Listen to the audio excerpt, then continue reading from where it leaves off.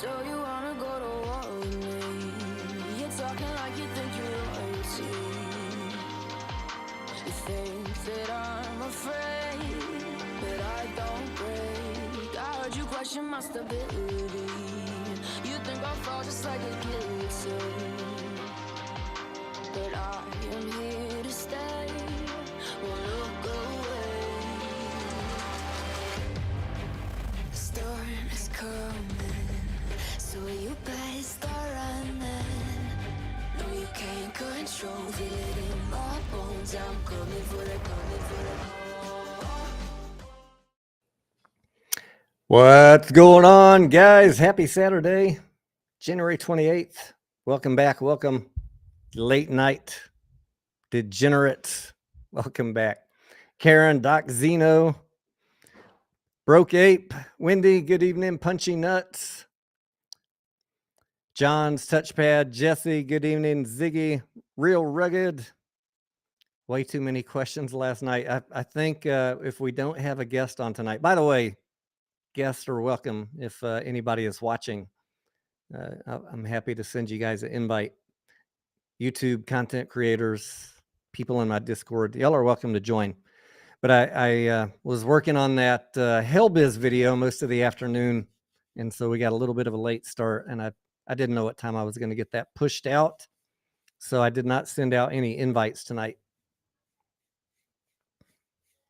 Zip Tat, what's up? Jordan, he's already buzzed. I haven't even had a drink, Jordan. I think I'm just tired of you, Jordan. Goodbye. Jordan's not very fun. I haven't even had my first damn drink, son. Shit. Scott K, good evening. I have been up since about 6 this morning working for your fucking ass, though. Mr. JP Lopez, good evening. Manuel, good evening. Richard, good evening. And on that, now that Jordan's kicked the fuck out of here, now I will have a sip.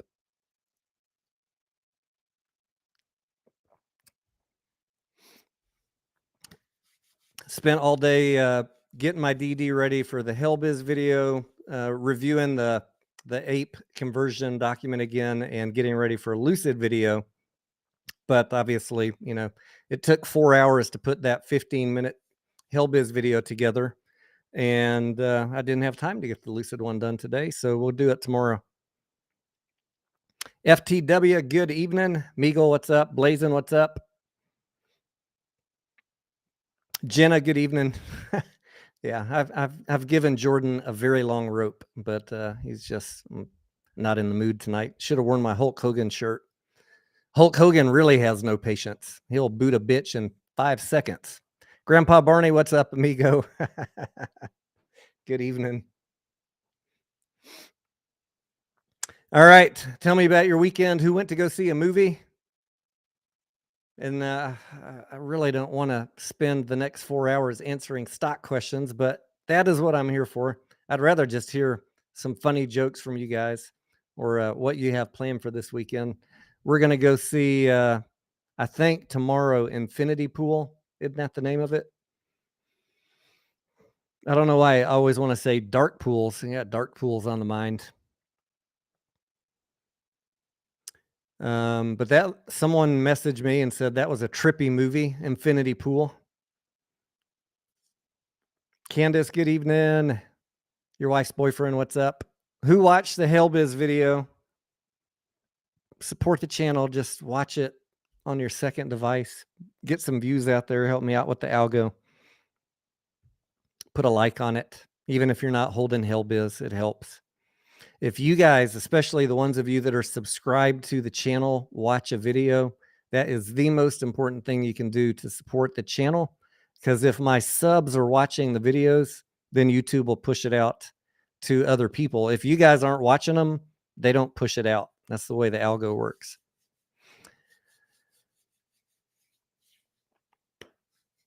Punchy Nuts, what do you get when you cross a fish and an elephant? I don't know. What do you get? Maggie, good evening. Dream of Stuff said, just watched Avatar 2. What did you think? Enjoyed it, but some of the transitions were rough. Well, I'm glad you enjoyed it. I still need to take Scarlett to go see that. Why did Princess Diana cross the road? She was ejected from the car. Yeah. I saw. All right, you want to hear a stupid chicken joke I saw on YouTube Shorts the other day? Why did the chicken cross the road? Because. Oh my God, that was awful. Maggie says, Tony, I have lots of questions on AMC and APE. Am I up for it? Yes, yes, yes.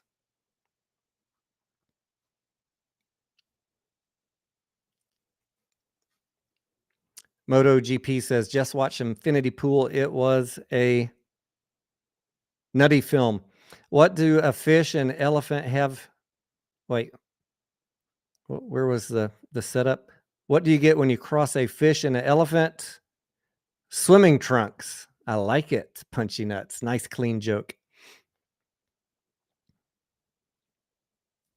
Proud Ma, what's up? Oh, also this morning, besides doing my DD and getting ready for Lucid and Hellbiz, I spent 4 hours on a call with your fellow investors, going over questions and talking shit out. People you guys know. It's been a long day of work. I'm happy to just now sit down and have a little bourbon on ice. Blazin says, I think I posted that one. The little boy. I saw it on YouTube Shorts. I gotta start doing more YouTube Shorts. I'm killing my own algo by not posting more shorts. All right, Maggie, starting us off with the heavy questions. If the conversion happens first, can I sell and buy back in after the shit settles? I if the vote passes, APE is supposed to be delisted and converted immediately, but I don't know that I can tell you exactly what the order of events is going to be, because the reverse split's also going to be coming. I don't know, Maggie, if they're going to be doing the reverse split. Like, are they going to push it through overnight? Is it going to be one of those, they notify the exchange and the OCC, and then it takes 2 days, a week for the reverse split? I don't know that I have all the answers for that just yet. We will get to them for you before we get to March. But if you're thinking about selling APE, if for whatever reason you're thinking about selling APE, I would do it before the 14th, because if that vote passes, it's supposed to be delisted by the next morning. Asking about NVOS stock. Yeah, I can pull that one up. Hang on one second. I think NVOS is done, but let me pull up the chart.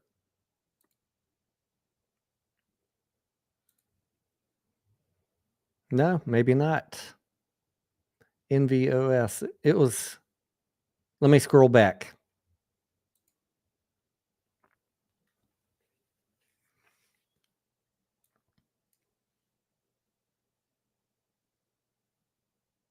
I feel like I'm looking at the wrong ticker. Was this the one that I thought this was the one that ran just the other day?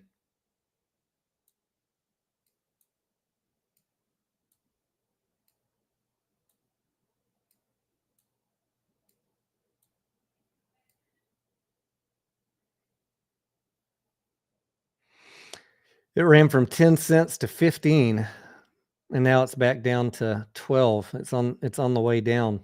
I don't know. For some reason, that one sounds familiar. Oh, 33 cents. No, that was on January 6th.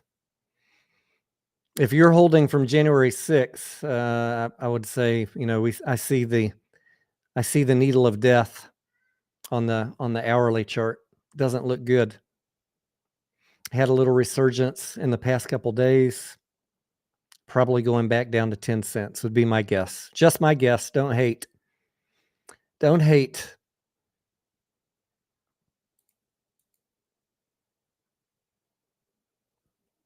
Please go to the U.S. debt clock. I probably want to put if I go look at the U.S. debt clock, I'm not going to be happy. Proud Moss says, only joke I know is if it quacks like a duck, it's a quacker. Ducks are messy, by the way, Proud Moss. Thought about getting some ducks. They are messy and they are noisy. Andrew says, Avatar is basically 3 hours of bad parenting and a whole family practicing the art of drowning. You got to admit, though, the water sequences were, it made you feel like you were right there, right? Thoughts on Cosmos, Proud My. I have Frank is probably going to hate me for saying this, but I have a love-hate relationship with Cosmos. I got out when they announced the reverse split. As you know, it wasn't the fact that they announced the reverse split. It was the way they rushed it. So I missed entirely that crazy run up. The next morning, I was not holding my stock overnight. That's nothing against Cosmos. That's not why I'm angry about it. That was just my choice, and I didn't like the way they rushed it. But a lot of people made out like a bandit, and excellent. I'm glad y'all made money. And then it kind of died for a couple of weeks after that, and now they're starting to take some steps. I see announcing a stock buyback and hiring Wes Christian and share Intel, and the stock they're doing the right things now. So it popped up from 450 to 650. I've been talking in the Discord about it since it was about $4.50.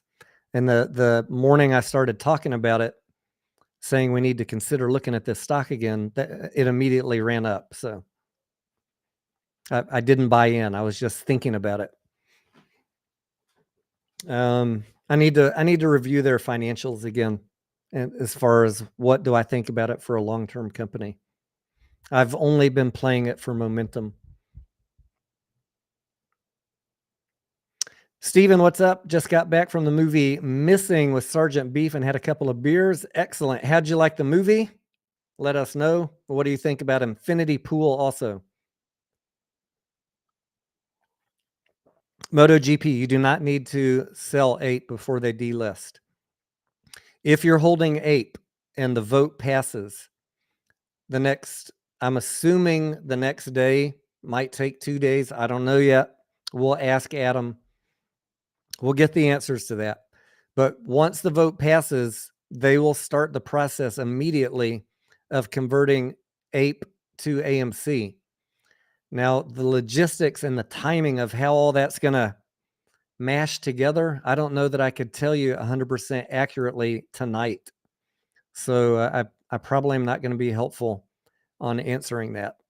But I know that the way that the document back in August was written and then reiterated in Friday's document, you can see the words that they say on the document that got released on Friday, that they expect ape to stop trading on March 14th, assuming the vote's a yes.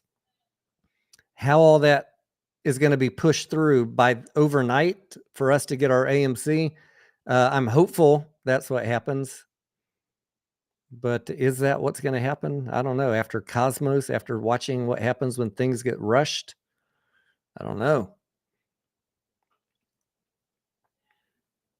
Oh yeah, I see someone talking about the SEC protest. I think I didn't watch what was going on today. Let me know if you did.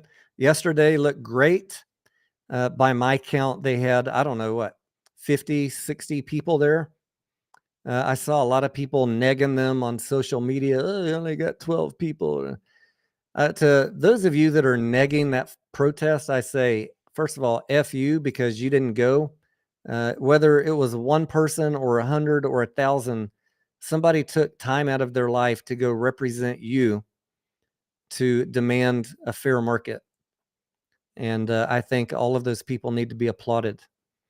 I don't care how many it was. They got off their ass and they did something. Is it going to make a difference? It's a long game, guys. One protest is not going to change anything, but maybe it's the start of something. So hats off to the Marine and Donahue George, and who else was there? What's his name? Uncle, was it Uncle Smokey or Uncle Frank? Massalorian was there, and everybody that was there, the CEOs, I say kudos. And as far as I know, it went off without violence or infiltrators. No burning of buildings. Steven says, someone said I need to have Casey Shaw. If Casey's available, I'd love to have him in. Somebody ping him for me real quick. Let me know. Steven says, missing was surprisingly thrilling. Definitely worth the watch. Infinity Pool is next. Any guests tonight? Oh, I see somebody blinking the lights. Maggie, thank you. Next drink is on me. I appreciate that, Maggie. That will buy me my next bottle of bourbon. This one I got last week is about half done. So I got a few more live streams out of it. Few to go. I have all your same questions, Maggie, and I won't let them go unanswered. I'm going to be on it on Monday, trying to call investor relations and see if they can give us some insight about how it's going to play out if it's a yes vote. So I won't leave you hanging. I just, you know me, I hate to speculate, and I definitely hate to say the wrong thing and then have to correct myself or somebody else correct me. So a lot of the things that we were saying to wait for on the proxy statement, like let's wait and see if they cover the executive compensation. Well, what do you know? That was on there, just like we said. All of the executive awards, vested and unvested, will be adjusted. The compensation plan will be adjusted. And then the other thing that I was waiting to see is, would things be cross-tied together? Would they have a proposal on there to be able to create another meeting if they didn't get the vote they want? Well, what do you know? Both of those were on there too. I had an idea that those things would all be on there, but that was just speculative. That's why I haven't made videos about the vote, because sometimes we think things on one side or the other. I think it's just better to stay calm, emotionless. Let's get the document, and then we can start talking about it, what we love and what we hate. And now that I see it, I got new questions, and so do you. I get it. Juicy says, Tony, just talking about yesterday, we have to have APE and AMC in increments of 10. For the 1-for-10 reverse split, yes, you got to have increments of 10, or you will get, if you have 1,007 shares, you'll end up with 100 shares, and you'll get paid cash for the 7. Am I still in crypto? I am in crypto. I have a little bit, but I'm mostly moved to cash. And I'm waiting about till March to see if where we're at right now, this level that we're at right now, holds. 23,182 on Bitcoin right now. Look, if it's 15 or 23,000, I don't really care if it's going to 60 or 100 next. I just don't want to. I didn't want to be holding at 15 or 17. I forget where I sold, and watch it drop to 10. You know what I mean?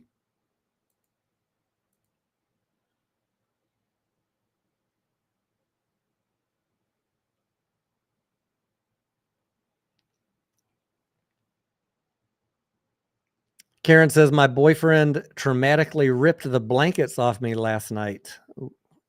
That could either be good or bad, Karen, depending on what his intentions were. Where is the hat from, Ziggy? I ordered this off of a vintage site. I forget which one, but I didn't buy it new.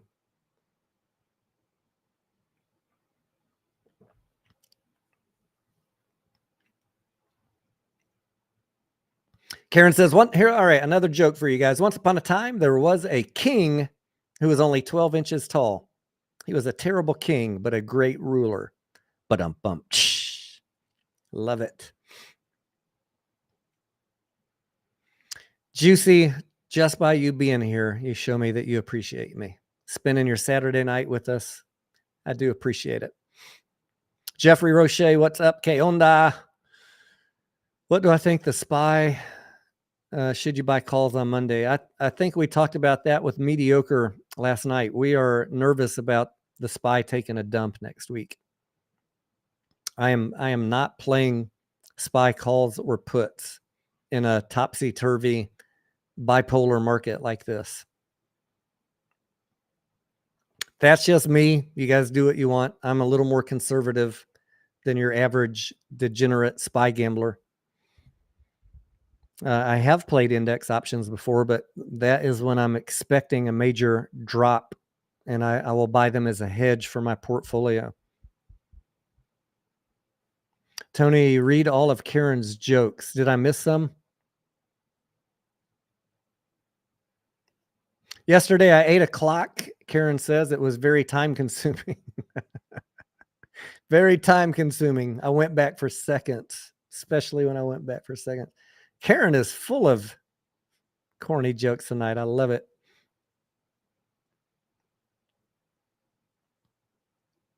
Has any more YouTubers went stage left, Proud Ma? I guess the most recent one that I saw that did a change in direction would be my friend Teddy.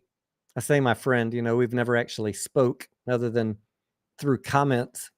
I still got to order my superhero outfits. He said he'd do a live stream with me if I wore a skin tight superhero outfit like he does.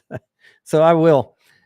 I saw that he's going a different direction with his channel. I say much respect. Do what you need to do. It's a rough time in the markets. And it's rough to deal with all the hate that comes our way. No matter what we say, no matter what we do, you're always going to piss off half the people half the time. Why did the chicken cross the road? He was too excited to meet Princess Diana. Oh, I got a chicken story for you. You guys know I have chickens. Most days I don't even trade anymore. I just go collect the eggs, and like I'm done trading for the day. That's a gold mine right there. But I was collecting the eggs after the live stream. I have 8 chickens, so it's usually about 8 eggs per day, sometimes a little bit less. And I flipped down the little door, and I was getting the eggs out, and all of a sudden I see the chickens running, scrambling into the coop. They got a Cadillac coop, it's like 12 by 8 feet with TV and air conditioning. Not really. I mean, it's big, but doesn't have TV. They went scrambling in the coop, which they don't hang out in the coop during the day. They like to peck around the yard and look for bugs and stuff. And I was like, well, this is not normal behavior. What is going on? And I look up in the big oak tree towering over my backyard. And all of a sudden I see these big wings flapping away, the big slow predator flap. It was a hawk, chicken hawk. He was mad. He didn't make any noise coming in. He let out that cry as he was leaving because he was pissed that I came into the middle of the yard and spot him. And then after he left, the second one was right next to him. He took off a different direction with that angry cry, really pissed that I robbed him of lunch. Yes, babe. All right, be careful. I'll see you back in a few. Just HEB, so yeah, I'll be back. Or you going to buy rabbit food? Maybe a little bit. All right. And then just have one bottle of cheap chocolate liquor. All right, be careful. Scarlett's going to HEB. You guys remember what happened about 30 days ago? Well, at least she didn't go upstairs for this trip.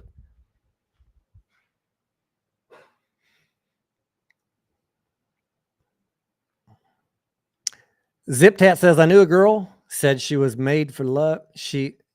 I knew a girl, said she has made love to a Brazilian. So I asked her, how many is a Brazilian? Lordy Finity, with all these viewers, there should be more thumbs up. Some change was made to YouTube. Like once you're watching the stream, you can't see the likes update. Have you guys noticed that? Like if you close the screen or pull down and refresh, you'll see the likes. But once you're watching, it doesn't update. It really frustrates me. even when I'm watching other people's channels. What happens if someone slaps you at a high frequency? It hurts, but bump. Why did the baby cross the road? It was stapled to the chicken. Oh my God. Stream of Stuff says Teddy made enough money just doing his own thing now. I think Teddy does just fine with his trading and his gym. I'm glad he got rid of that pizza restaurant. Restaurants are a tough business to turn a profit on. I never owned one, but I thought it would be cool. The more I looked into it, the more I realized how difficult it is to have a long running profitable restaurant. And not to mention the turnover on staff and the training. Oh, Lord, I'm not built for that. Oh, yeah, Maggie, thank you. Charlie at Zip Trader. I used to watch Charlie a lot before I started doing my own, and then I just ran out of time. And I saw that he's transitioning to try and get a little bit away from YouTube. If you believe what people say, I don't never know when people say it's my last video. I've seen Meet Kevin make those so many times. I'm back. 30 days later. Charlie wants you to give him your email address so he can add you to his marketing email list and sell you some courses, or don't miss his newsletter. But I like Charlie. I would have liked and still would like to do a live stream with him one time. I think that he and I would probably get along very well. Jersey says your Hell Biz video is good. Selling my remaining small amount of shares on Monday. Don't ever take my videos as buy, sell, or hold advice. I just share with you my DD. My crystal ball is not perfect. And as I often say in the Discord, never underestimate retail's willingness to buy a shitty stock under bad circumstances. Reference Bed Bath & Beyond on Friday. Bed Bath & Beyond is one step in the Chapter 11 grave with no buyers in sight, no rescue financing in sight. And people were still buying it on Friday. What are you guys thinking, you Bed Bath & Beyond buyers? You're going to get wrecked.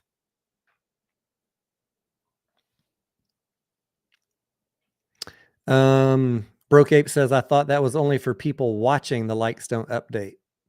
Yeah, well, I mean, how can you see the likes if you're not watching? That's my question. Thoughts on Alpine being exposed in massive naked shorting of GTII? All right, good question. I like that you brought that up. I'm going to give you some real talk. I've seen Ham's tweets and Avid's video. Look, guys, I saw the NSCC document, and I'm aware of I'm aware of Alpine's requesting a stay in the NSCC deposit. I covered those NSCC deposits 4 or 6 months ago, and they were doing back testing to see which institutions or brokers were most at risk for defaulting by not having enough deposit on hand. That's what the back testing is. And they identified out of the thousands of members, a very small handful that were at risk. And so they updated the requirements for the amount of deposit that you have to have on hand. And some people didn't like that. Some of the smaller firms especially said this favors the big guys. And I get it. I mean, but the big guys have huge deposits, but the small guys, some of them were faced with 4 or 5, 10x increase on the amount of deposit they got to have there to back up their trades.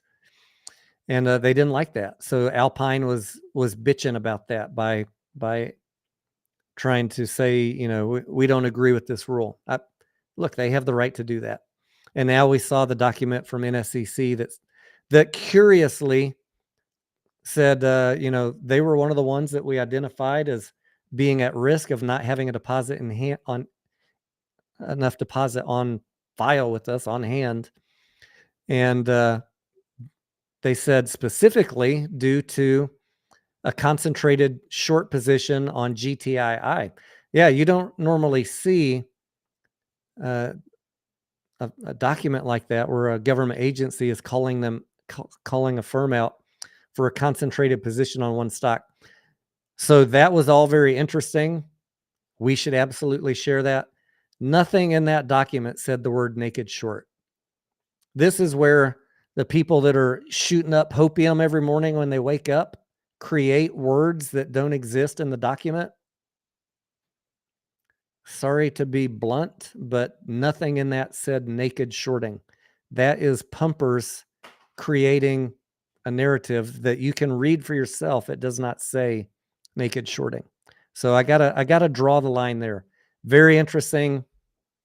That did divulge that the Alpine has a big position short, or did back then in GTII, and maybe still does, but nothing said naked shorting. So I gotta, if I was to be in a room with these guys, I guess I would tell them, you got to do better, guys. You're hyping people up with incorrect information.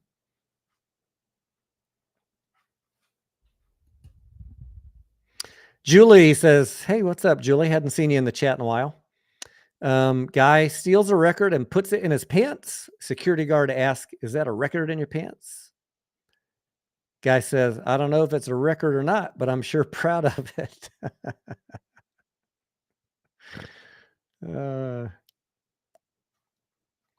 Vile Cow says, Charlie does rule, get Zippy Boy on. I never reached out to him. Maybe, I guess I figured I'm a speck on the world of finance and YouTube. I'm a nothing channel relative to the big guys. And maybe one day when I had 100,000 subscribers, I could get Charlie to answer one of my messages. But so I never have messaged him. But I'll try. I'll reach out to him. Does he have a Twitter? Finny T says, what is brown and sticky? I don't know. Finny T, what's brown and sticky? A stick. Oh! Can I explain to you how the movement of the VIX resembles anything other than the end being near? Dean, I would agree with you. Ham is a goofball, Nick says. Ham is, he's certainly got some wild theories. I need to reach out to my guest. Ham is always talking about the daily short volume, and I don't know. I don't know if I'm on board with his thoughts on daily short volume, but I am fair. So I found a guest who's not a pumper, who also specializes in looking at daily short volume. I've established contact. He's agreed to come on. And so rather than me talk about it, I want to bring someone on that's not a stock pumper, but believes that they understand how we can utilize daily short volume. So I want to bring him on and do some Q&A. So I'll try and make that happen next week.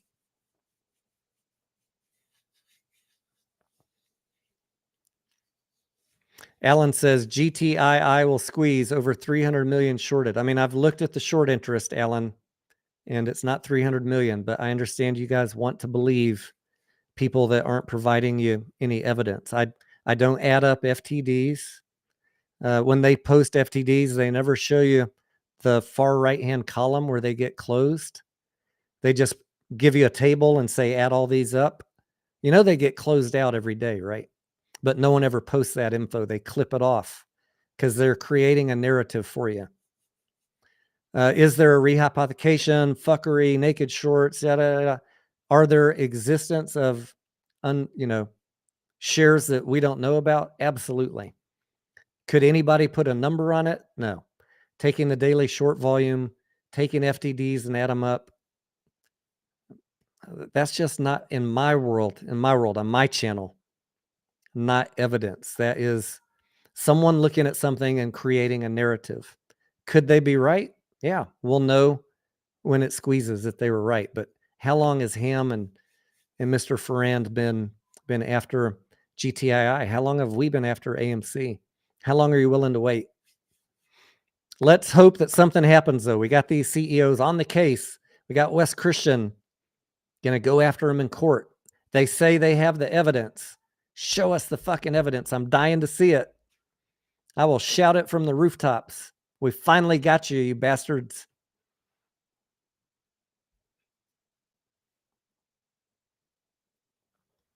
Maggie says, I'm still holding Lucid. Should I let it go? I can't tell you what to do, Maggie. I sold mine. Sold mine once it turned down from 17.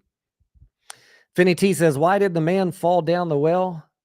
Because he really couldn't see that well.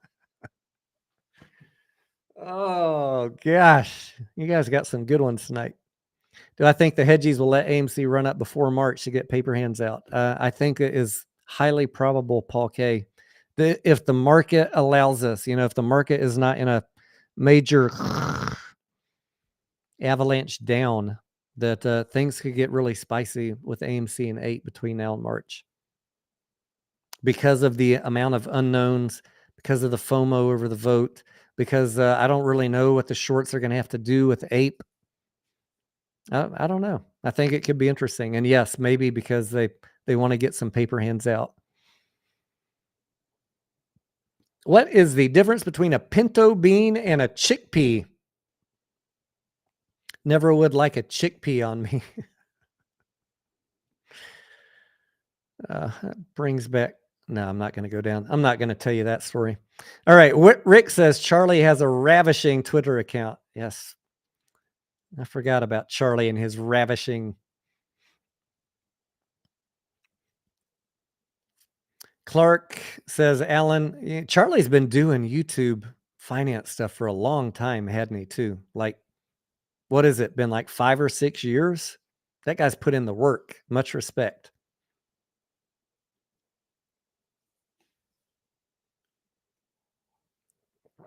Clark says, I didn't know GTII has over 300 million shares short. All right. I'm just going to pull up the Ortex and tell you exactly what is reported. Now, I know some of y'all aren't going to like that. Don't tell us what's reported, Tony. We just want to know. We want to know what is the number that you think is out there. Reported is 0.07%, Clark. 136,000 shares on loan. Now the theory is, look, I follow him on Twitter. I've watched some of William Ferrand's videos. That's his name, right? William. I get it, guys. I understand where they're coming from. I'm just saying, on my channel, I can't comment on that because I don't speculate on stuff. You can hold them accountable for being right or wrong, but I can't talk about stuff that I can't show you the actual data for. I don't want the SEC coming after me, if you know what I mean. Can you imagine having a Twitter account where for 2 years you tell people information that you can't prove and then the SEC knocks on your door? I really don't want to. I don't want to go there.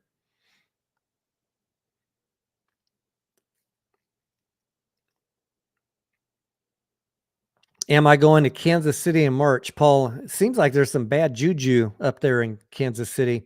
Can you imagine what people would say if I showed up in Kansas City for the meeting and then live streamed it or went out on somebody's back patio with Massalorian and KC Shaw? The Kansas City 3 sellouts, grifters. The DD is done. No, I'm not going. What do you call a pregnant virgin? A fucking liar. All right, time to light up a smoke. Ever notice birds flying a V and one side is shorter than the other? Why is that? Because there's more birds on that side. I love it. That sounds like a Stephen Wright joke. Do you guys remember him? You ever notice that birds flying a V? One side is shorter than the other. Always wondered, why is that? Because one side's longer than the other. I don't know. What do you guys think? Should I go to Kansas City? It just seems like a setup. Somebody trying to get me to go to Kansas City to talk shit about me. Who said that? Who said that? Is this somebody trolling? Let's see if we can get Tony to go to Kansas City. Oh, Paul K. He's a member of the channel. All right. I don't think Paul's trying to set me up. You know, a lot of trolls come to this channel, Paul, just to get content to talk about. They ask questions to try and trip me up or something they can clip to use for their channel or their Twitter account. I gotta watch your questions closely. Not you, but you know, the comments in general. I don't mind giving them content. I mean, everybody they need attention from somewhere. But I just hate it when they take things out of context. All right. Is it a bad time to buy ape? Wedmore, I don't know. I mean, now I'm not buying. I can only tell you what I'm doing, Wedmore. I was buying as it went down, and the lower it got, I bought more and more and more. Greater quantities the lower it got, and then I stopped when it got down to 62 cents. And since it's been running up, I have not added. I did add more AMC at $3.90 because that just seemed too cheap to pass up. And I've got a few shares at $38 that I needed to cost average down. What happens between now and March or after March? Will I be redeemed with that decision? I don't know. We'll find out. Why won't this damn thing light? Wasn't GTII up 41% on Friday? I think there was some news on GTII. Let me check. It was up. No, that's the wrong one. There was something that was making it move. Global Tech. Yes, it was up. Now, what was the news? Oh, they have that thing with Created. They have a bid for Created,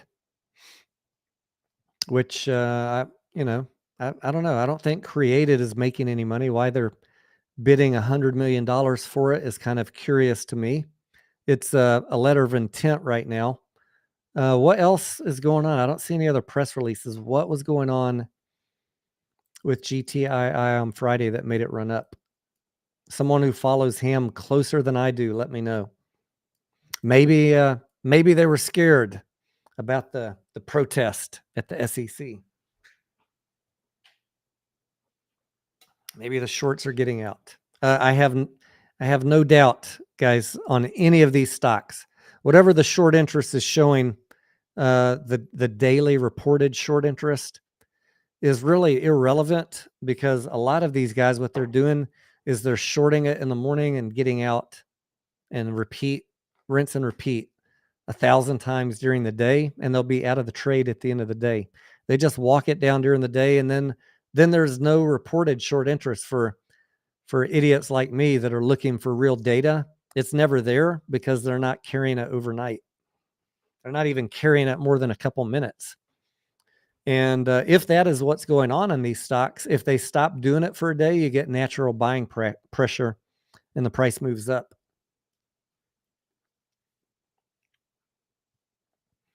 One. Am I still selling my 8 for $3? I said I would like it to be over $3. The additional 8 that I've bought since August before I consider selling it. I'll just take it day by day, one. And I'll also be watching the momentum. Look, if it's moving up 20% a day, I'm not going to sell right at 3. I'll be watching the volume and the momentum. I want to maximize my profit.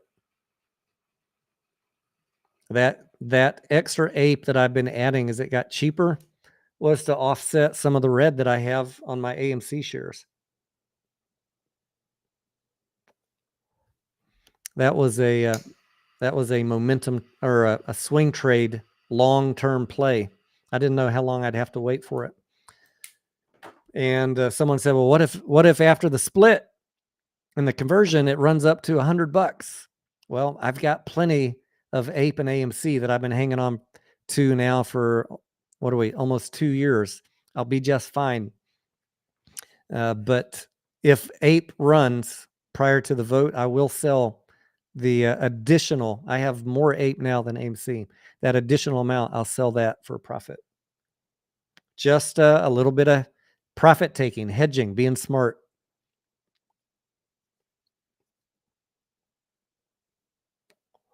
Don't worry, I got plenty of AMC and ape for the real squeeze.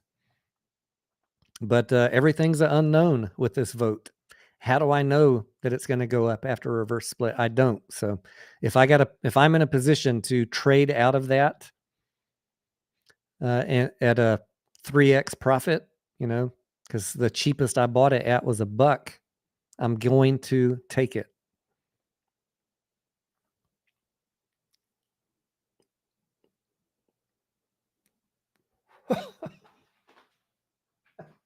I thought someone said you're being stalked. Don't turn around. Was one of my cats back there?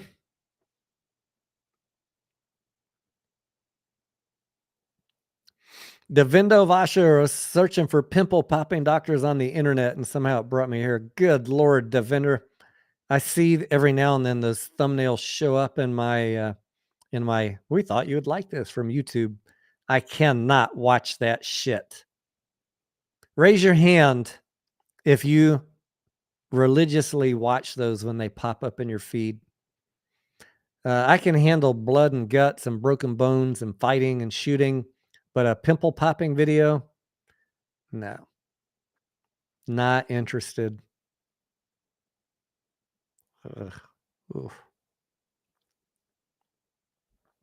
Why did the pervert cross the road? Because he couldn't get his dick out of the chicken. Do I regret not selling ape at $10 when it opened? Well, absolutely. I think any of us guys that leave money on the table in a play, when we misforecast what is going to happen, well, it's a normal human reaction to be regretful, of course.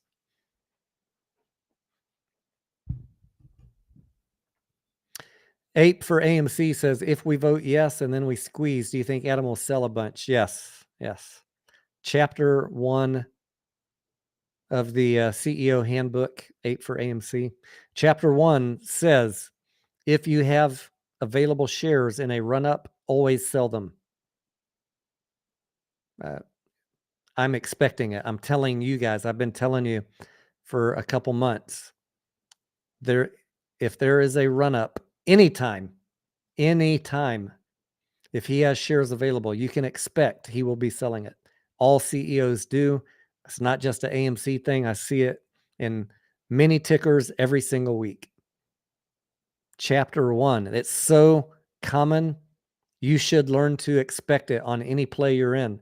That's why I want you to look at how many, when you're getting into plays that are running up, I want you to go look if you have time, if you're holding it more than a day, do they have outstanding shares available that they can sell into the market? Do they have a shelf offering filed? Because they will. It might take them a little bit of reaction time. That's why you gotta be taking profits on the way up. Don't get caught. Damn it, Cy. Quad 7. I fucking forgot to go up to the damn PO box. Everybody in the Discord, when I wake up in the morning, can you do me a favor? I'm going to blame Steven and Just Another Ape and Tyler and Mediocre and Sufyan. I was chatting with them for like over 4 hours today, maybe 5 hours, and that burned all my free time. Other than that, I was looking into Lucid and Hellbiz and then putting a video together. And Scarlett will tell you, when I get in the zone of work, is like everything else just kind of fades away. I don't even know what time it is. I completely fucking forgot to go to the PO box and look for the cigars. I tell you what, I'm down to I got one left. I bet I'll remember tomorrow.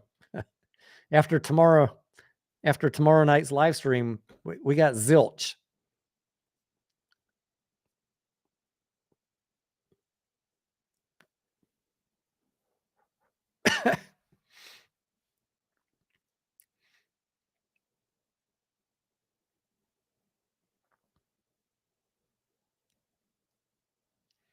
Rich says, I thought he has to announce the sale of shares ahead of time. Okay, so if we're talking about the company issuing shares, they can file a what's called a shelf offering. I think it's Form S1. But once a shelf is filed, they can that's your notice. You got to pay attention to those S1 filings. Once that is filed, they can sell at their discretion whenever they want. So he might sell some a month later, he might sell some 6 months later, he might sell some a year later until the shelf is exhausted. It will tell you how many shares. It'll say this prospectus is for 100 million shares. Or when we look at someone like Hellbiz, it'll say this prospectus is for $20 million, for example. Once that is exhausted, they will put out a notice and say the offering is complete. But it might be a year before you get that. Meanwhile, they can sell whenever they want. That is at their disposal. And Adam should be able to sell. I don't know. That is a good question, though. I need to think about that. Would he have to file a new S1, or is that already covered in the vote in that proposal number 1? I'll get back to you on that.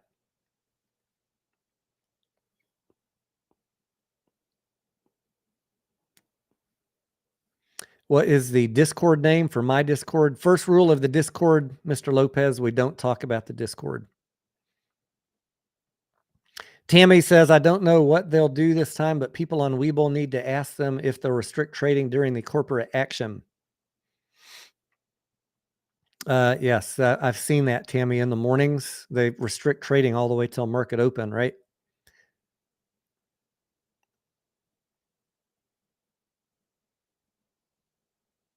Neil says, everybody in the Discord, remind him to pay his P.O. box tomorrow.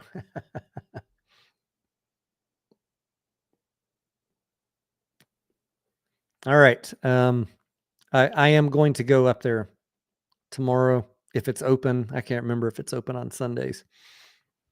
I think it probably is. And yeah, I probably need to go to the grocery store. It's close to the grocery store. That cough made the cigar sound so enjoyable. Did I cough? That's why they call me popcorn lung, Tammy. Clark says, in cash, man, a lot of people have a different opinion on the reverse split. I'm not interested in losing 90% of my shares. The share dilution is also bad. Yeah, I think it's legitimate to be worried about the share dilution, especially, I mean, if you just got done watching my Hellbiz video, you kind of know my opinion on dilution. How could Tony spend 15 minutes complaining about dilution on Hellbiz and not tell us what he thinks on AMC? Follow the bouncing ball, as my friend in New York likes to say. I'm never a fan of dilution, but sometimes, like in Hellbiz example, the dude's got no choice. If I don't want to ruin the video if you haven't watched it yet, but he's got like 48 million in current liabilities and 14 million in current assets, of which only 3 million are cash. Can you imagine looking at your next 12 months? You've got to pay folks 48 million and you've got 3 million in cash. What would you be doing? Hello? Yes, I need to arrange for some dilution. Of course he's got to dilute. He has no choice. Hellbiz got to dilute the fuck out of their stockholders or go broke, go bankrupt.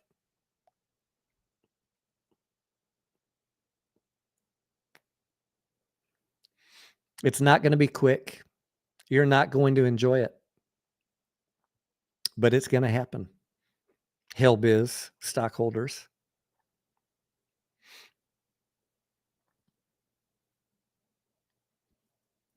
Damrick says, what about NWBO got a cure for cancer? I have not heard that. I'm not familiar with what you're talking about. Steven, how come you don't have a badge next to your name, Steven? Did you bail on us? How much of the, no wonder you never answer my posts in the Discord. How much of the 410 million should Adam Aaron keep in the war chest and not even use during a price run? You're talking about after the reverse split?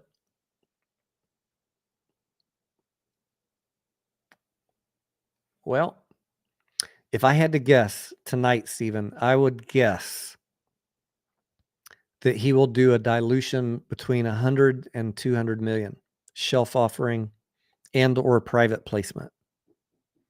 So I would guess that he'll keep half in reserve.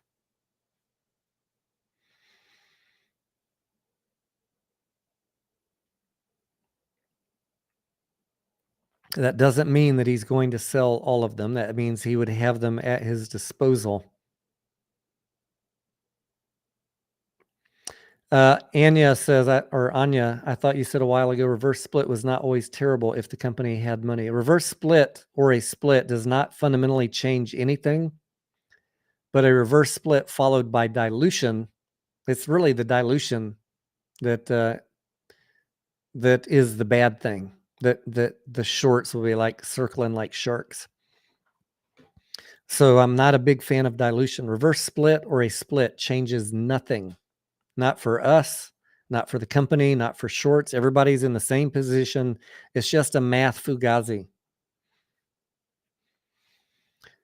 If you are a penny stock, why do all the penny stocks go down after a reverse split? Well, they were already going down and they were going to continue going down. The reverse split had nothing to do with anything other than it kept them on the big board, the big exchange for a few months longer. They were already headed to the pink sheets. They are going down because they're in many cases have no revenue. In many cases, like Hellbiz, their liabilities far outweigh their assets, and there is just a train wreck. AMC is not a train wreck; it's got a debt issue, but the revenues are increasing. We're about a year away from getting to break even, but we still got to address the debt issue.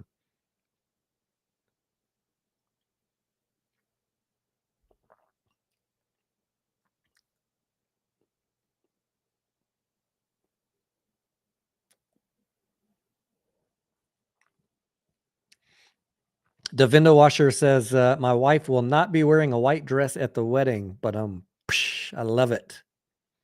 That's the way it should be. Always test drive the goods, Davinda.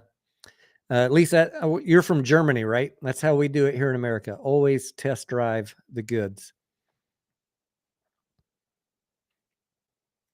Keith says, I hope he gets out of debt and sits on the rest. I do too. I don't even care if he doesn't get out of debt. Like, look, if he could raise 2 billion in cash, 100 million shares, let's just say it drops from 50 to 20 by the time he's selling 100 million shares. That's still 2 billion bucks, right? By my math. Imagine if you had 2 billion in cash and you could take 75% of that and pay off some of the debt at a 30% discount. That is a pretty good improvement on the fundamentals. Now, there are people that think he's going to do more than 100 million and that he's going to get more than $20 a share. I'm just saying, like, worst case. It all depends on when he does the dilution and what the price is at the time. If he does it quick enough and gets a good price and then puts it to good use by paying off debt, that you can fundamentally change the company. If he waits a long time and only gets 500 million, he bought himself 2 quarters. I can't really get excited about that.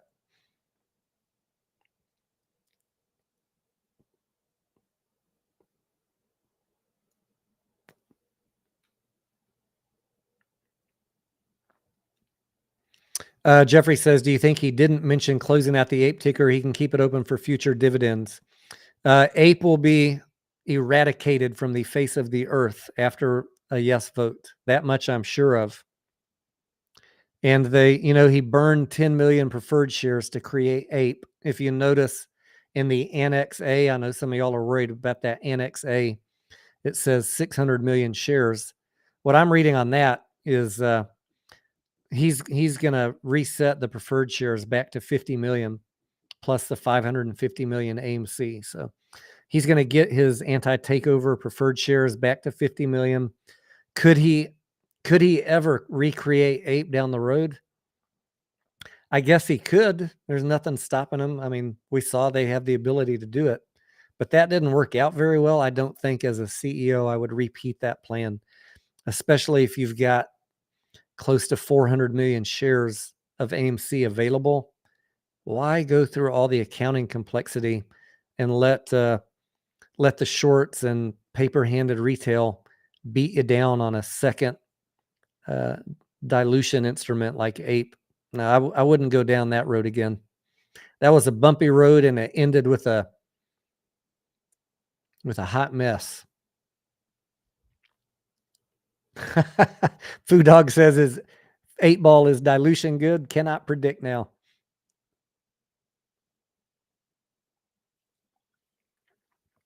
DevStat, what's up? Change from Cowboys helmet boycotting Jerry Jones till he fires himself. I went heavy on the 49ers for the games tomorrow on the fantasy football. I'm either going to fall down to last place or go from third back up to first, depending on how the 49ers do tomorrow.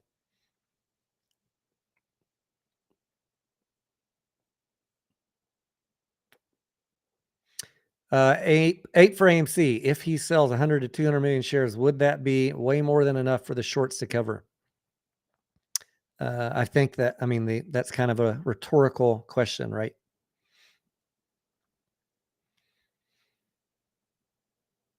If he sells shares, let's just say it starts at $50 and he starts selling shares, whether they buy them from us or they buy them from dilution, they're going to be able to buy shares. There's going to be a lot of people mad about the yes vote selling also.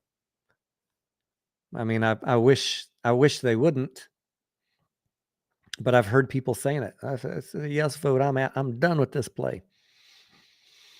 But yeah, I think it is fair to expect that the short interest temporarily will go down if he does a dilution. And then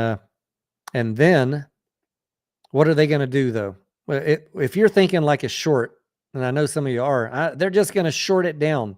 What's going to happen? The short interest is going to go right back to where it was, 23%.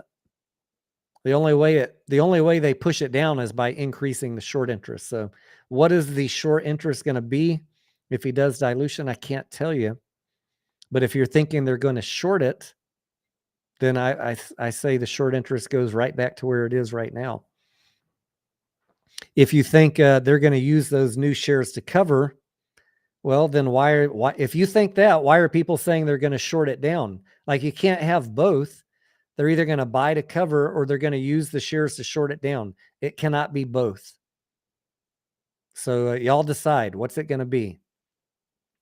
I bet there's people saying the same thing. I bet there's people saying they're going to short it down to $5 and they're going to use those new shares to buy and cover their shorts. It can't be both, guys. It can't be both.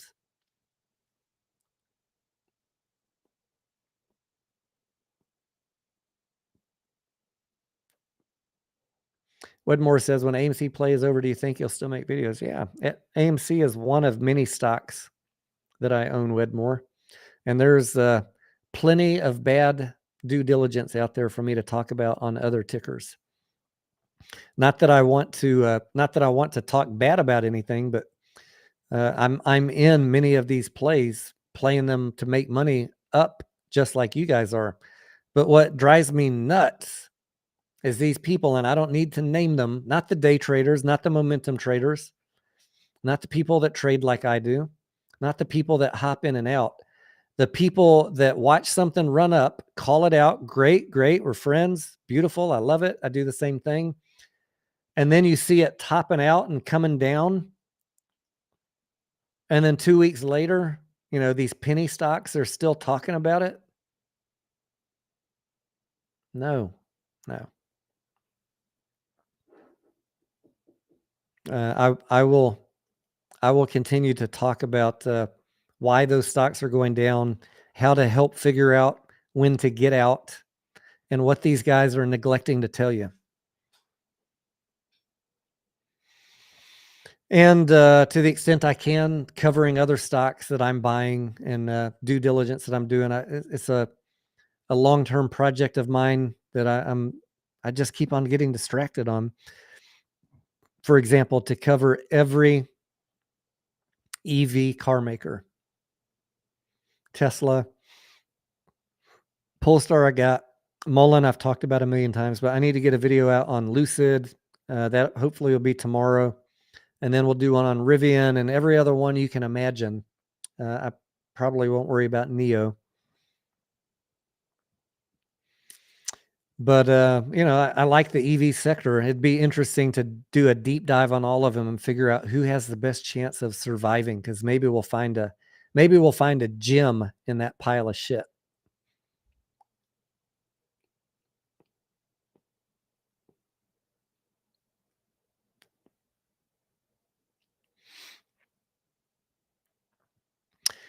Juicy says there's no way in hell they're going to be able to afford the cost of borrowing a $50 stock. All right, here's what I think, Juicy.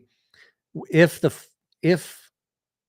we have 150 million, say the float, just to round it up, and Adam offers another 150 million, and then an institution buys those and then lends them out, by virtue of the float doubling, the cost to borrow is going to go down.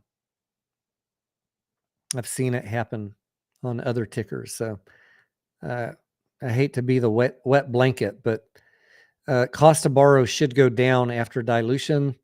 And remember, when they short, they make money that day. That when you short something, you're selling, and you're putting money in your bank, but you're also creating a liability you got to pay back. So it doesn't cost them much to short. They got to have collateral to cover it, but they pocket money that day. Try shorting sometime. Open up a short account at your broker. You will get a deposit the day you sell it, but you also have an obligation to pay that money back.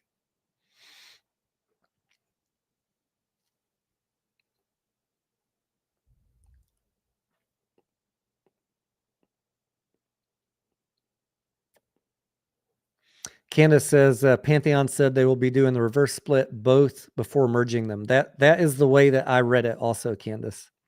The only way that they have enough free shares to move Ape over is to do the reverse split first. Which is why I have the question, like, to do a reverse split and to push all that paperwork through the system normally takes, for it to go off without a hitch, that takes some time. It can be done overnight. Then it gets messy, like what happened with Cosmos. So would they do it overnight? Would it take a week? I know Ape is going to go away right away. There might be a little bit of uncertainty where your Ape goes away, but it's still waiting for the reverse split to be pushed through the process, and then it'll show up in your account. I don't know all the answers, how exactly that's going to work just yet. It could be messy. Just be ready. But eventually you will get everything. You'll get one AMC for every Ape, and then divide all that total by 10.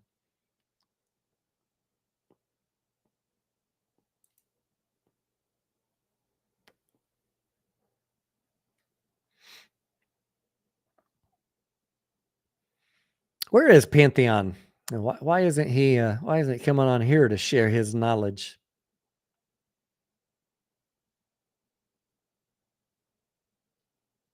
Six Sun says, Tony, I got the feeling that the hedgies are going to start buying the hell out of Ape just for voting power before the vote. That is a good theory. I like that, Six Sun. Good, works for me. I don't care how they vote. If they can run the price up of Ape, that will be nice. Did they mention when the new QSIP will be assigned? So once the reverse split is approved, then the company has to send over the paperwork to request the new QSIP. Who the hell does that? I think it's, I want to say it's, no, I forget. I forget at the moment. Anyways, whoever assigns it, the company has to send the paperwork over and request it. I don't know if, obviously, in the case of Cosmos, it can be done overnight, but it's messy.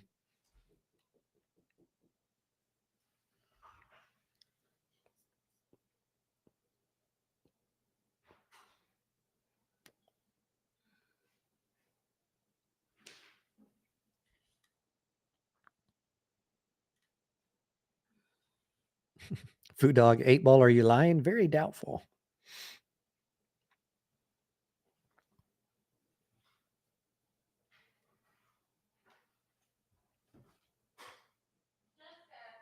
Scarlett is back.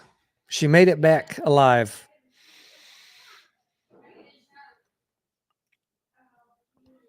Mr. Proctor says, sadly, I never had a chance to sell Ape. It was almost 4 weeks before my shares were available to trade on Cash App. Yeah, get out of Cash App. Cash App and that other one. Karen, what was that other one we were talking about?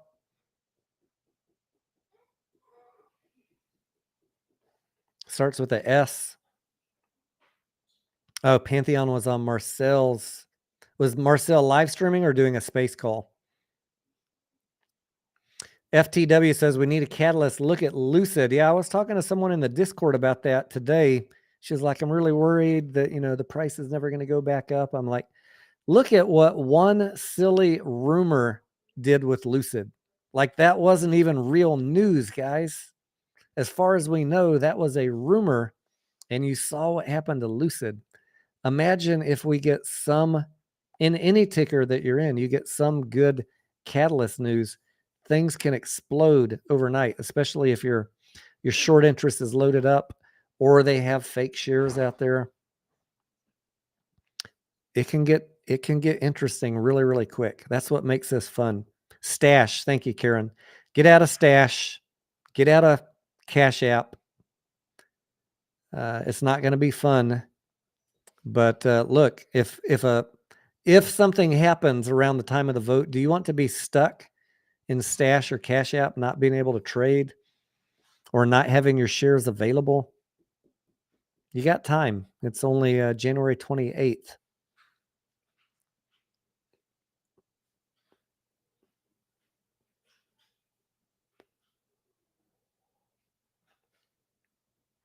Clark says, I had Julie purchase Apron, GameStop, and AMC and diversified our portfolio. You forgot to add Bed Bath & Beyond. Then you'd be fully diversified, Clark. But Neil says, I'm just teasing you, Clark, but you guys need to get some Tesla and Amazon and Costco and Floors Direct and some McDonald's. Get some real diversification in that portfolio. Neil says, DRS your ape if you can, LOL, and see how quickly that price skyrockets.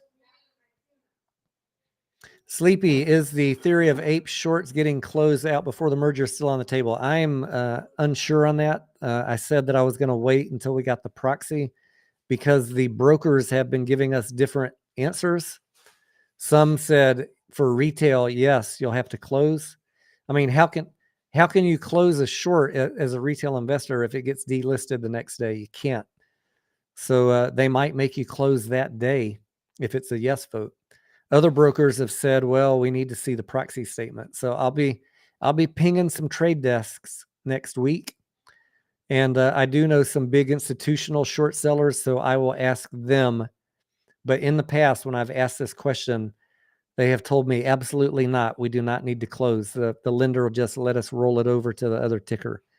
So I do have that in my back pocket as an answer I've received before. There might be a different answer between what you get for retail and institutions. So I'm not going to be making videos or tweets saying the shorts must close on ape, because I've already gone down this rabbit hole on other tickers and from well-known shorts, and they have told me no, they do not need to close when a ticker changes. which is why I gave my DD on MMTLP. I said, get out at $10. They don't need to close. But I'm a gnat on the ass of the financial YouTube. People wanted to believe what they wanted to believe.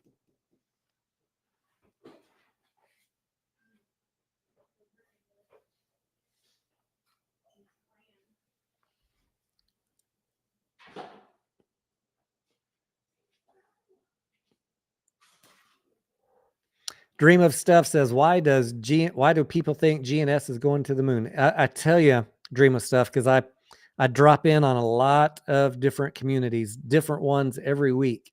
Everybody thinks their ticker is going to the moon. Everybody thinks they have a 20 billion synthetics. Everybody thinks that they have a named enemy. And everybody thinks that they are the next GameStop. I don't care if you're a penny stock that has never made $1 in revenue, GTII, looking at you. I don't care, what your ticker is. Everybody has the same storyline. Either everybody's right or everybody's wrong, or maybe only a couple are right. I don't know. I do know what I see in the evidence of price that I need to learn to. We all need to learn to get better at taking profits when something is moving up. And if you really want to shoot for the moon, keep a few in there just in case. But I don't want a portfolio of everything that I'm holding for the moon, because I only got a couple years left on this earth. Dream of Stuff. I'm well over 100 years old. And I don't have time to wait for the moon on everything. I'll wait for it on AMC. But mostly I'm just trying to make some money every day. Corrupt 87 says you should do a collab with Markets with May. She said she'd be happy to make something happen with you. Ooh, Scarlett's walking by. I shouldn't say that too loud. You gonna do a collab with a girl? Just teasing. Just teasing, May. You're welcome to come on the channel anytime.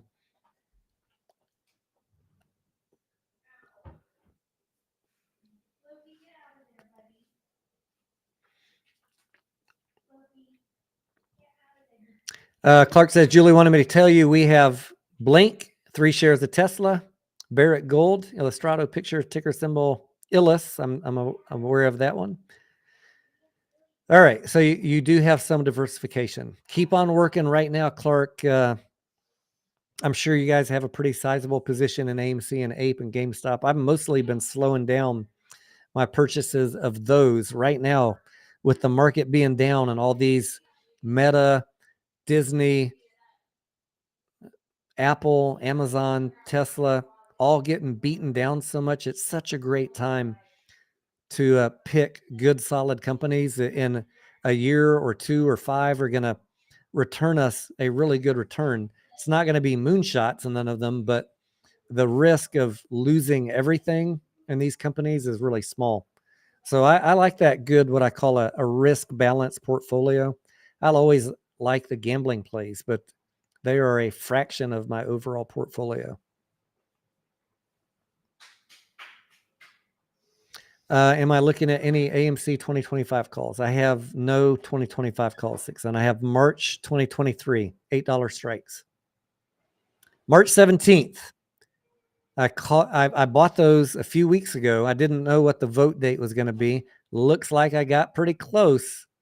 I wanted to be in there with those Marches when AMC was cheap. I bought those calls, and because the calls were cheap. And now we'll see what happens between now and the vote. But I got my timing pretty close.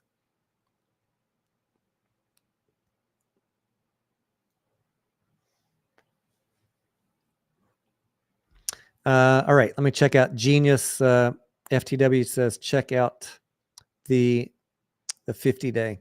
I looked at their financials and it didn't overly impress me. Genius. I have what averages do I have here? I've got the 60 and the 200.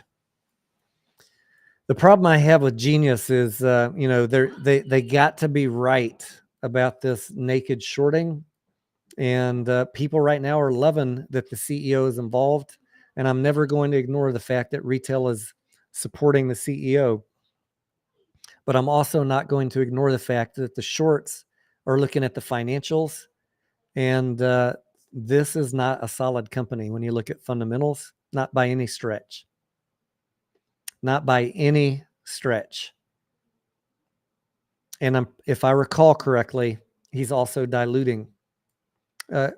Maybe he's not diluting, but the convertible debt holders are diluting. So as you're buying, the bondholders are selling, converting their debt into equity. What they do with those shares, well, that's up for debate. Someone called me out, and rightly so. How do I know that they're selling? I don't. Maybe they're just holding shares. But I think they're selling. As you guys push the price up. If they could get out and make a profit, look, they're not shooting for the moon. They just want to make a profit. So Genius will have a price cap because of all of the convertible debt that they have. No matter how much you think it's going to the moon. And the volume's dropping off. The volume has fallen 80, 90% on GNS. I don't see a chart that I like. I see declining candles and volume just getting vaporized. If they have news, they're going to release the evidence to the moon, baby. Watch it run.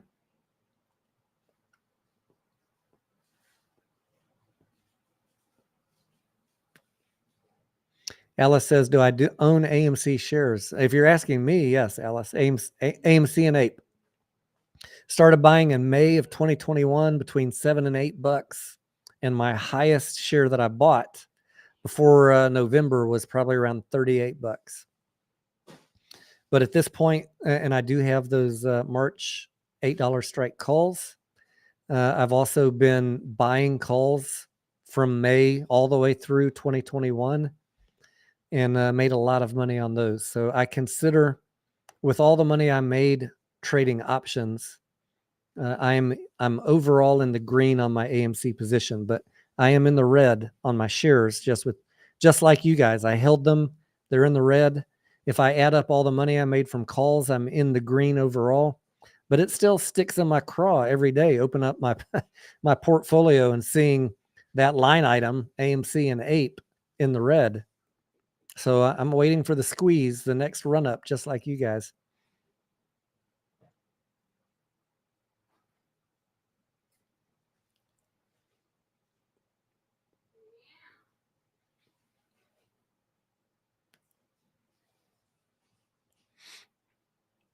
Alice says 34 average. You're not alone, average. You're not alone, Alice.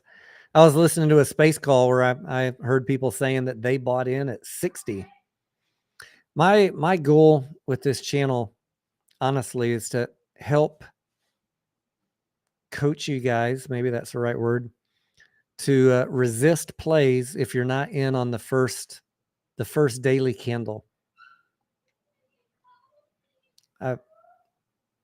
When something is moving up, if you missed the initial low entry, wait for the next one. There'll be another one next week, no matter what it is. Could be a penny stock, could be an EV company. There's always something happening every week. I want to coach you to resist the habit of FOMO buying things that are already moving. And if you do, you got to have much more discipline to sell faster. Because you greatly amplified your risk by buying in the FOMO run up. MC, what's up, amigo? There's always plays every week. I guarantee it.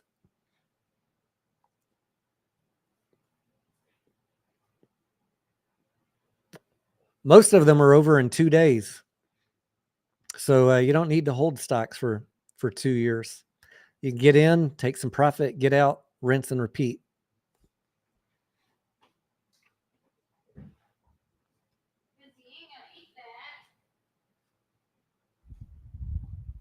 How was for those that you listened into Boss? I saw I saw before I came on that he was doing an AMA on Twitter. Were there anything interesting covered in his stream? Sam I Am says, just finished in Olivia. I like that brand, Sam. This is St. Louis Ray. And so far, it's very smooth. Where did the real label go? St. Louis Ray Reserva Especial. I bounce around between trying different brands. I've never tried this brand before.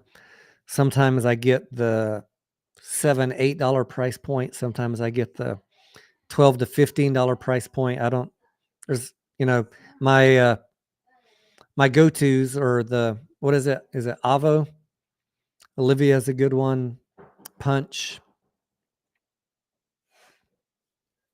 But I'm, when you walk in the humidor and there's 1,000 different ones, I'm like, oh, I want to try something new.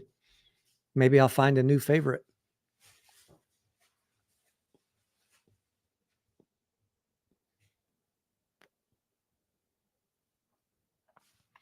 What is the bottle being saved up for the MOAS? Talking about champagne.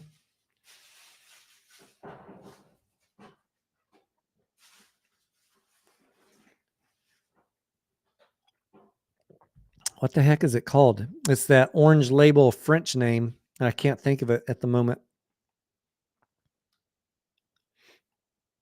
I know some of y'all drink that shit.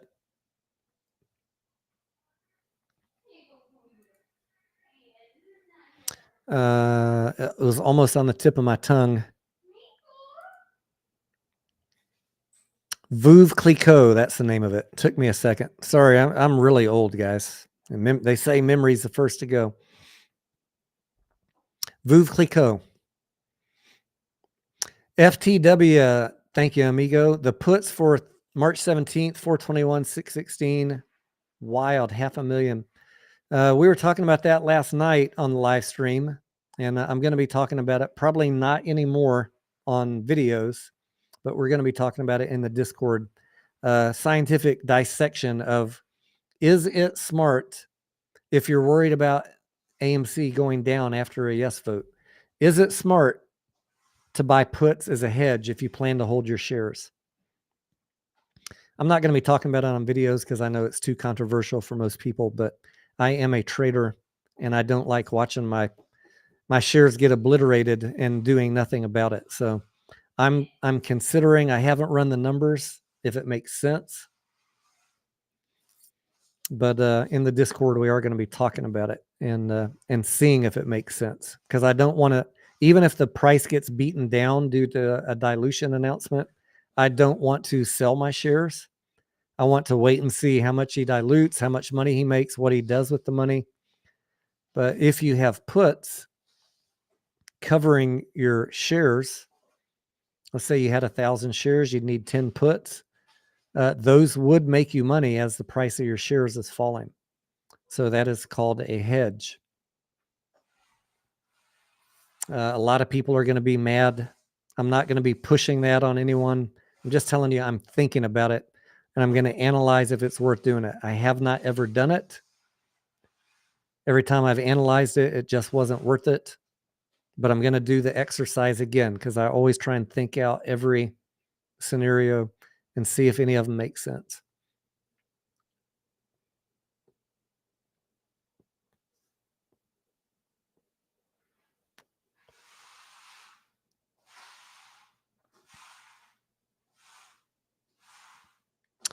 Karen says, Davinda Vasher was asking about your thoughts on Trey and Matt when they first started.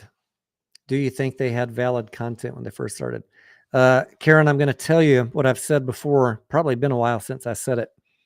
The reason I started my channel is I disagreed with Matt and Trey so much. The hopium that they were pushing, the buying calls when it was at $50. I'm buying more calls, 145 strike, telling people buy.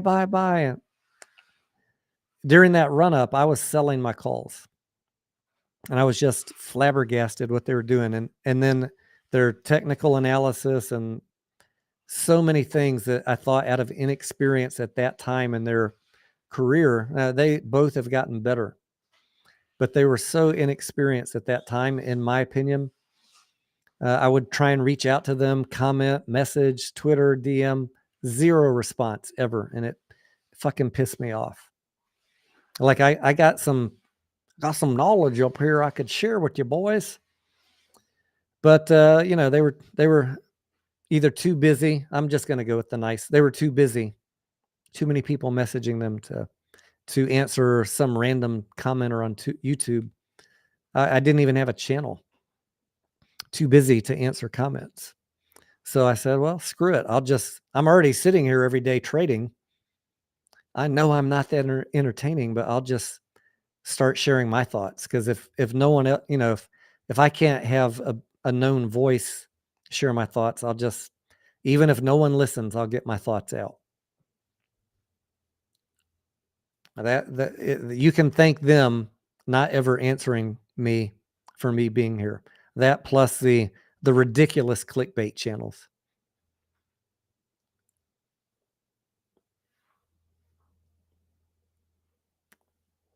Was there ever a time when they were on target? Absolutely. All the way up until June 2nd, they were on target. But in the moment, as it was squeezing, and I don't know, I just can't get behind telling people to buy in a FOMO run up. I will never tell you that on any play. The guys in the Discord, people at the badge can tell you, I say this every day, every week on different plays. If you missed it in the first day, you should seriously think twice about getting in. And if you do, you better have a tight stop loss. Always know when to pull the ripcord.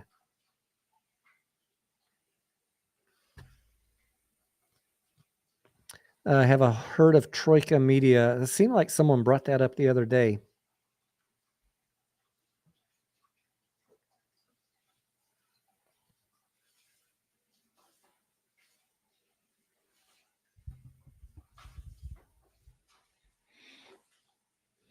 Troika Media Group. Why were we looking at that the other day?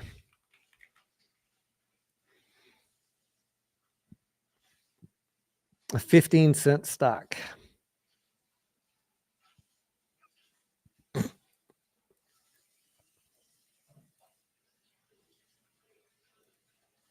Remind me why we're interested in Troika. It's fallen from $4 to 15 cents. I don't usually cover penny stocks that have a chart of death. But I do see the volume has spiked in the last couple months. The price hasn't moved a whole lot. I don't remember what I looked up on it the other night. So you got to remind me. Devinda Vasher says, I was your 13th subscriber. Are you fucking serious? Fly Free, what is going on? I was watching the video you posted on HellBiz. Thank you. I appreciate that.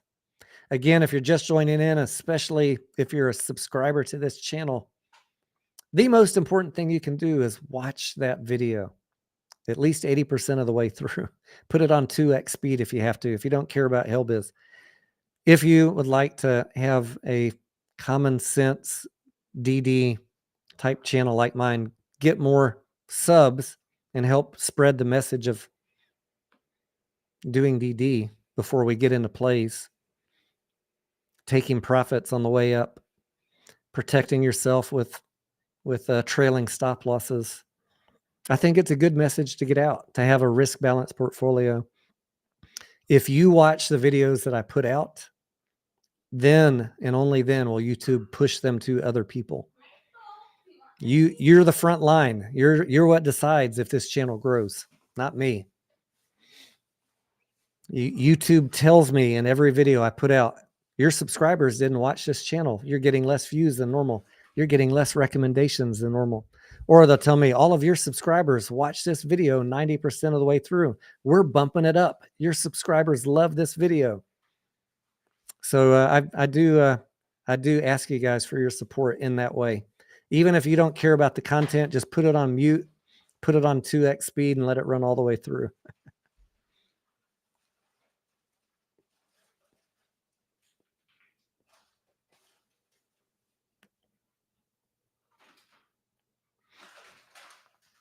You ever look back into Grab Holdings? Grab Holdings, that does not ring a bell.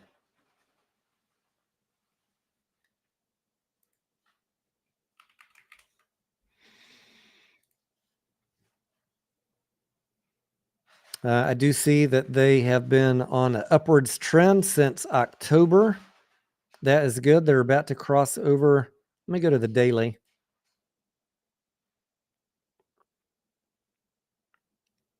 Got a 1348 cross. Chart still looks bullish on the daily. They're above the 200. Yeah, I mean, just looking at the chart, it does not look too shabby. I don't know anything about the company.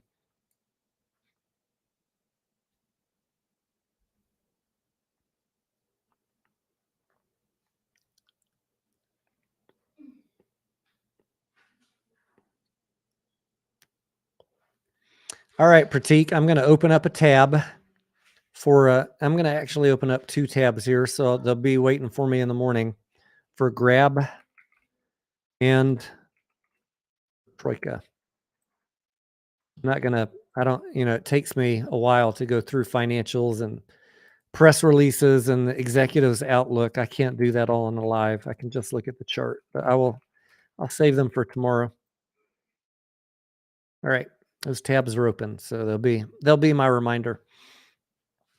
Anything on crypto? I am in a holding pattern on crypto. I moved most of my crypto to cash. I did not enjoy the recent run up. I don't trust the recent run up.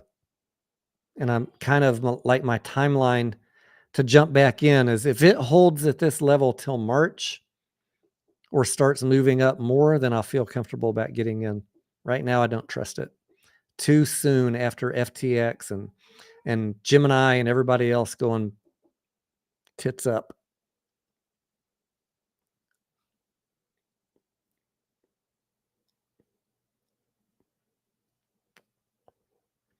Pam, what is going on, lady?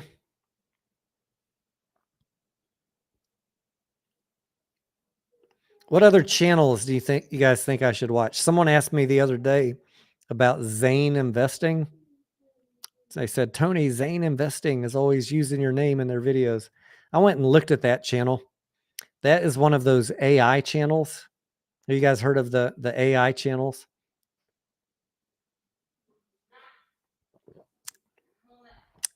He's writing a script and having a bot read it.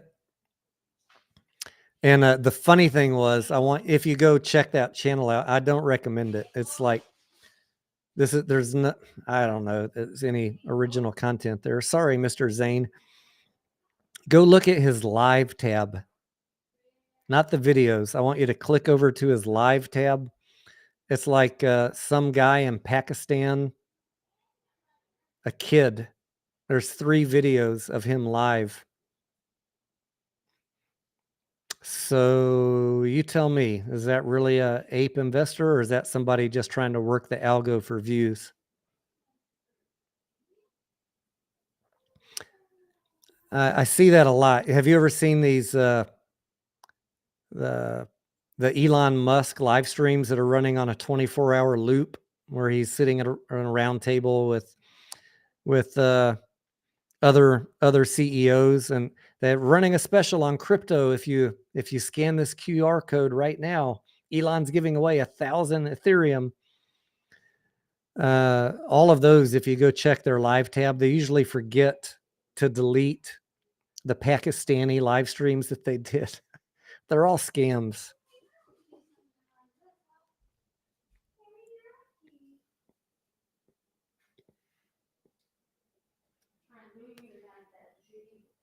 So unfortunately, I got to call Zane Investing a scam channel. He's just scamming the algo for money.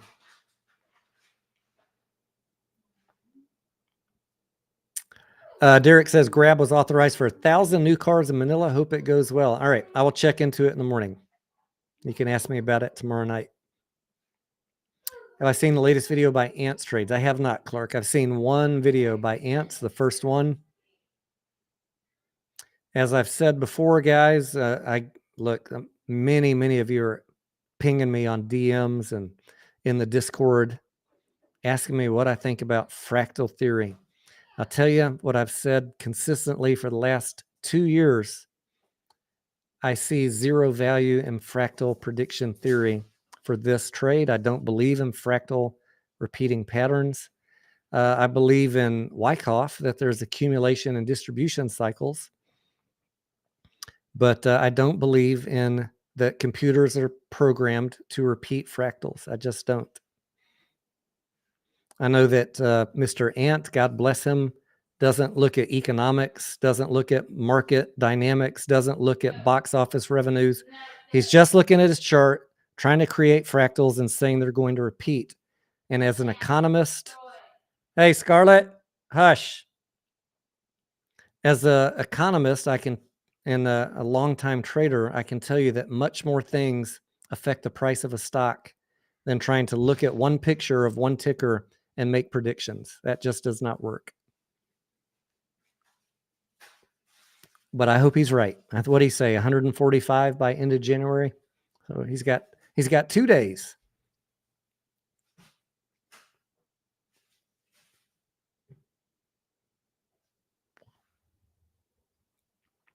That's not slamming, all the people that believed in fractal theory. I watched many of their videos, Dave and Astro and Rico, even CSI. I watched a couple of his. I figured out the algo. I just don't believe it, guys. And all of those people have stopped making videos. So what does that tell you? It tells us there's a fraction of 1% chance that Mr. Ant will be correct. Tony, so you're saying there's a chance? Yes, there is a chance. He's right. I pray he's right. I will send him a bottle of Veuve Clicquot if we hit 145 by the 31st. You can take that to the bank because we will all be winners. I want us to be winners, but I gotta stay grounded in reality and what I know and what I see every day.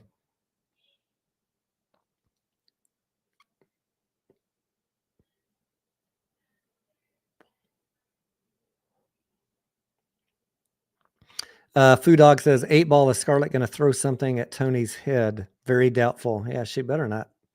Foo Dog.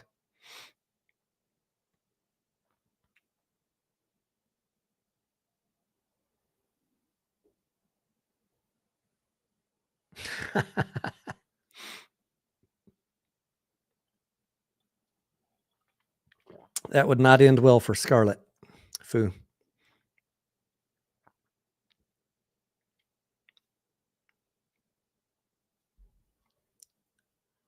She was yelling. She was either yelling at the dog or the rabbit. I don't know if y'all could hear her. This mic is supposed to be a studio mic. Like when I bought it, I thought they draw the picture. Oh, we pick up the sound within this cone. And then you can hear the fucking TV on the other side of the house. How is that possible? You guys can hear the chickens outside sometimes. What kind of studio mic is that? Did I set it up wrong? Did I do something wrong?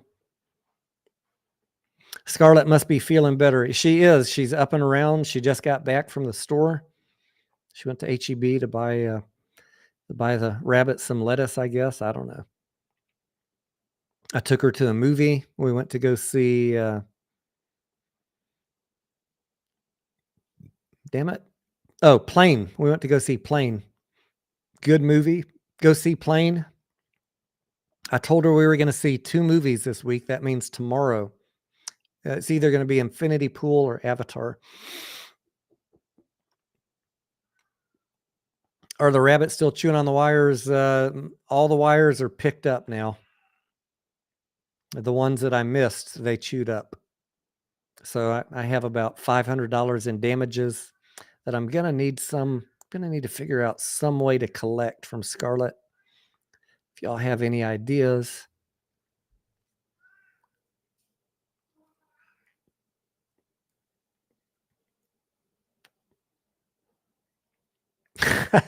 Food talk. Did Scarlett spend Tony's money? It is certain. Yeah, she came in here when we started the stream. She's like, "Do you have any money?"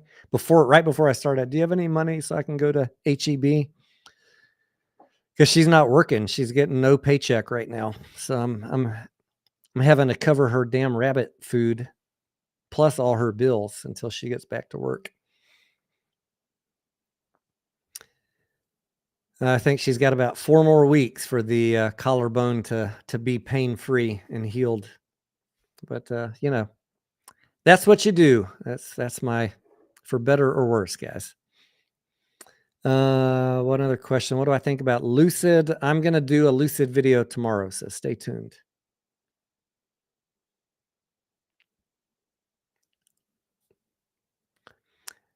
Davinda, this is a proper studio mic. This is a Shure mic. It costs hundreds of dollars. I'll never forget, like, Davinda, in my first week of making videos, I already had trolls.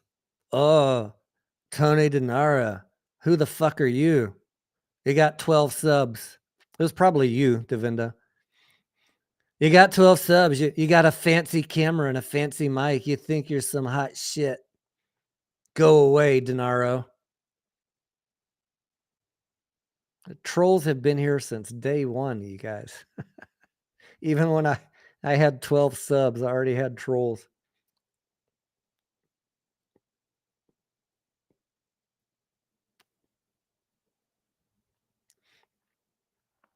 What do I think about QuantumScape? I have not ever looked into QuantumScape. Sorry.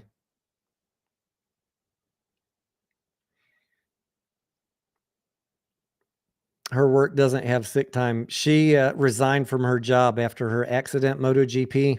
I don't know if you were in the live stream the other day. She is she's soul searching right now if she wants to go back in that field. So her previous employer sent her an email the other day saying they want her back. Not the one she just left, but the one before that. So I really don't know what she's going to do. I'm not helping her make up her mind on that. I'm letting her decide.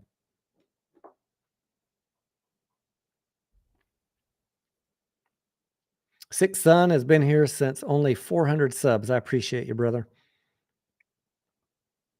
Pam says, "Where is Prometheus?" 8-Ball says, "The answer was within yourself." Ooh, Pam, is there something you're not telling us?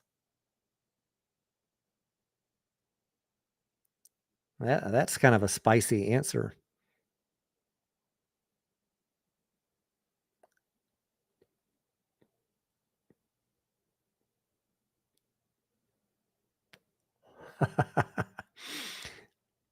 Do you think Ape will drop back under $2? No. Oh, wait, $2. What are we at right now? Hang on, before I answer that. Stand by. Rewind. Ape. We're at 192 plus after hours 233. Yeah, it's possible we could drop below $2. Now that the proxy vote is out, I'm more leaning towards it's going to go up. All right. All things being equal, if the market doesn't crater, we're on a great uptrend since January 5th. We're almost on a 1 month uptrend. The 1348 crossed. The MACD looks good. RSI is overbought, but not by too much. The trend says we will go up from here. That is the good news. The only thing I'm thinking in the back of my head is the SPY or the market going to crash next week, and what will that do to stocks? Will Ape be able to weather that storm? So that's kind of like my only cautionary note. I don't know what the overall market's going to do. You guys know, if you listen to me for any time, I don't generally think that if the market is tanking, there's very few stocks that escape that, but some of them can.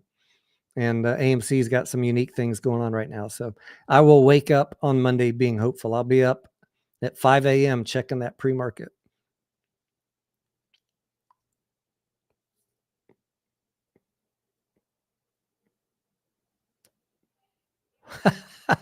Julie says, Clark, I forgot to mention I have 5,000 stashed in another account. Shh. QuantumScape is an EV company. Batteries for EV cars can maybe be a Tesla sympathy play. All right. I'm going to open up a tab for QuantumScape and check on them tomorrow. Thank you for that.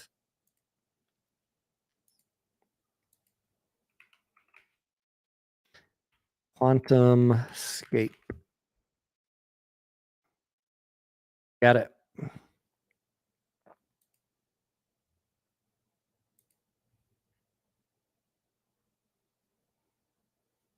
The trend is your friend, right, Brian? Until it's not. But right now, the trend looks delicious for AMC. It looks ravishing. Shout out to Charlie Zip Trader. It'll be, let's see. Let me zoom my little chart here. I was going to say if we could get over 206, that would be great, but we're over 206, guys. Next test at about 280. Can it get over 280? I don't know, but it sure would be cool if it did.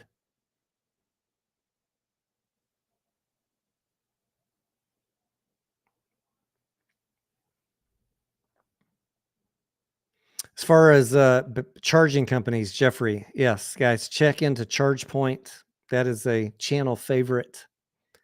Look, it's going to be really, really difficult for any of us to perfectly call the EV car company, the Mullins, name your car company that is not in production yet. There's a bunch of them, right?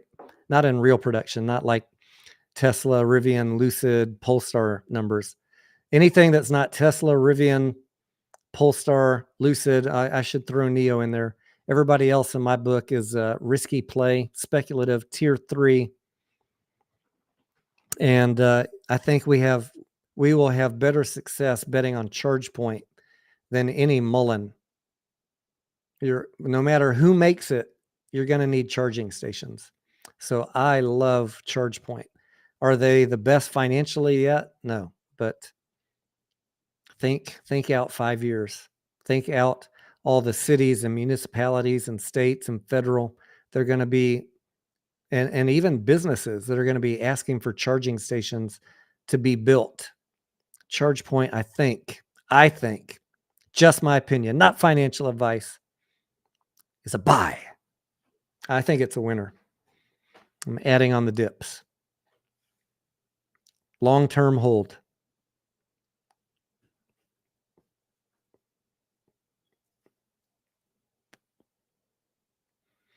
Mr. Proctor says Scarlett is on the phone and oblivious to what I'm doing. Some of you know, but not everybody, that she is she's actually legally deaf. So I can say whatever I want. If she doesn't have her hearing aids in, I could curse her to the moon and back, Mr. Proctor. She'd be like, what? Look at me when you're talking. She has her hearing aids in. I got to be careful. That was a from birth type thing. So if she comes on, she's supposed to come on the live stream next Saturday. When I first met her, I was like, this girl sounds snooty as fuck. It's just, she can't hear herself.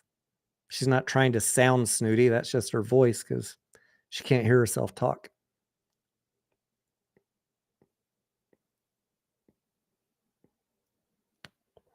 She is the sweetest lady you could ever meet, unless you cross her. And then you're going to see the redhead come out. Have I looked at SLI? I have not. Plug and Power, I like also. I see someone else asking about Plug. I like that stock. Still speculative, but if you think that the future is in alternative energy, Plug and Power, I like. Volta, I've looked at them briefly. I don't know much about them.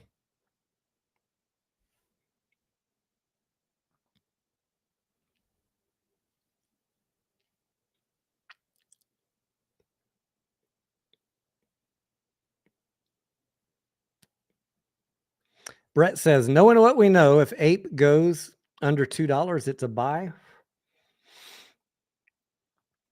I will buy as much as I can afford. What about you, Tony? Sorry if you already answered, just tuning in. I did all my buying, Brett, between August and when it hit $1. I neglected to buy at 62 cents. I was waiting for 50. That was my bad. Sometimes I get these targets in my head, and in retrospect, I wish I would have bought at 62 or whatever it got down to, 65. But I was thinking they were going to drop it to 50. I was going to buy the shit out of it. I was going to 3x my purchase at $1, but it never got there. So my lowest buy-in is at $1, and I'm done buying unless it goes below $1, which I don't. That's not going to happen. I guess I'm done buying ape. I have so much. Look, I don't like any one position being overweighted in my portfolio. I have so much AMC and ape that I really should not be buying more. I'm adding things like Amazon, Meta, looking at Apple, Costco,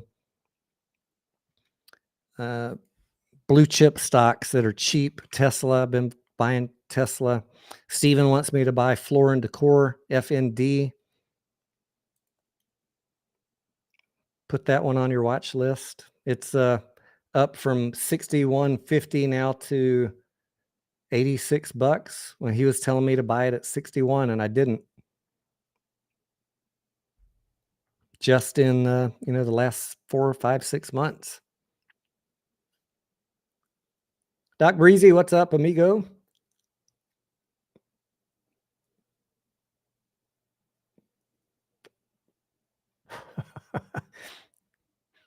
Pam, the 8-ball is giving you a hard time tonight. Are you ready going to sit for 3 hours to watch Avatar? I have watched it once with my son. Scarlett was supposed to go with me that day. This was back when the first day it came out. She was supposed to go with me. I had the tickets. She said she was going, and she was taking a nap, and I couldn't wake her up.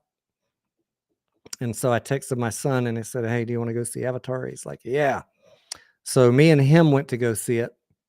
Look, I tell you guys, whether you're dating or you're married, you make plans, you follow through on those plans. If your woman or your date decides they don't want to go, you still follow through on those damn plans.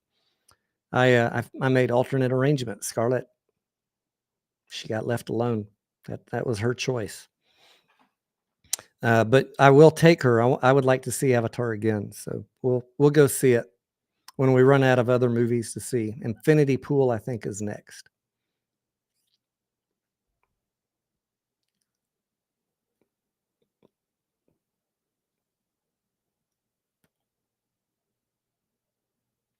Pam says dating is sometimes fun. I always joke, Pam, that if I did a second channel, it would be on dating advice. I've got so many fucking stories for you guys. But for many people, it's going to be hard advice to hear. It's not as bad as Andrew Tate, but it gets close to that. I think he crosses a line at a certain point, but he's mostly on target.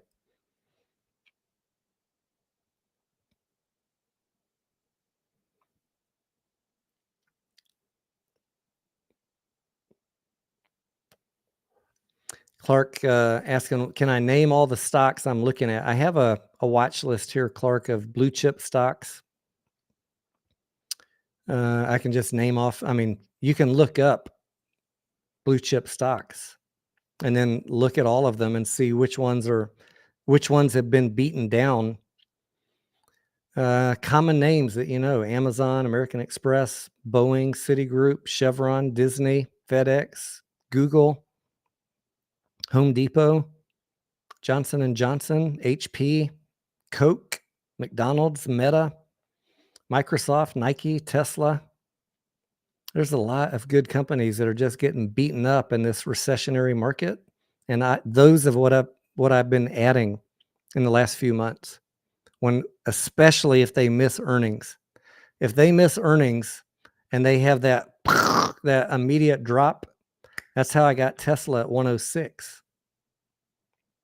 And Amazon, I got it at like 84, $86, 88, something like that.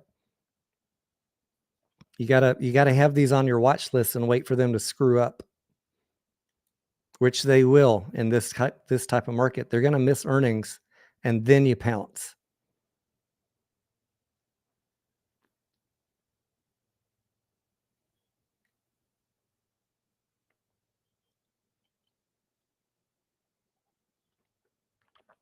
Mike says I'm down 40% on Hycroft, thinking about selling and buying Ape. I think you got plenty of time with Hycroft. It's not going to do much.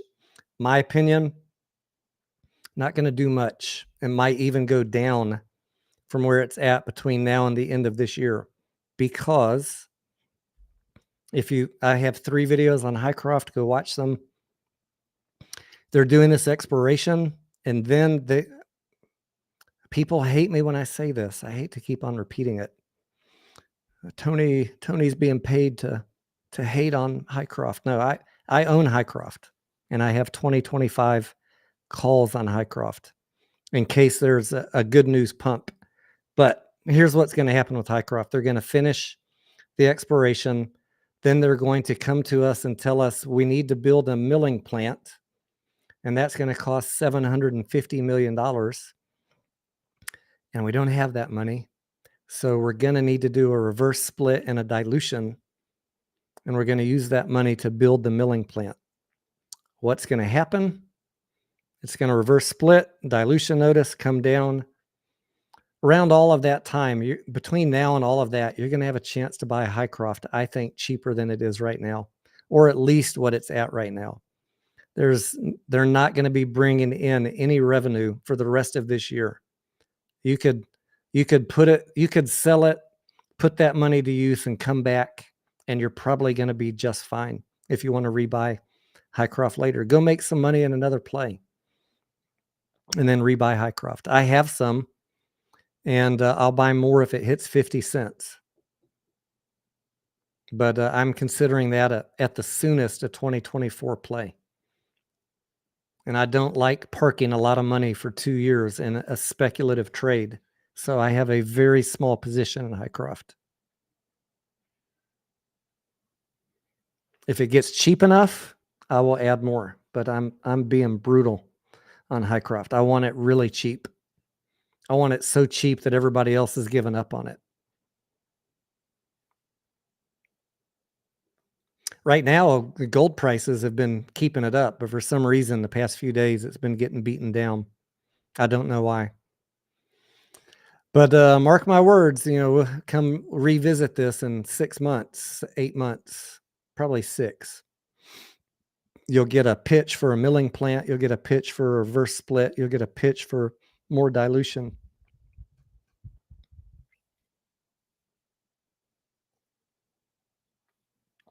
And then what's it going to take to build a milling plant? A year at the earliest. Construction's slow in the U.S. Once they get all of that done, then they can start getting ore out of the ground, process it. We hope at that point gold and silver prices are still high. That's like the other end. I know the plan for Hycroft. I don't know what the price of gold and silver will be 18 months from now. That's the other reason I call it speculative. I'd love to see them go up. That'd be great for Hycroft. But what if they go down? What if they go down so much that building a milling plant doesn't make financial sense? That's a possibility. They're a low grade mining operation, so they will be just fine if the price of gold and silver are high. If they drop precipitously, it becomes less economically viable. So those are the things I think about. Doesn't mean I'm bearish on Hycroft. It just means I'm realistic.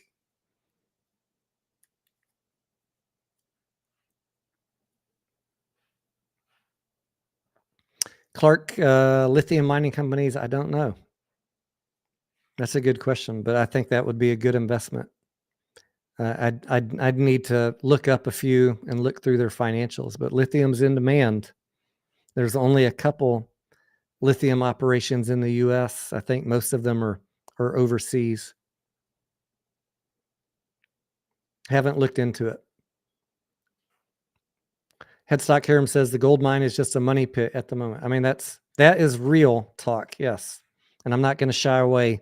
No matter how many people want to make hate videos about me, I'm not going to shy away from telling you guys the truth. They can put out all the tweets and dance videos they want. That does not impress me. What impresses me, an actual plan to get back in production, or an actual core sample that blows the socks off of the mining analysts. How will you know when that happens? When they release a core sample and the price shoots up and doesn't stop. What do we get now? We get a core sample. Retail gets excited because they don't know how to read them. And 3 days later, the price comes right back down. That's just retail FOMO, guys. That's when the mining industry takes notice, the price won't come down. We have a bunch of inexperienced retail investors hyped up about this stock, and I want the price to go up. The price going up helps AMC. I absolutely want it to go up. But yeah, right now it's parked money.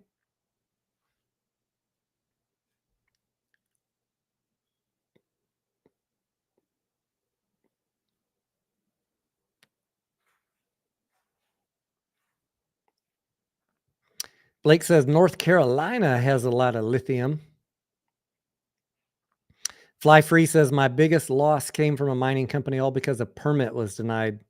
Yeah, as a matter of fact, I don't think that they will get any permits denied, but all of this new exploration they're doing in phase 2, they were permitted for all the drilling that they've done. All the new drilling and samples that they need to do for phase 2 all require new permits. Now, I'm not expecting that they'll get denied, but you bring up a good point. What if a permit gets denied? You got to recognize this is a speculative trade. Until they're in production and everything is up and running, it's speculative. Mining stocks are all speculative unless they're in production. Any of you who have looked into mining stocks or traded them, they're a dime a dozen of big plans. But until they get into production with some good hits on core samples, many of them fail.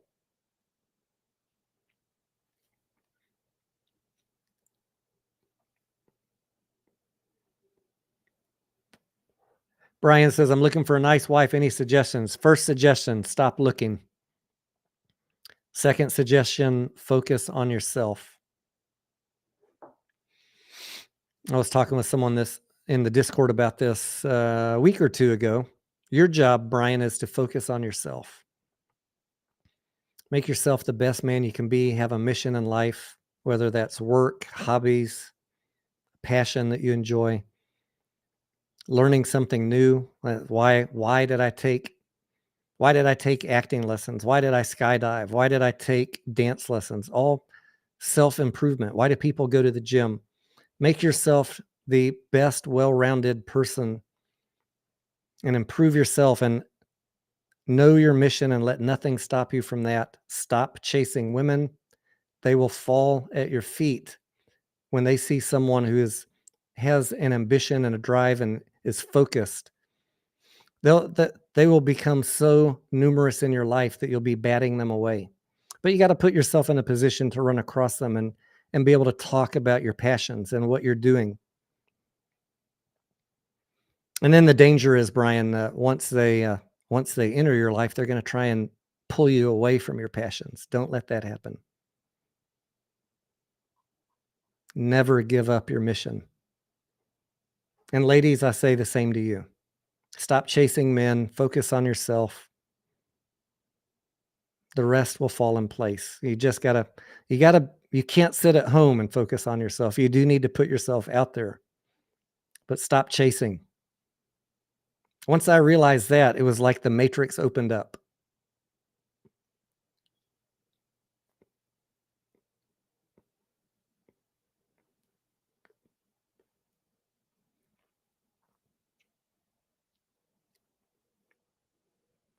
DevStat says I notice a lot of single moms ask me out. Yeah, because they're. I don't want to talk bad about single moms. I've dated a few, but if I should I do this? Should I have this conversation?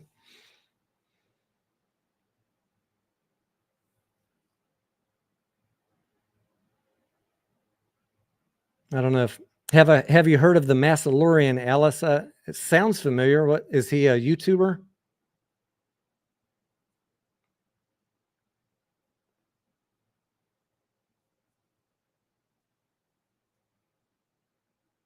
Devinda Vasher says Karen chases me around the bedroom every night.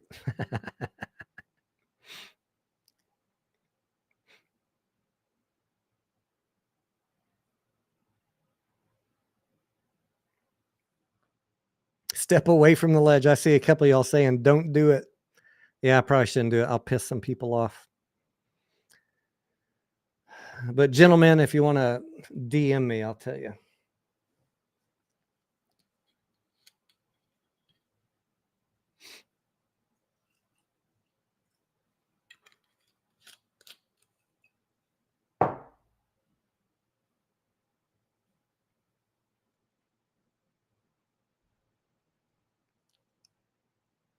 Pam, are you a single mom?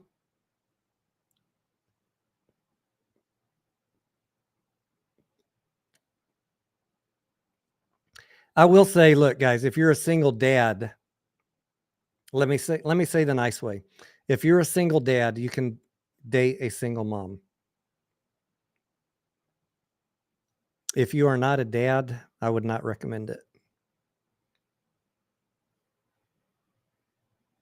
But recognize whether you're a female or a male and you're dating someone with kids, you're also taking on their ex.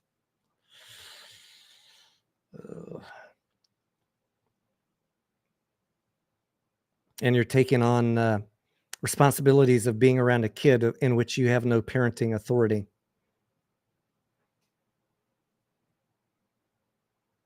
Alice, I do a live broadcast with Massalorian. I'm just wondering why you asked if I knew him, if you knew I broadcast with him. Yes, he's a good guy. He's I've only found a few people in the world of YouTube that you guys know the ones I hang out with that can talk about issues, and we don't have to agree on everything, and we don't, but we can still be friends, and he can still act like an adult. Those are the type of people I like to hang out with. The ones that get shunned are the ones that I don't agree with their DD or they don't agree with mine. And the next thing they do is make videos blasting me, calling me names, doxing me. I don't got time for that nonsense. That's kindergarten crap. I don't need to agree with you. You don't need to agree with me. Let's just be adults. Have a discussion about the facts. The people that start the name calling and dragging people through the mud, you got some issues going back to childhood that you probably need to see a therapist about.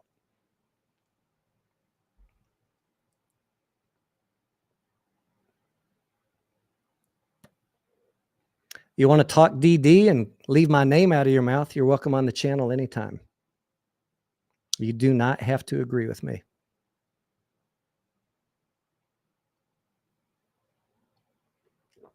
Have I heard from him since DC? I have not.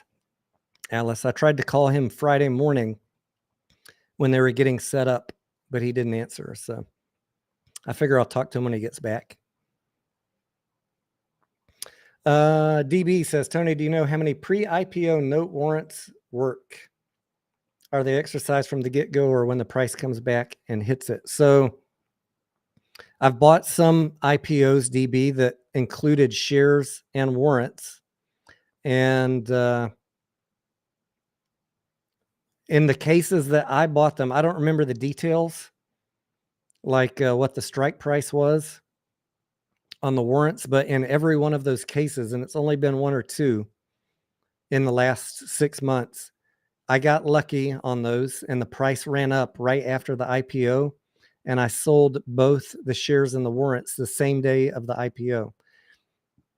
I don't know, because you're asking a very general question on every single one, but excuse me, got the hiccups. I would say make sure you know the strike price of those warrants. That'll be disclosed to you in the prospectus. Brett says adults should be able to talk about stuff like stocks and disagree and still be friends. They should, but I mean, I've run across so many characters since I've been doing this, and I found so many grown men that are not able to do that. It's shocking. It's a shame to have to cast them aside. And I mean, it's been a year since I've talked to some of them, and they still make videos about me every day. Oh man, I haven't talked to them in a year, haven't even thought about them. And then people send me, oh, so and so's talking about you again. Sounds like a personal problem.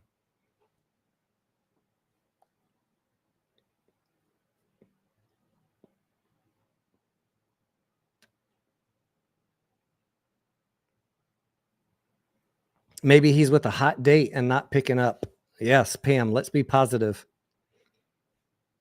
No telling who he ran into at that protest or in DC. That is a wild city, if you know what I mean, Pam.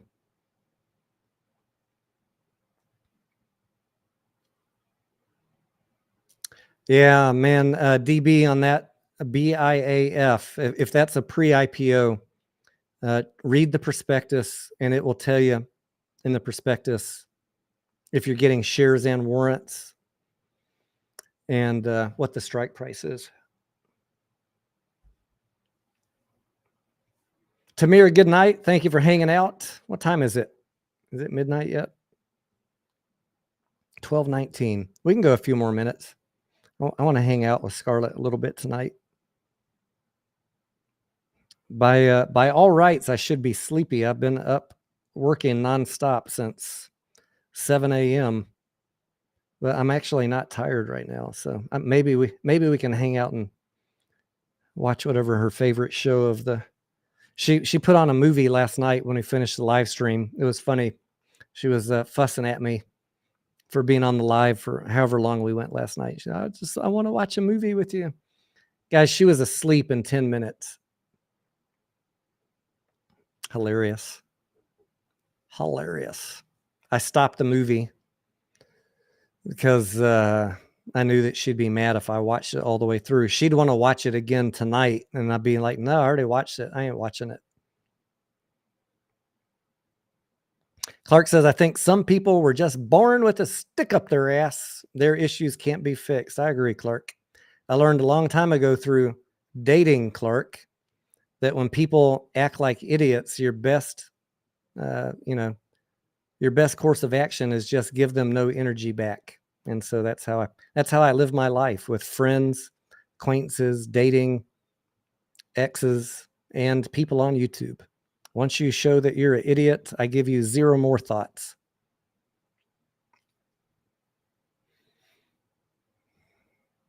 But there are many, many people in this beautiful community we have, like AB Investments. He and I don't agree on a lot of stuff, but he's a stand-up dude that acts like an adult. Boss Blunts and I don't agree on stuff. Maybe he says some stuff about me every now and then, but we're still friends as far as I know. We still talk. Biggums and I don't agree on everything. We still talk. KC and I don't agree on everything. We still talk. And never any cross words. You don't see them making videos about me or tweets. Those people I respect.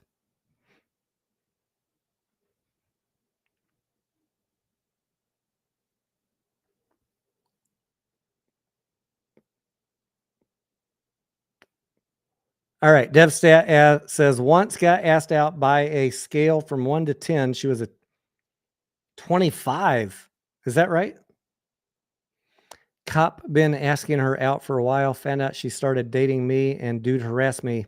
Traffic. Oh, yes. Be careful if her ex is a cop. Real talk. I've heard a lot of stories similar to yours, DevStat.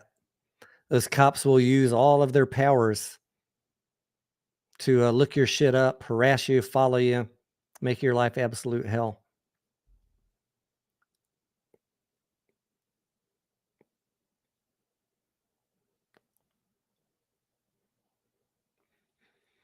Yukon, what's up? Says, I just left the bars hammered. I used the I Hold AMC pickup, and boys, let me tell you, it works. Just got to dance like a maniac. Yeah, good dancing skills and 1,000 shares of AMC will get you a long way, Yukon.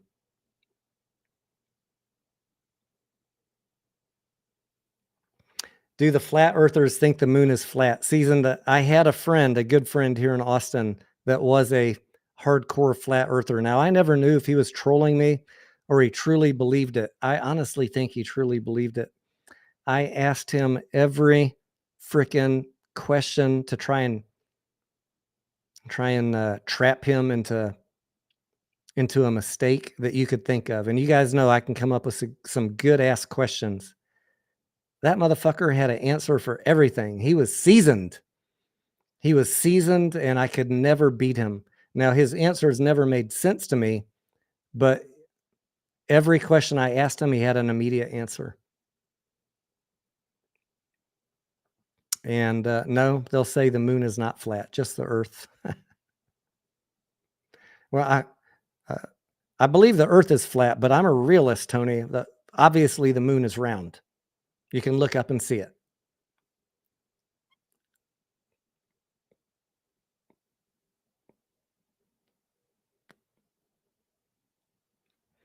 Thank you, Fulana. Fulana, you and Massalorian are a good team. I appreciate that.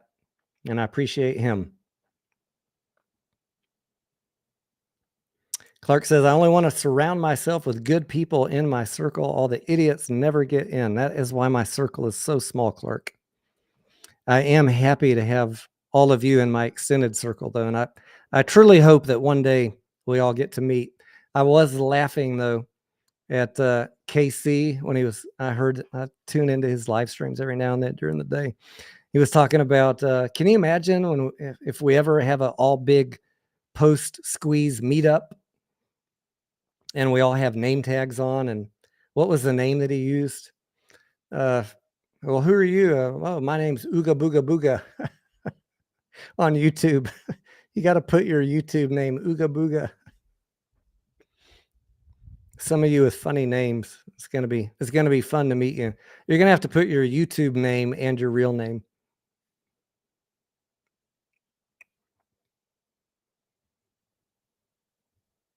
You're looking at the flat side of the moon. Duh. Yeah, right. It's like a pie. Yes, I admit it's round, but you got to understand, Tony, it's a pie. It's flat just like the earth. Oh, I asked the curvature story. I asked the curvature questions, Headstock Karam. There's some fascinating videos on YouTube proving curvature, but these motherfuckers got answers for everything. It's not really curved. It's the refraction of the light. Yada, yada, yada. Well, I forget what he said. I ended up having to stop being his friend because he would not stop harassing me with flat earth bullshit. Nice guy, genuinely nice guy, but I had to cut the cord only because he would not stop with the flat earth bullshit. Like he's going to convince me. What is the deal? Like, why are they so adamant about convincing the rest of us?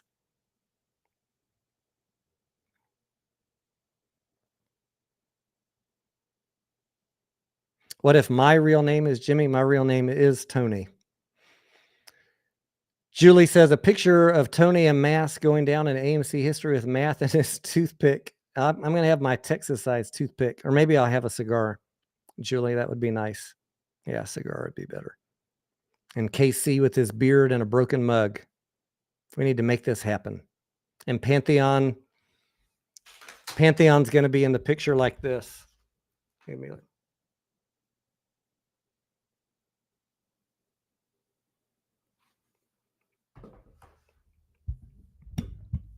some of y'all get that joke.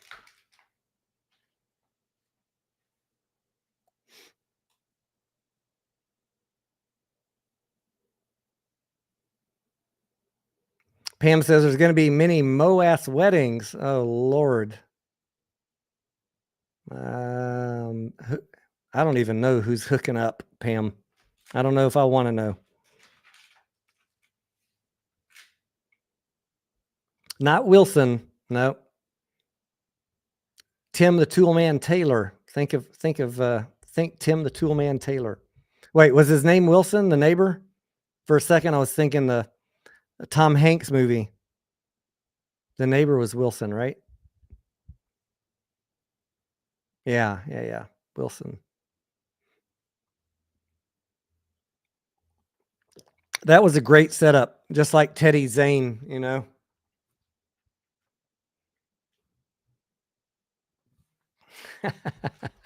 It's a good shtick. Tell me something sketchy that's happened to me in my travels. Okay. As we were in Ireland. Yeah, it was. I got to remember the country. We were in Ireland, and I hit on a girl at the bar. I was at a hotel. She was at the hotel bar. Well, I mean, what are you going to think, right? Single lady at the hotel bar. I hit on her. Might have dropped her my room number. And she never came up. But the next morning, as we were checking out, the desk clerk said, "Oh, yeah, Tony, we had a complaint about you last night harassing someone at a bar." And I was like, "What do you mean harassing?" I talked to her for 5 seconds and gave her my room number.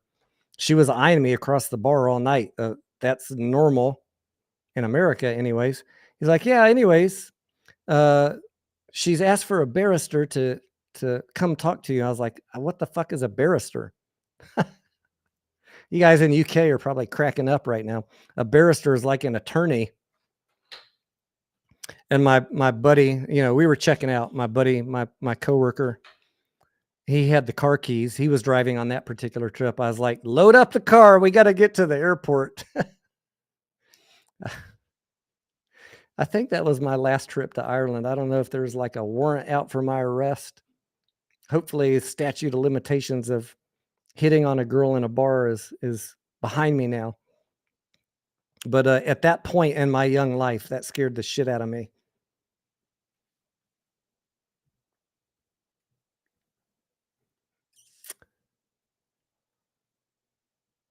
That was probably the sketchiest thing.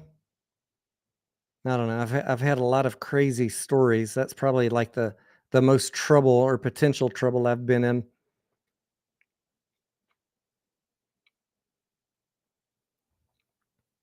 Another favorite story was the time at the bar in Taiwan at the hotel I was staying in. An Australian stewardess came up. All the stewardesses stayed at that hotel.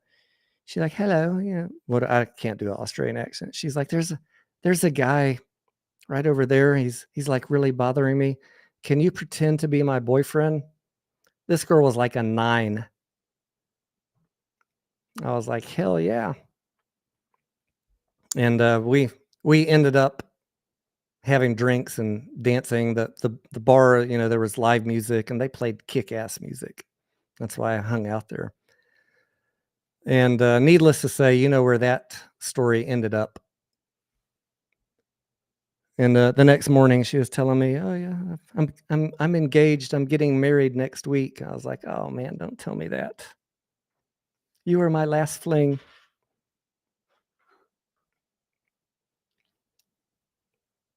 Mm. I forget her name, but quite the looker.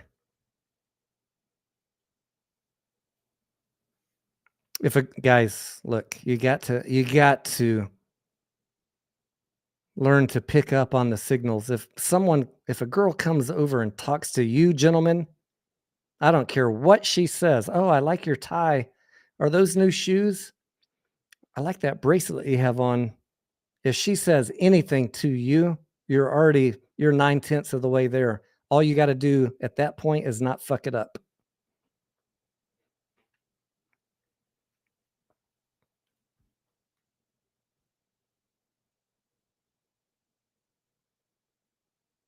Same bar, same live music band. Uh, for whatever reason, the lead singer was female. They called her the Whitney Houston of Taiwan, or of Whitney Houston of Taipei. She took a liking to me, and, she would call me out. "Oh, I see Blue Eyes over there across the bar." I was there every night, guys. I practically lived in Taipei, and, I don't think I don't remember. I don't think ever anything ever happened in Taipei, but later my job got transitioned to Shanghai, and guess who was singing at a jazz bar in Shanghai? Fucking same chick. And, we ended up having some good times, all the time I was in Shanghai. Again, if wink, wink, if you know what I mean. And, we'd be later, during the daytime walking around Shanghai shopping or just hanging out, whatever. It was so funny, like, to see an Italian dude, and back then, sometimes I'd have a beard and a mustache, and, this very tall, ebony chick, as tall as me. That was a unique sight in Shanghai, and the crowd. You imagine the streets in Shanghai being packed with Chinese people, that it was like the seas would part, and they all just be like, "What is happening right now? Who are these people?" What if she gives you a hug, Brian? You're 9/10 of the way there, Brian.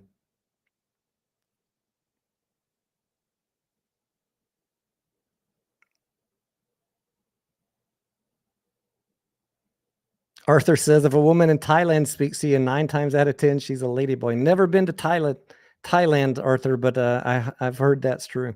What's up, Justin? Clark says, "Julie just told me she lowered her standards when she met me." Julie! Don't tell Clark that. Be nice to your man, Julie. Clark, you got her locked up. Don't worry about it. DevStat says, "I've been lucky so far. Women have asked me out. I don't get it either. Usually happens when I'm feeling like a dork or a big doofus that shouldn't be outside." It's when you least expect it, DevStat, when you're not trying, that you often will do your best. If you go out with the intention of trying, you're gonna fuck it up. I would always, sometimes I'd go out with, guy friends to go to a bar just to have a wingman or whatever. Many, many times, the majority of the time, I'd just go out by myself. I'd know the bartender or waitress, just hang out and do my own thing. And they can't stand it when you're not working the room hitting on them. Now, working the room and hitting on them works sometimes. There's nothing wrong with that. But the acting aloof and ignoring them thing can also reel them in, like, what's a good analogy there? Like the best lure you've ever bought at a tackle shop. You can't. Yeah, I mean, you got to make eye contact. You got to smile. You can't just stand there and be on your phone. Put your fucking phone away. Know a couple people, have a conversation, but don't be there to hunt. Broke Ape says, "Hey Tony, auction off your AMC hat or have Adam produce more. Are they out? Are they out?" Clark says, "When I first met Julie, I told her my sister had a tanning salon, but the only problem was there was only one bottle of lotion and one tanning bed."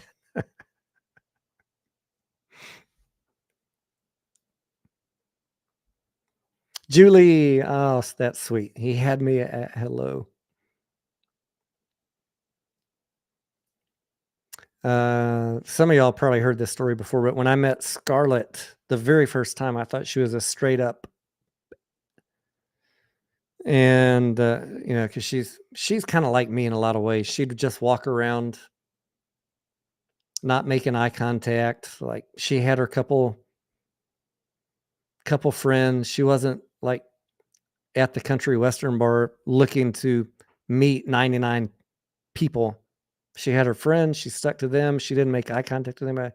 Like that girl is hot, but what a bitch. But eventually, once I took some country western dancing lessons, and I got decent enough and brave enough to ask her because she's a good dancer. She's a good dancer. She's a good follow. I finally got up to her level, and then I asked her to dance, and we danced and a couple times, couple nights over a few weeks, and then I asked her out on a date, and we went to a concert, and she knew too many people at that concert, and I don't play that game, so I didn't talk to her for a year after that night. I mean, we were in the same social circles. We still hung out. I still saw her, but still interested, but I don't play that game.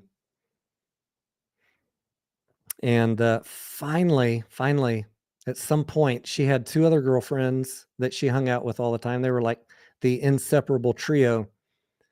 I think at one point, one of them maybe was interested in me. And they asked me to go hang out with them at a Christmas party after the country western bar closed. It was at a friend of ours' house. We have a huge social group of friends, hundreds. And one of them was having a Christmas party. And they said, "Hey, do you want to go to the Christmas party, or are you going to the Christmas party?" I don't remember what it was, but I said, "Yeah, I'll go." Because I would know everybody there and it would be fun anyways. Anyways, we all started hanging out that night and then every night after that for a long time. And I was like, all right, out of these three, which do I like? Like they're all kind of cute in their own way. But she was the obvious choice. And we all three hung out inseparable, all four, for many, many months. I think I finally kind of like isolated her. I separated her from the pack around mid-February, around Valentine's Day. So about 2.5 months that she and I started dating, like officially dating. And it was still like she loves her friends. She's known them since grade school. So we all hung out for a long time until eventually one moved and one became crazy. People go their ways. And she told me when we started dating, she's like, "I will never date a man that can't decide if he wants to get married in less than a year." I was like, "Well, sister, you're with the wrong man then." 5 years later, she was still sticking around somehow. I was like, all right. You put in your time. You've proven yourself worthy. 5 fucking years of dealing with my ass.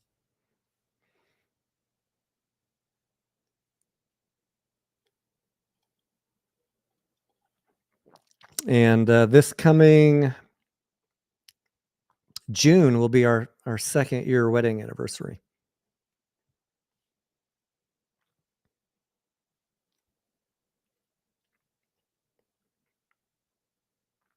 E5 Romero says, "Tony, if you have 2,000 right now, would you buy Ape or AMC?" All right, that's a fair question. I would buy Ape.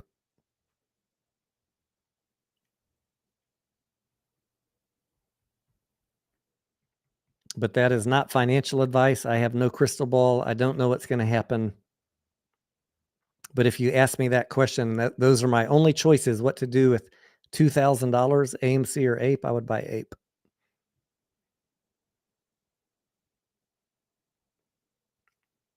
What did I miss, Broke Ape?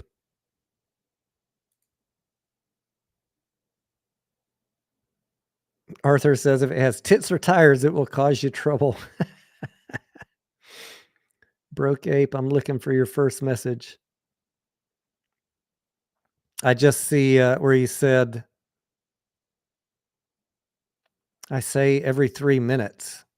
I missed the context there. Juicy Ape Monday, let's fucking go! Woo! I love that guy on Ape Radio.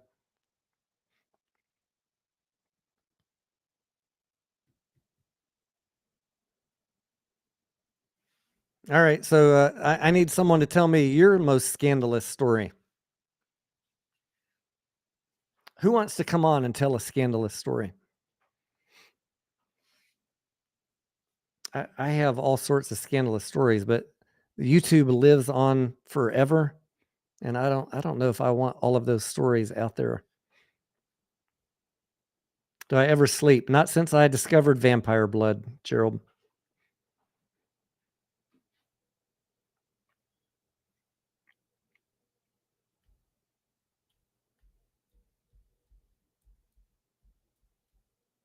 What do I think? What do I think will happen to AMC options after reverse split? I think, just my guess, that the current options will be called AMC 2.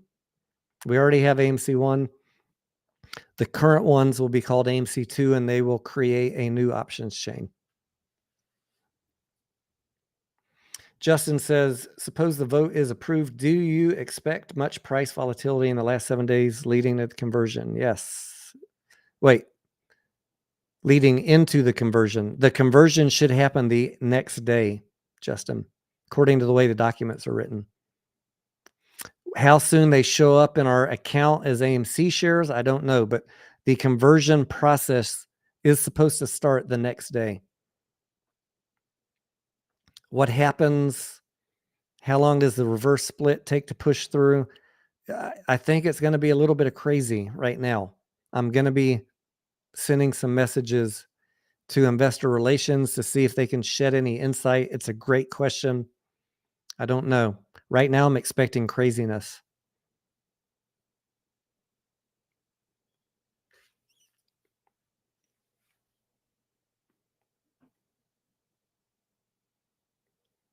Clark, thank you for your comment. I appreciate you. And Julie also. Yeah, the evening live streams, guys, I'm here to answer stock questions, but I'm mostly just here to have a drink with you, hang out, and smoke a cigar. I love sharing stories with you guys or hearing your stories or your jokes. One day, when some of y'all get brave, I'll send you an invite. Just let me know if you want to come on. I'll send you an invite, and you can tell your scandalous stories. Why do my kids got to live with all that trauma 20 years from now? Dad's been gone a long time, but we love to go back and listen to his YouTube live streams. Oh my God, he did what? Yeah, nobody knows these stories. You guys are special.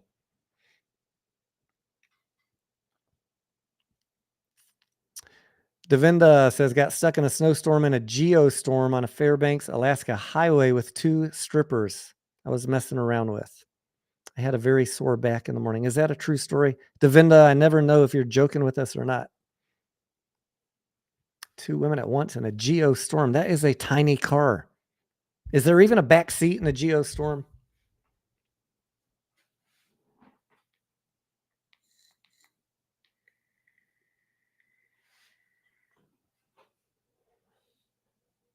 Oh, the question is, how often should you call your significant other? All right. All right. I got the question now. Let me scroll up to the answer. Every 3 minutes, because it's a lot of 5-minute dudes out there. Oh, no. No.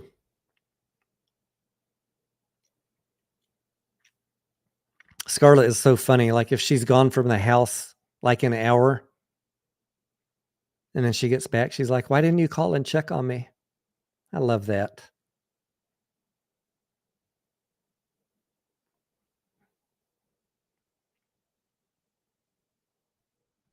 Because I'm not that type of guy to be checking up on you. But B, I love that you wish I would check up on you. Seasoned Curly says, if we vote yes in March, when does the conversion split happen? Way the document is written, the conversion happens immediately after the vote, next day, overnight. I don't know the timing on the reverse split. I imagine they both should happen at the same time. I will be digging for exact answers to that to the extent that they can give them to us next week, now that we have the proxy. Davinda says, smallest backseat ever. Davinda, I was on a highway with a chick in San Antonio. She was driving. I was messing around. We were both hammered. And then I looked up. She was in the middle lane, Davinda, of the main highway in the middle of San Antonio, and the car was stopped. I was like, what the fuck are you doing? We're gonna get smashed from the back.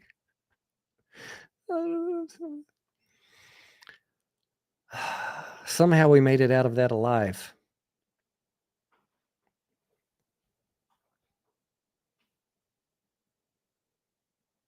Casey, I cannot read your comment out loud, but I'm with you, brother. Where do I see Tesla stock price in 5 years? Above the most recent high. That's my ballsy prediction. I have been buying Tesla for a 5-year hold in the current price range. DevStat says, confession time. All right, me and a date inaugurated a building still under construction. Ah, that is a good one.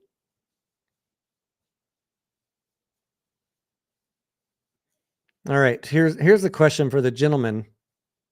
See how many of you can beat me on this. How many ladies' bathrooms have you been pulled into when you were out? And you know what I mean, where they drag you in there.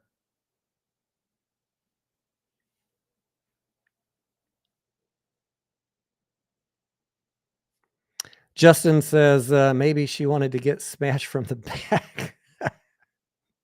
Casey says the seat started to let off that. Oh, no.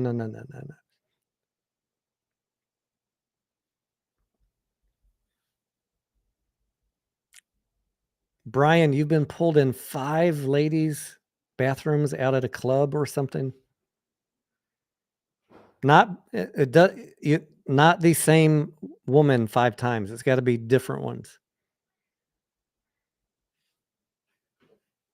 All right. Any of you that are saying 3 to 5, you got me beat. Damn it.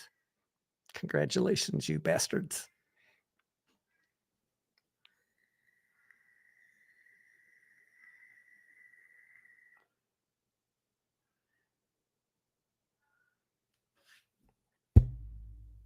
You lucky bastards.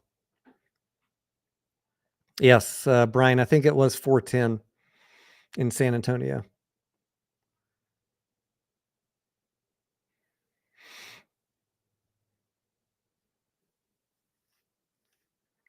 Ladies, how many men's bathrooms have you been pulled into? Gotta have fair play here. E5 Romero. Yeah, you got an advantage there. Happened many times at Japanese bars. But you weren't paying anything, right? It doesn't count if you paid.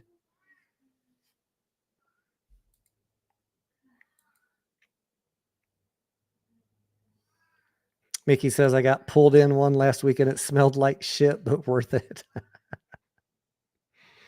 Pam says, to do what? Come on, Pam. We can't. This is a PG-13. We can't go all the way in the discussion. You got to use your imagination, Pam.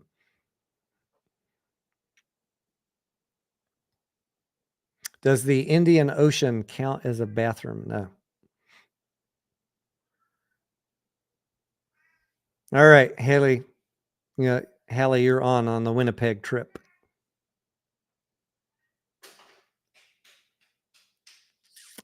DevStat says, me in a woman's bathroom, a movie theater, her workplace, her car. Car is too easy. Movie theater. I like that. Modified popcorn bucket.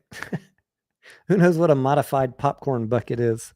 That used to crack me up when I'd hear the radio DJs talk about that. The things you learn from radio sometimes. Use your imagination if you can't figure it out.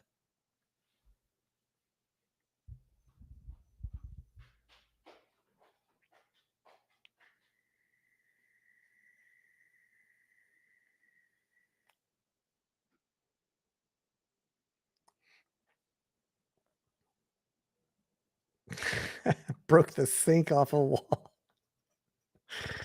Devinda. Oh, Lord.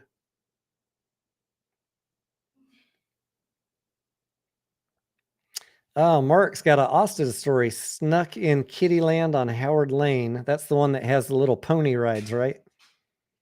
And the little carousels at 2 in the morning on a date. Fun on the merry-go-round. Totally changed what comes to mind when I think about that place. Oh, Lord.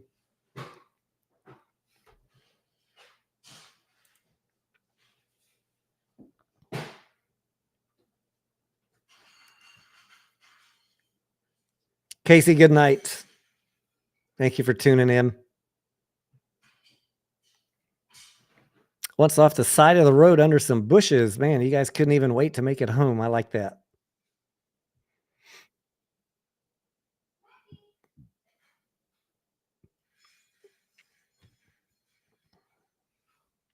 Definitely crushed a model Christmas. What is Vila?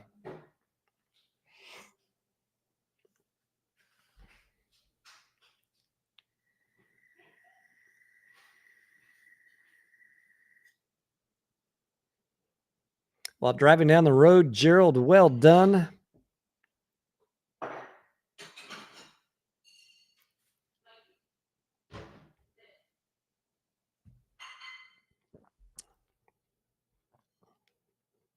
Uh-oh, DevStat got one he forgot. Cowboys Stadium.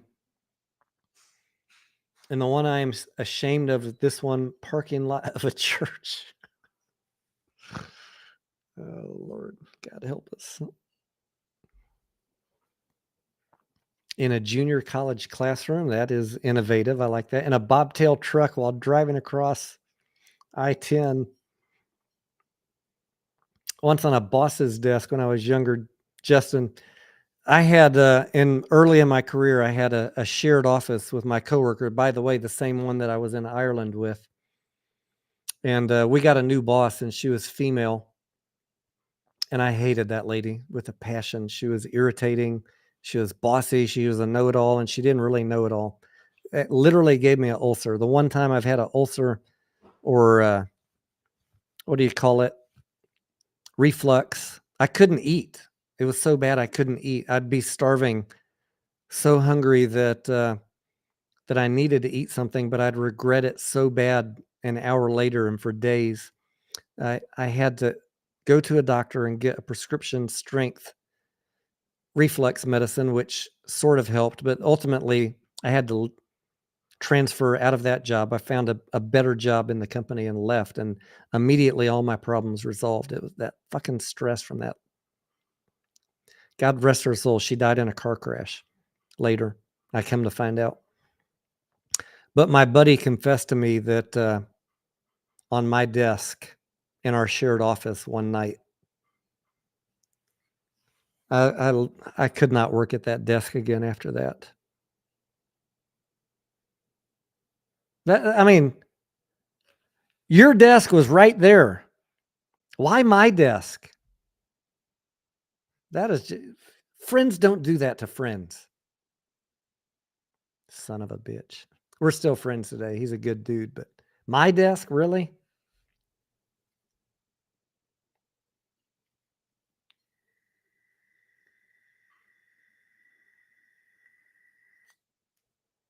No, I did not. I did not mess around with that lady. No. She was irritating to me.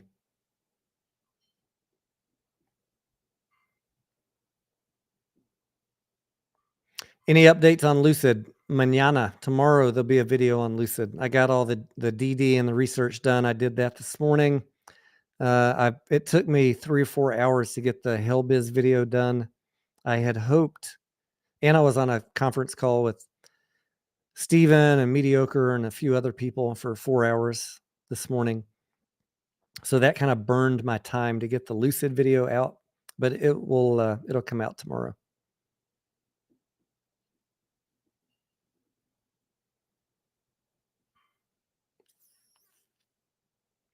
Yeah, Yukon says that's fucked up. Why on my desk? That's what I still wonder to this day. That's like 25 years later. Why my desk? You son of a bitch. I need to ask that. I need to ask him that next time I see. Remember that story you told me about screwing our boss? She was our boss. She was the boss of the whole department, but she only had 2 direct reports, me and him. And we both, between us, he covered first shift, I covered second shift. We each had about 50 employees. But why not go in her office, first of all? And if you're coming in our shared office, why my desk? That's just not right. You don't do that. Was my friend Yuka Frita? No. I do hope to meet Yuka Frita and many of you, all of you, at some point.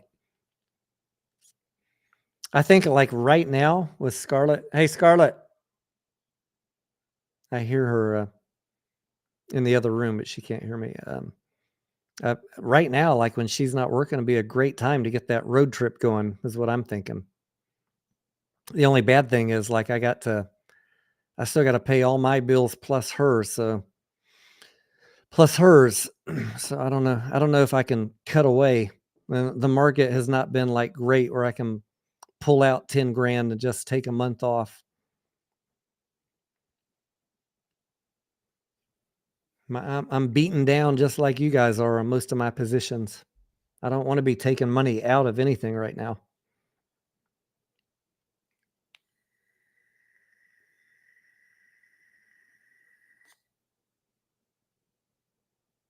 Clark, is Hellbiz going to go up? Look, I don't got a crystal ball, Clark, but watch my video, please. I beg you. If you haven't heard me say it twice tonight, please watch the video I did on Hellbiz. You guys, as subscribers to the channel, are the key to success of this channel growing. If you watch my videos, YouTube will promote it to other people not subscribed to the channel. If you don't watch them, this channel will never grow. So I'm not going to answer your question, Clark. I spent 4 hours answering your question and got that video out today. Good night, seasoned curlies. The short interest on the SPY, I haven't looked at it because I don't regularly trade the SPY, but I know many of the indexes and ETFs both are always highly shorted. All right, we got E5 Romero in the trunk of a Grand Marquis while the in-laws drove us home. Come on, are you serious? They didn't know we were in the trunk. Honey, why is I think the suspension's bad on the car, honey.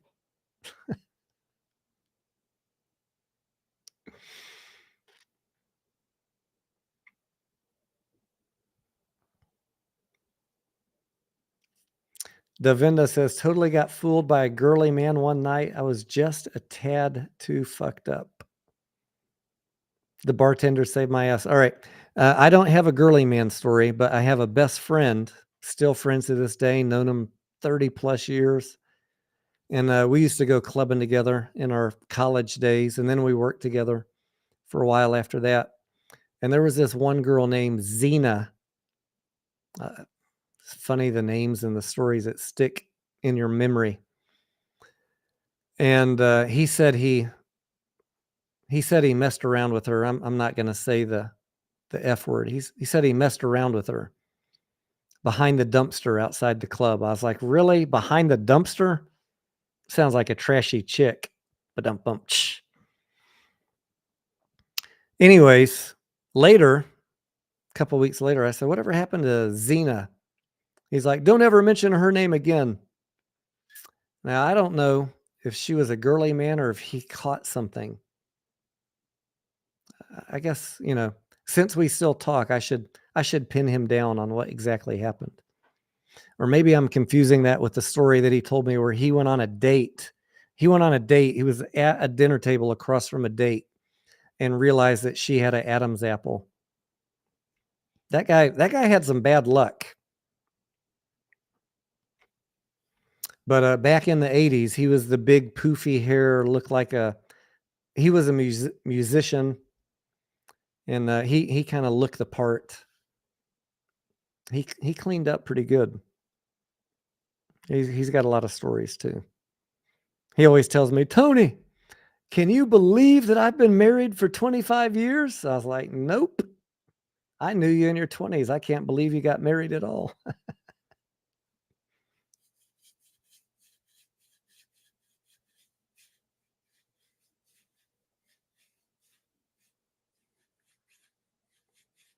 Do you remember when? I was like, oh yeah, I remember all the remember wins. You're so lucky, Tony. You've been single so many times in the past 25, 30 years.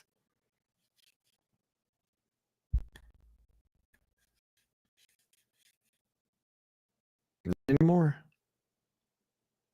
Christian Printhouse says, couldn't sleep, and here we are, going through our scandalous stories. Christian, welcome to Saturday night on Tony Denaro, where it's not all about stocks.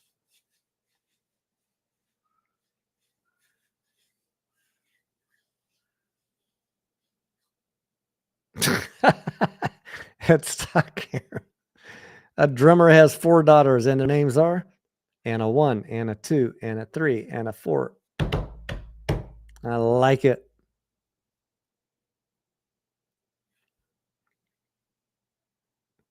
Blazing, what's up, amigo? Christian, thank you. Someone asked where I got this hat. This is it's actually a vintage hat. I did not buy this new. I found it on some vintage hat website. Don't ask me what it is, but it was exactly what I was looking for. And now I want the opposite. I want a black one with probably a black headband. I should not be wearing a white hat in January by Texas rules, but it's the only one that I got. So I'm on the look for a good vintage black hat.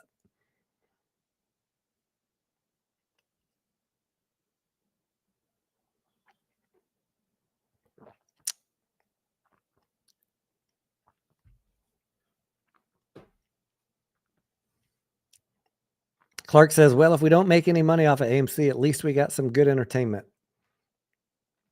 I tell you what, Clark, there is in this whole play, there's been no shortage of entertainment. And I'm not talking my channel, just like, you know what I mean, right? The things we have seen and witnessed and experienced in the last 2 years in this community, sometimes I sit back and say, what the fuck did I get myself into? I just wanted to talk about stocks and help people make money. Now we got to deal with drama and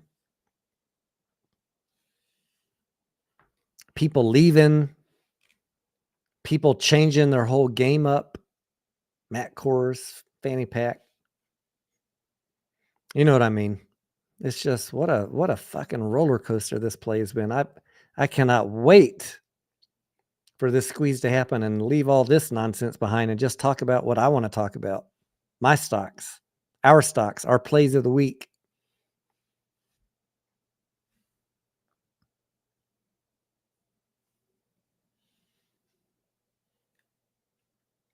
The Nana, the friends we have made and the shills we have seen. Amen. Did you guys see Fanny Pack's tweet today?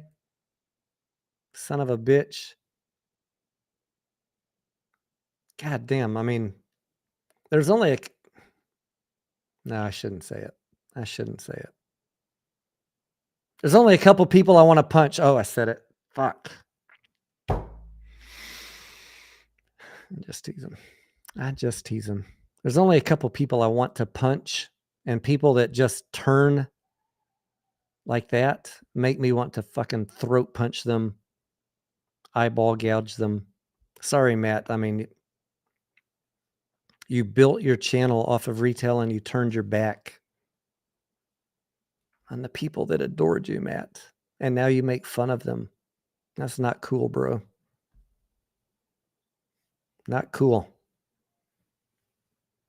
There's educating, there's gently leading them to the right path, but you're just fucking poking a stick up their ass, and it feels like you get pleasure out of it. That's not cool, man.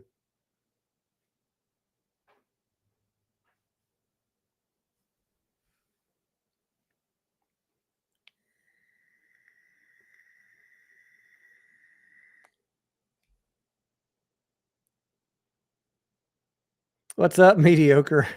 We've really degenerated into some crazy shit in the last hour, mediocre. Please don't rewind. You're going to lose all respect for me. This is the Saturday night fun hangout. I wanted to smoke a cigar, have a drink, tell some funny stories, hear some funny stories. We sprinkled some stock talk in it, but I'm probably saying too much tonight.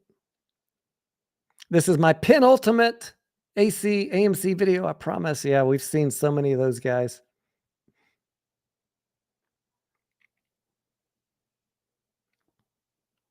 Mediocre says, I didn't know you were live. Okay, so I was on that call with you and the other guys for so many hours this morning. And then I was doing my Lucid and Hellbiz DD. And then I sat down around 4-ish to start filming the video and editing and getting all the screenshots. And I finally got that out around 9:30. I think it was pretty late.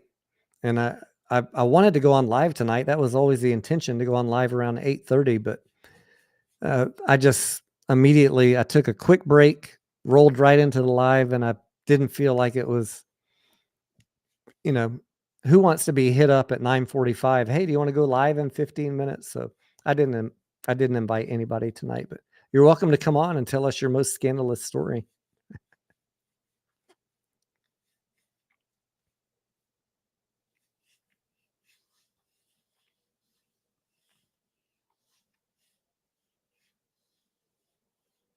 Pat M, good evening to you. Hello, hello. Steven says, I'll come on voice chat with you.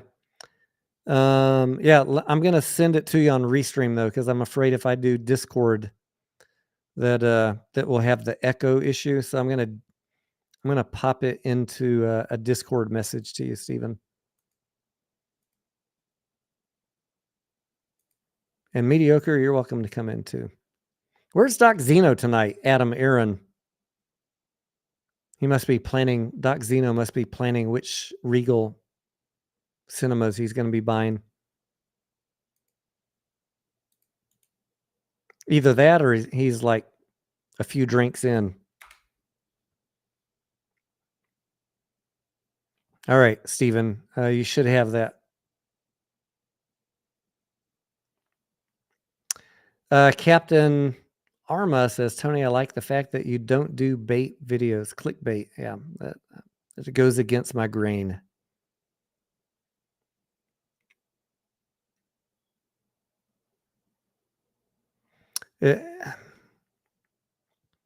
I want, we joke about it all the time in the Discord, like calling out the clickbait, but there's so many other people calling it out.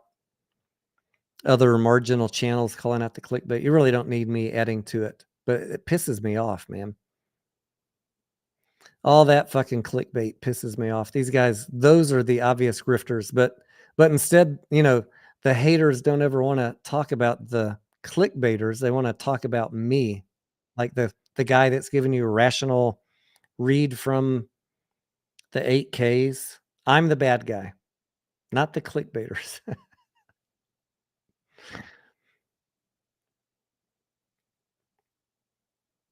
What is my prediction on where Ape lands this week? I just looked at the chart, Justin, and the chart by all technical indicators is looking like it wants to keep going up. The only caveat that I have is I don't know what the market in general is going to do. I'm not super bullish on the market for next week. So even if the market goes down, I'll hope that Ape remains bullish, but I can't tell you. Right now, the setup on Ape looks good.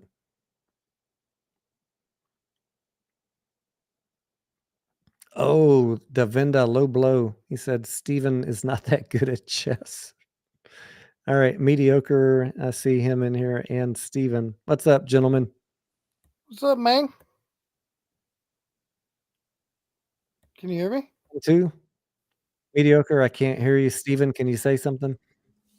Hey, can you hear me? I can't hear. Oh, I probably no. I don't have it on mute. I can't hear either one of you guys. I see you're trying to talk. Steven, can you hear me? Yes, I can hear you. Where is KC Shaw? That is a good question.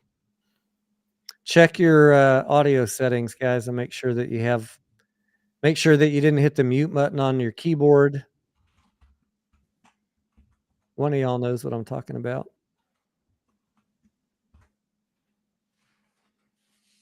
I think Tony's the only one who can't hear me. Can you guys hear them? You guys can hear them, but I can't. Tony's What the messed up. Yeah, Tony. Let me make sure my headset didn't get unplugged. Remember the other night I couldn't even hear my own sound effects? Yeah. All right, now let me check my settings. I bet I didn't go into Windows and set my settings to my headset. Yep. It's my Is that better? Now I hear you. It's You my hear me too? It's my fault. My settings in Windows. Whenever I reboot, for whatever reason, it doesn't default to the earpiece. And there you go. All right. What, you Welcome. catching haters tonight? Huh? What, are you getting a lot of haters? No, not tonight. No. Good. I booted somebody at the beginning, the first 30 seconds of the live stream. This guy that's been coming in and trolling for days or weeks. I don't know. Everybody knew who he was. I have been working nonstop, as you guys know, since 7 a.m. this morning. And when I started the live stream, he said, "Look at him. His eyes are already glazed over. He's already drunk." I'm like, how about the fact that I only sleep like 3 hours a night because I'm working for free for you, motherfucker? How about maybe my eyes are, just tired? Just so you know, Tony, it's 2:15 in the morning. I No, ain't but even slept yet. at that point, at 10 p.m., I had not had 0 drinks. But I am tired, of course. And I've been Yeah, we had a long talk this staring at morning. computers all day. So I just said, you know what, motherfucker? I don't have patience for that nonsense tonight. We didn't even roll the drums for him. I just booted him. Wow. What's the topic been tonight, Tony? Your most scandalous story with the opposite sex. Oh. All right, Steven's like, I'm out of here. Is your significant other within earshot? Nope. All right. I've already told I've told a couple scandalous stories. You got to divulge something. You know this shit's recorded, right, Tony? It is recorded and it will live in infamy. So choose your words carefully and keep it PG-13. There's this one time at band camp.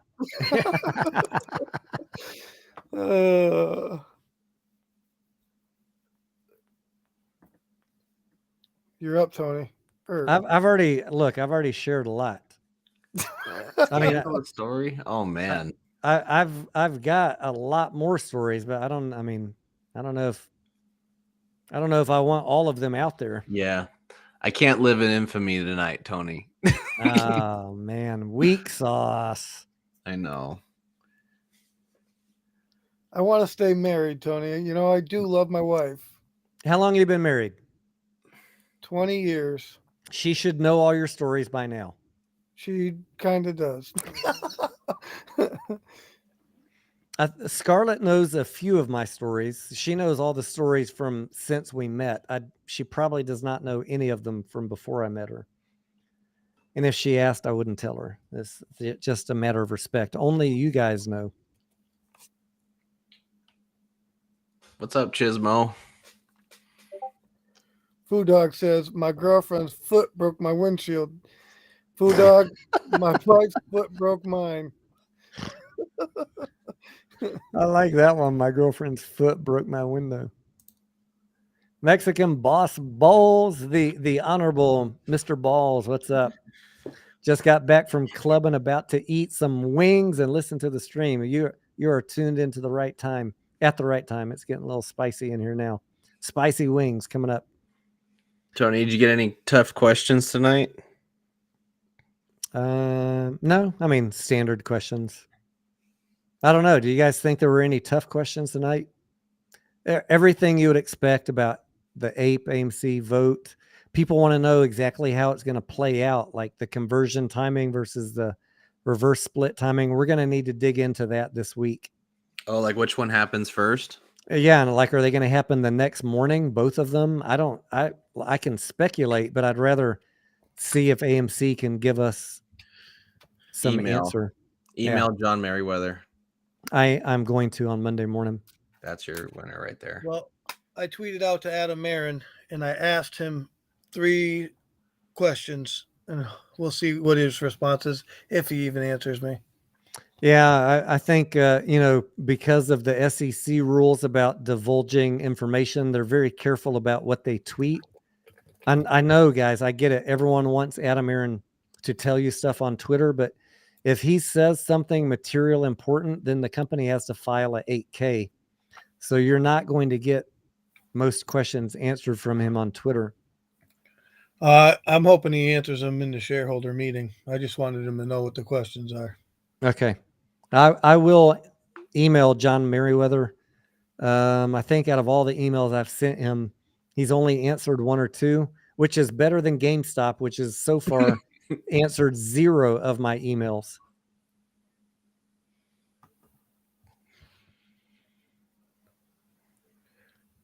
Oh, what were my questions? Hold on, I'll pull them up. I don't remember exactly. Gentlemen, the Vinda washer wants to know if either one of you broke a sink off of the wall in a lady's bathroom. Oh, man. No. He's setting the bar pretty high. I was a loser in high school, Tony. We all start somewhere, Steven. That's right. Christian Princess wants to know what the questions were. Mediocre. Are you ready to open that box? I don't care. They're gonna go find it on Twitter anyways. It's already out there in the. They're good questions. Drop All them. Drop them. So question 1, just so y'all know, this is what I sent to him. How much of the 410 million AMC common stock do you intend to dilute after the reverse split? That was question 1. All right. Question 2 was, are your intentions to make AMC's float back to 550 million? And if so, are you going to get it back by way of forward split or share dilution or both? Please be specific. And question 3, let me find that one now. Question 3 is, if dilution makes AMC whole with no debt, is a cash dividend on the table for shareholders? Please be specific. These questions being answered would help shareholders vote, in my opinion. Thanks for your time. So the reason, this is why Super Steven said that, is because I think that a cash dividend talk, he should have to say something about it. And I think that would help ease shareholders if he could say that, yeah, if we get profitable, then that's something that he could do. And if he doesn't intend to dilute 410 million shares, would help also. I think mediocre, as far as your third question, those are all great questions. I think as far as your third question, even if he paid off the debt, I think we looked at the financials. I wish Sufyan was here. As I recall, we looked at the financials, and even if we didn't have the debt to pay, we still have right now an operating loss. Are you with me? I'm listening. Yep. And since we have an operating loss right now, we're not generating a profit. And so I don't think until we get profitable, would we see the chance for a cash dividend? Does that make sense? Yeah, but I figured I'd put it out there and let them comment on it anyway. Right now, we can't pay a dividend for sure. There's no, that covenant extension that they did, pushing Right. it out till March of 2024. That takes dividend off the table till March 2024 for sure. But in your example, if all the debt were paid off, then the debt covenants don't matter. And then you get into how are they going to pay a dividend? Well, you got to have free cash to pay a dividend. And if they're still losing money on operating income, then I just I'm non-accountant analysis, I would say not likely. I agree, but I had to put it out there and let him Yeah. It's a good let question. him put the stuff in his own words. You know what I mean? If he even will. Davindo says Tony Denaro is in the chat. I didn't want to interrupt mediocre talking, so I answered a question in the chat. It's like 3D, Davinda. You got me on camera, you got me in your ear, and you got me typing. Tony's a multitasker extraordinaire. When I'm working, I'm not kidding. Like if I'm in the bedroom working, like when I was talking to you guys, I got on one device on my iPad, and then I got my my iPhone. I'm either looking something else up or listening to another video or something, and then I got Scarlett talking in my ear. That 3-layer multitasking gets really tough, and I have to tell her to stop talking. I'm kidding. Sometimes I put it on pause. Yes, Christian Princess, March 14th. And you're welcome, by the way, for the questions. March Those 14th. are great questions, mediocre. February 8th is the date of record. You got to own your shares by February 8th. That is the amount of votes you will have. And the vote will be on March 14th. I think he's Tony padding the war chest. I don't think that he's going to use all 410 million. No, I don't either. We speculated. I speculated on that earlier. I said maybe maximum half, 100 to 200 million. Yeah, because you have to anticipate that. What if we go deeper into a bear market? Exactly. You want some in reserve, right? Yeah, you need it. He's probably thinking, hey, guys, worst case scenario, how do we cover our butts for the next 2 years? And 410 authorized sounds about right. I mean, Elon Musk did it, Tony. He was saying, I got to sell my shares if we go into a worse market. He said the same thing. And yet, what's happening with Tesla? It's coming back, right? Ripping. But did you have to go through a period of uncomfortable holding? Well, absolutely. Some people did. That's what I did. I think we talked about that the other night, mediocre, and I talked about it more tonight. Like, if there is a reverse split and if there is a dilution announcement, I want you guys to be mentally prepared. Not you, Stephen, and mediocre, but all of you listening, whether you're live tonight or listening on replay. I want you to be prepared for an uncomfortable period where the price might go down because of a dilution announcement. And that period of uncomfortableness could last several months until you get an 8K saying, or a 10Q saying we sold 50 million or 100 million shares and we racked in $2 billion and we paid off 1.5 billion in debt at a 30% discount, which cost us 1.1 billion. And then you're going to see the stock tick back up because people were scared, dilution's coming, and then, oh, well, they just fucking made the fundamentals completely just changed. Right? I'm just giving you one scenario of many. But in that period between dilution and the 8K or the 10Q, I'm going to predict right now, tonight, January 28th, Saturday, or it's actually the 29th now. You are going to see this community lose their fucking minds. They already started, Tony. On a dilution announcement, Tony?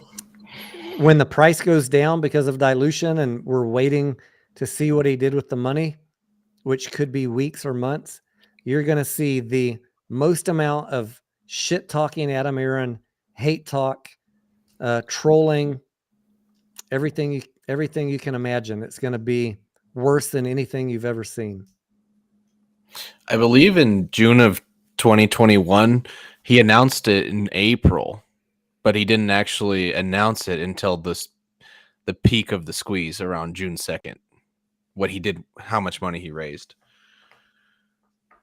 Yeah, well, at that time, people were bullish on the stock. It was cheap as hell, and people had their pockets were flush with cash from the federal government. So we're in slightly a different scenario now. 2 years into the play, everybody's out of money, and they're just tired. They want it to be over yesterday.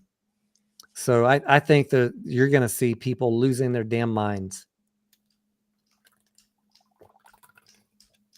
on Twitter and YouTube. Well, I looked at my portfolio today, and I won't be losing mine. Yeah, me neither. We'll be cool, calm, and collected. Emotionless. Right. We'll be emotionally dead, trusting the plan. Oh, you're a fucking Adam Aaron shill. You're paid by Adam Aaron to say you trust him. No, I don't trust anyone, but I can see the plan. I can see the plan. Whether or not he executes to it, I don't know. And if he does not execute to it, just like I'm not happy how he fucked up Ape, I will call him out for fucking up AMC if he fucks it up. But it's either gonna be glorious or we're gonna go down in flames. It's gonna be one of the two. Well, I don't want to defend Adam Aaron because I think that he didn't make a mistake with Ape, but I think the mistake that he made was counting on retail investors. Yeah. I say the same thing. He counted on retail, and we weren't there. We had too many big influencers come out against it. No. What are you gonna do? Water under the I'm bridge. not an influencer. I'm just a regular dude. Oh, Clark says, Tony, what would you have done differently than Adam Aaron as CEO? Oh man, Clark. Oh, that's putting you really on the spot right there. Yeah, that is. Hey, I don't Clark. know. I don't know if I can come up with an on-the-fly answer to that, Clark. I mean, I can think as an executive, and I can game out what he's trying to do. And I think as a steward of the company, he's actually doing the right thing.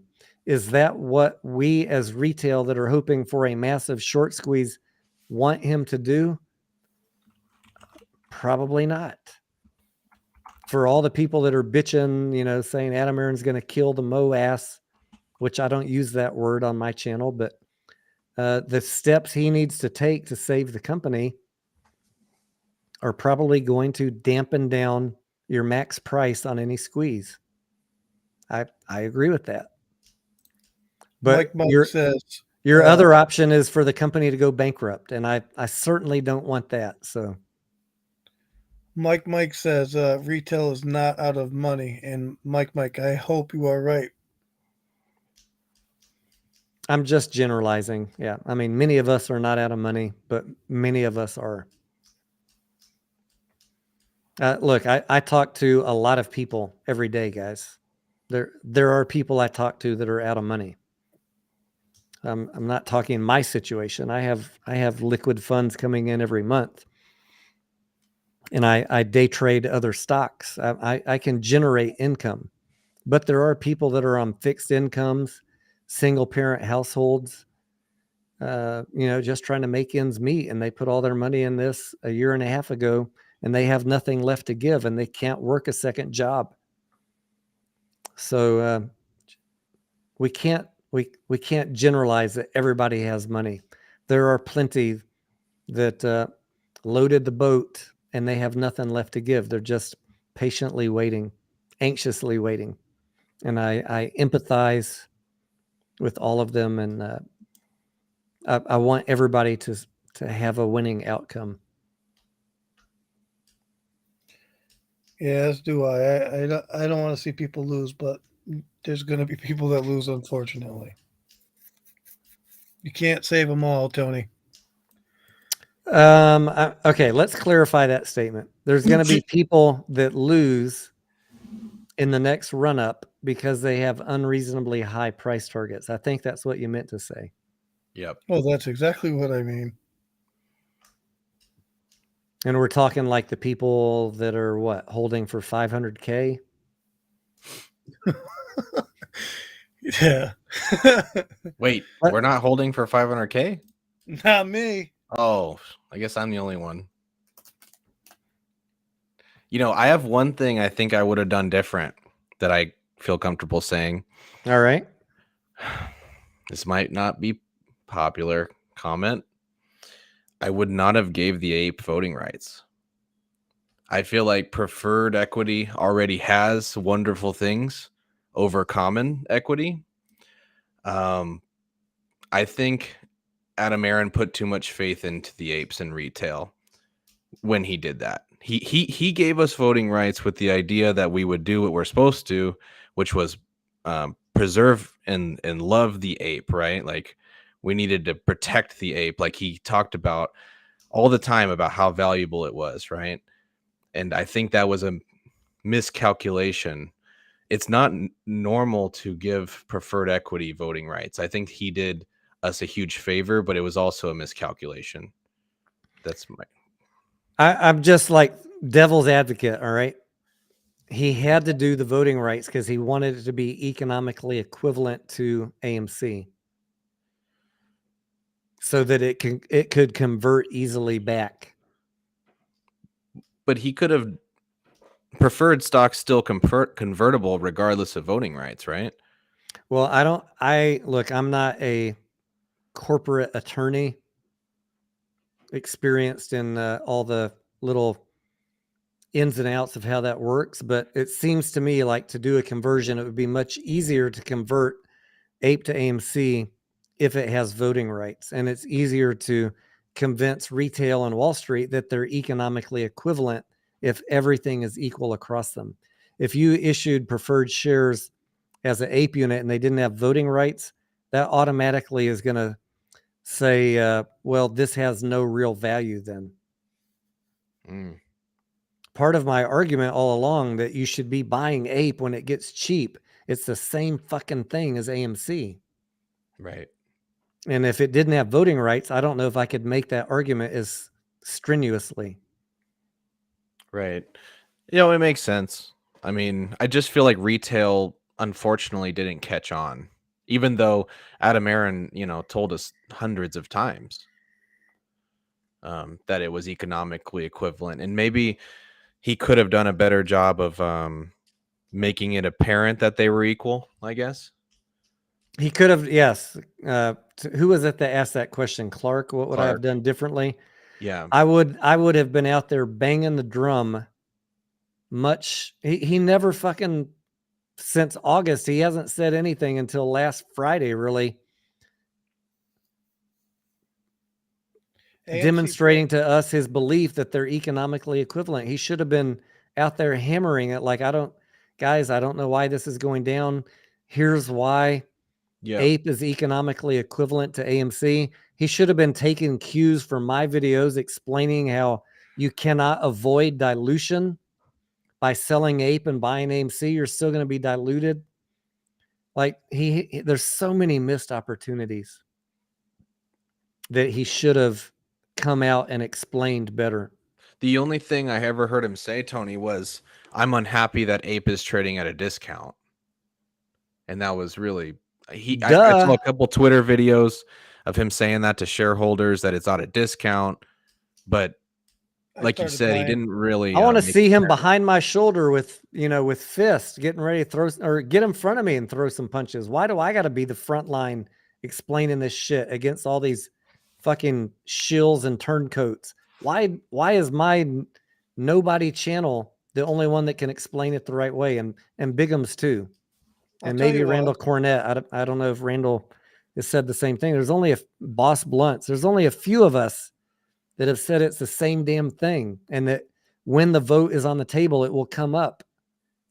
Like we are nothing compared to the big channels, Kevin, Wrench, Matt, and all the trolls and media that said the opposite. Like, why do the small channels the only ones that have common sense? Where was Adam Aaron backing us up? I don't think he can. That's the problem. Maybe so, but he should have been. That's the I would thing have. is we're not one entity like an institution, right? That's I would. I why would he have. can't. I would have told the lawyers to kick rocks. I know. I agree with you, but as long as he doesn't break any laws, I'm good with it. But that's the thing, you know. If he, I'm afraid that he's afraid that he's going to get in trouble for doing what these other CEOs are doing. But they obviously don't give a shit, to be honest. What do they have to lose? Their companies are trash. This is true. I mean, they're gonna be bankrupt in a year at the rate they're going. I'm talking about Genius, Hellbiz. What are the other ones? GTII. GTII and the one that starts Created. They're all going to be bankrupt. Look at the financials. That's not me being bearish on them. They are a complete train wreck, all of them. They have nothing to lose to speak out. They only have to gain. They have to gain from pumping up retail, pushing their stock price up, letting convertible bonds get converted, diluting retail, and getting that debt off their balance sheet. It is a literal pump and dump. And I still applaud them for going after Naked Shorts and hiring Wes Christian. All the applause in the world. But if you don't show us the damn data, I'm going to keep calling you a pump and dumper. BBBY. Another one. Show us the fucking data. You say you've got the proof, show it. Or I'm going to call you out for what you're doing. You're unloading debt, strengthening your balance sheet on the backs of retail. And your company is definitely about to go bankrupt. All of them. The declining revenues, no revenues, CEOs writing personal checks to pay the bills of the company. You should see all the BBBY videos this weekend. Were they pumping it? I don't really watch them, so I just kind of scroll by the title, you know. What? Give me a flavor. I looked this morning. I didn't see too many, but I looked because I want to do a BBBY video tomorrow also. What did they say? Hold on, I'm going to tell you. Let me pull it up on the TV here. And I'll BBBY is 99% in the grave for filing Chapter 11. 99. That's right. There's no rescue. There's no buyers. No CEOs are The interested. credit line's been cut off. They need a fucking miracle from baby Jesus at this point. Why anybody was buying that on Friday, I have no clue. It's just like that is Steven, what do you call the worst gambler in your sports betting book? The worst. The most degenerate gambler. Do you guys got a code name for them? Let me think about it. I'll get back to you. 7 hours ago, Tony. Investors need to know about these 3 bankruptcy scenarios. And then you got 1 day ago, still holding BBBY. Breaking news, January 2023. I just want to ask all the, 4 or 5 days ago when when we saw that the executives converted their RSUs to cash, I said, this is not a good sign. And I got so much back talk in the comments. People, they're going to merge. They're going to merge. They're paying the bonds off early. They're paying the bondholders early. Blah, blah, blah, blah, blah. 11 hours ago. Not one of those people. Stock. Bed Not Bath one and of Beyond. Not one of those people have come back and said, Tony, maybe you were right. They defaulted on their credit line. It's looking more grim. It's This one says- hopium to the end, hopium to the bitter end. Tell me the last one again, mediocre. There's two more. Hold on. This one says BBBY stock, Bed Bath and Beyond. BBY stock predictions. That's that one. Why doesn't anyone talk about this? So obviously, you know where that's going. Then the next one, this one makes me laugh. BBBY stock, massive opportunity. Watch before. Massive opportunity to do this to your account. Like, just put a stick of dynamite and press the plunger. Tony, there's two slang words if you're curious about what you would call an inexperienced gambler. All right. What are they? Pigeon, referred to as an inexperienced player, someone who doesn't know what they're doing. Pigeon. Yeah. And then chalk eater is the other one. Someone who bets chalk is a favorite. Like if you're betting chalk on a game, you're taking the favorite every time. So you're not well versed in the game to know the odds, essentially. So you're just gonna eat the chalk. It's kind of like FOMO. You know, you buy the chalk. That's the high end of everything. Damn, chalk eater. You like that? I don't want anybody to lose money on Bed Bath and Beyond, but if you can't pull your head up out of the sand and read exactly what the company is telling you, I will give you props for being the most degenerate gamblers out there in this current day that we're in, and I wish you the best. But you're literally banking on a miracle at this point. The only There's a miracle I could comment here, see Tony. for Bed Bath is if we get a full blown meme stock rally, then Bed Bath has enough short interest for something crazy to happen. But outside of that, there's still, that doesn't save them from bankruptcy. right?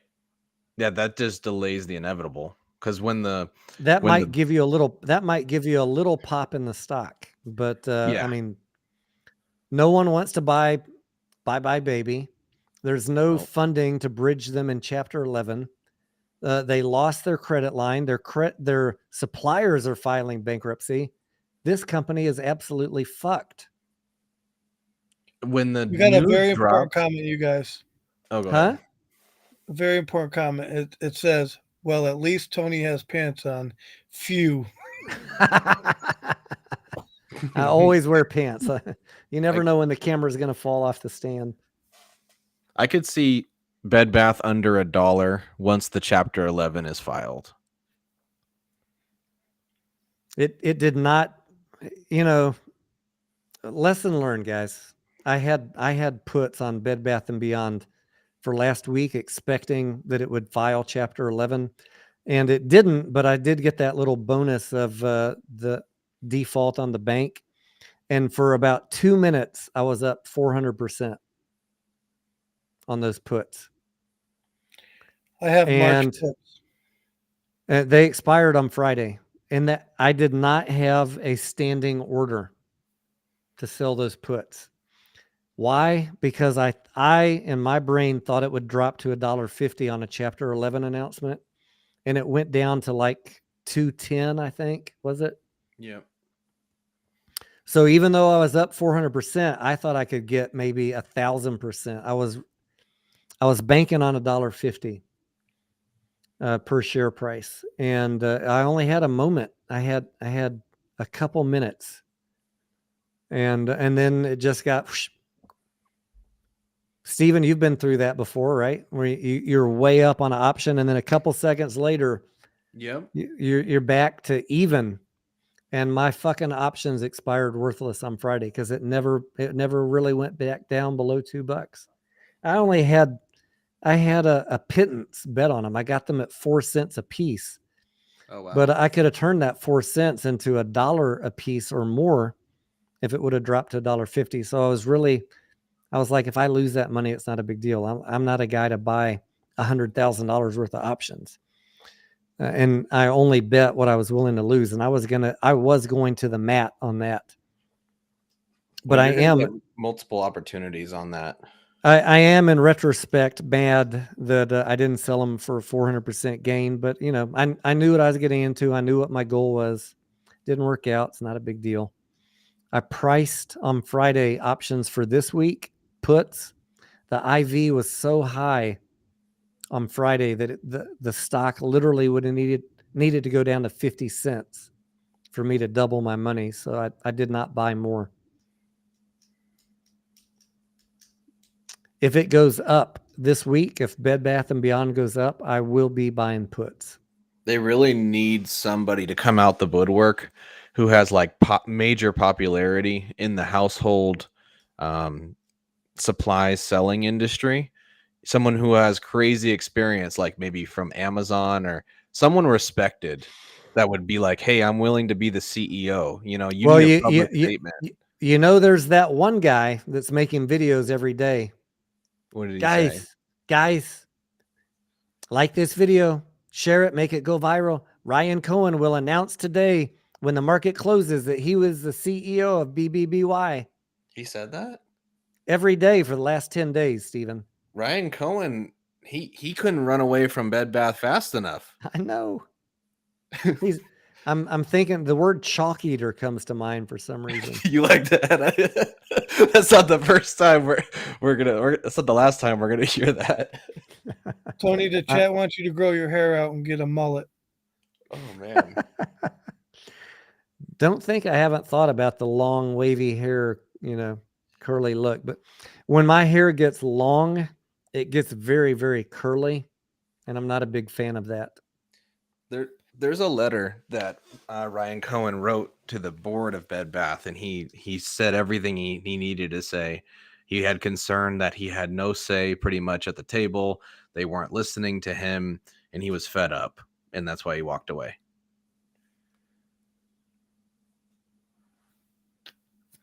Oh, and he called for the CEO, Mark Triton, to be fired, and they didn't fire him until like way later.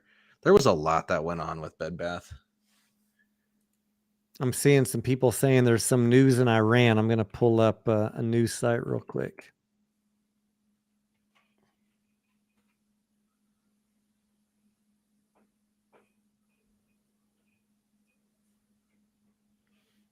Well, that didn't come up with anything.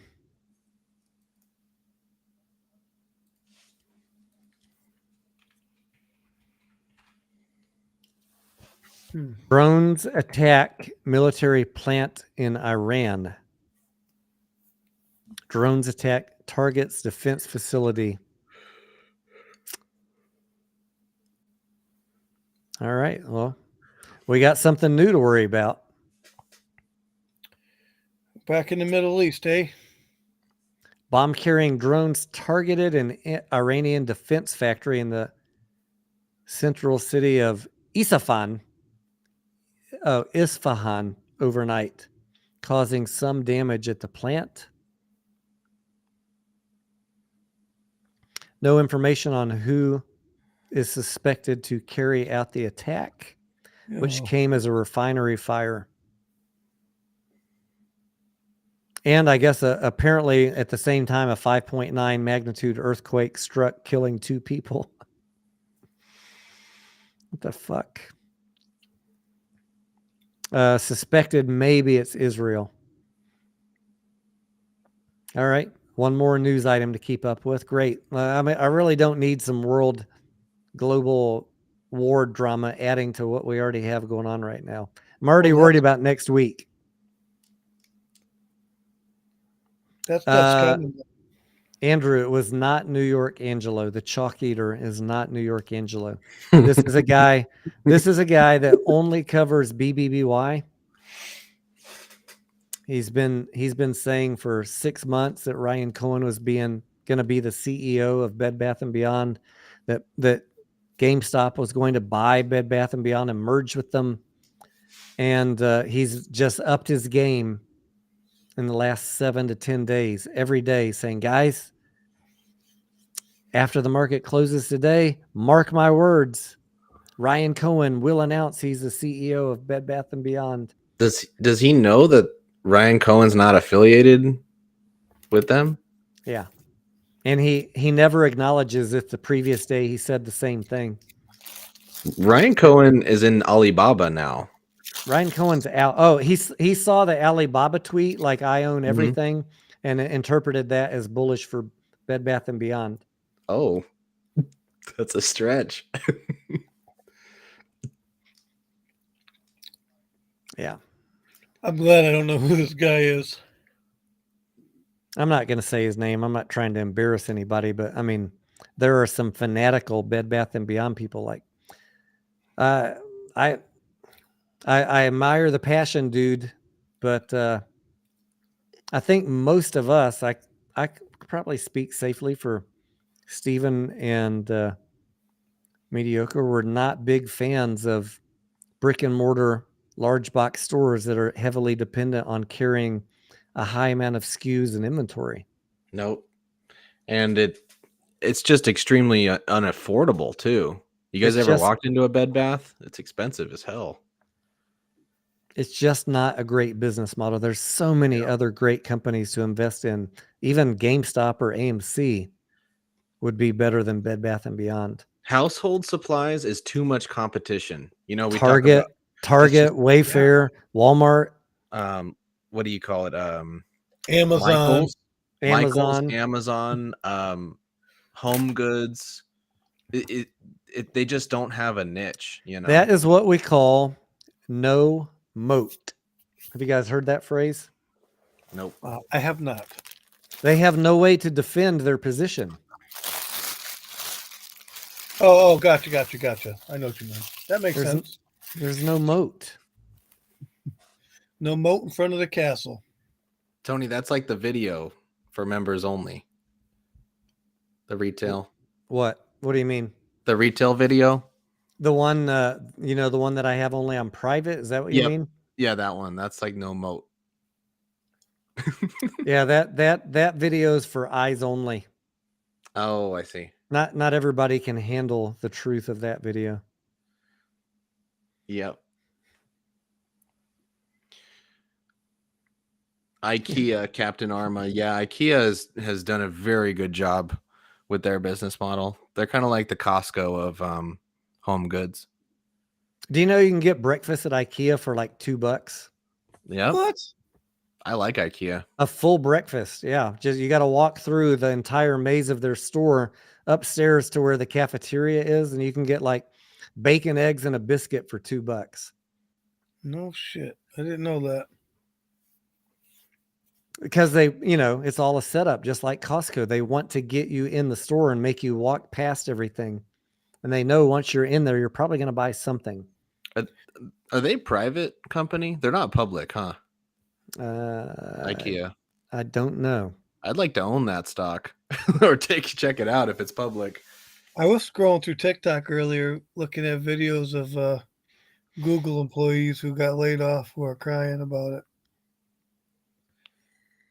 But in all their TikTok videos, they're walking around, not working, getting free food and drinks and stuff on Google. I don't know.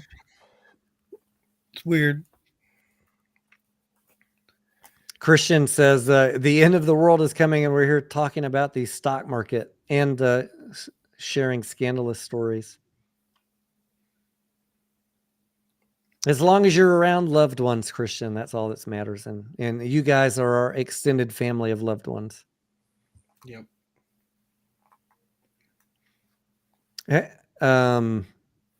This is kind of a macabre question, but like Steven or Mediocre, I don't know if you guys ever think like this, but if you knew that like an asteroid was coming or a nuclear attack, have you thought about what you would do to like get your family close, what you would do, where you would be?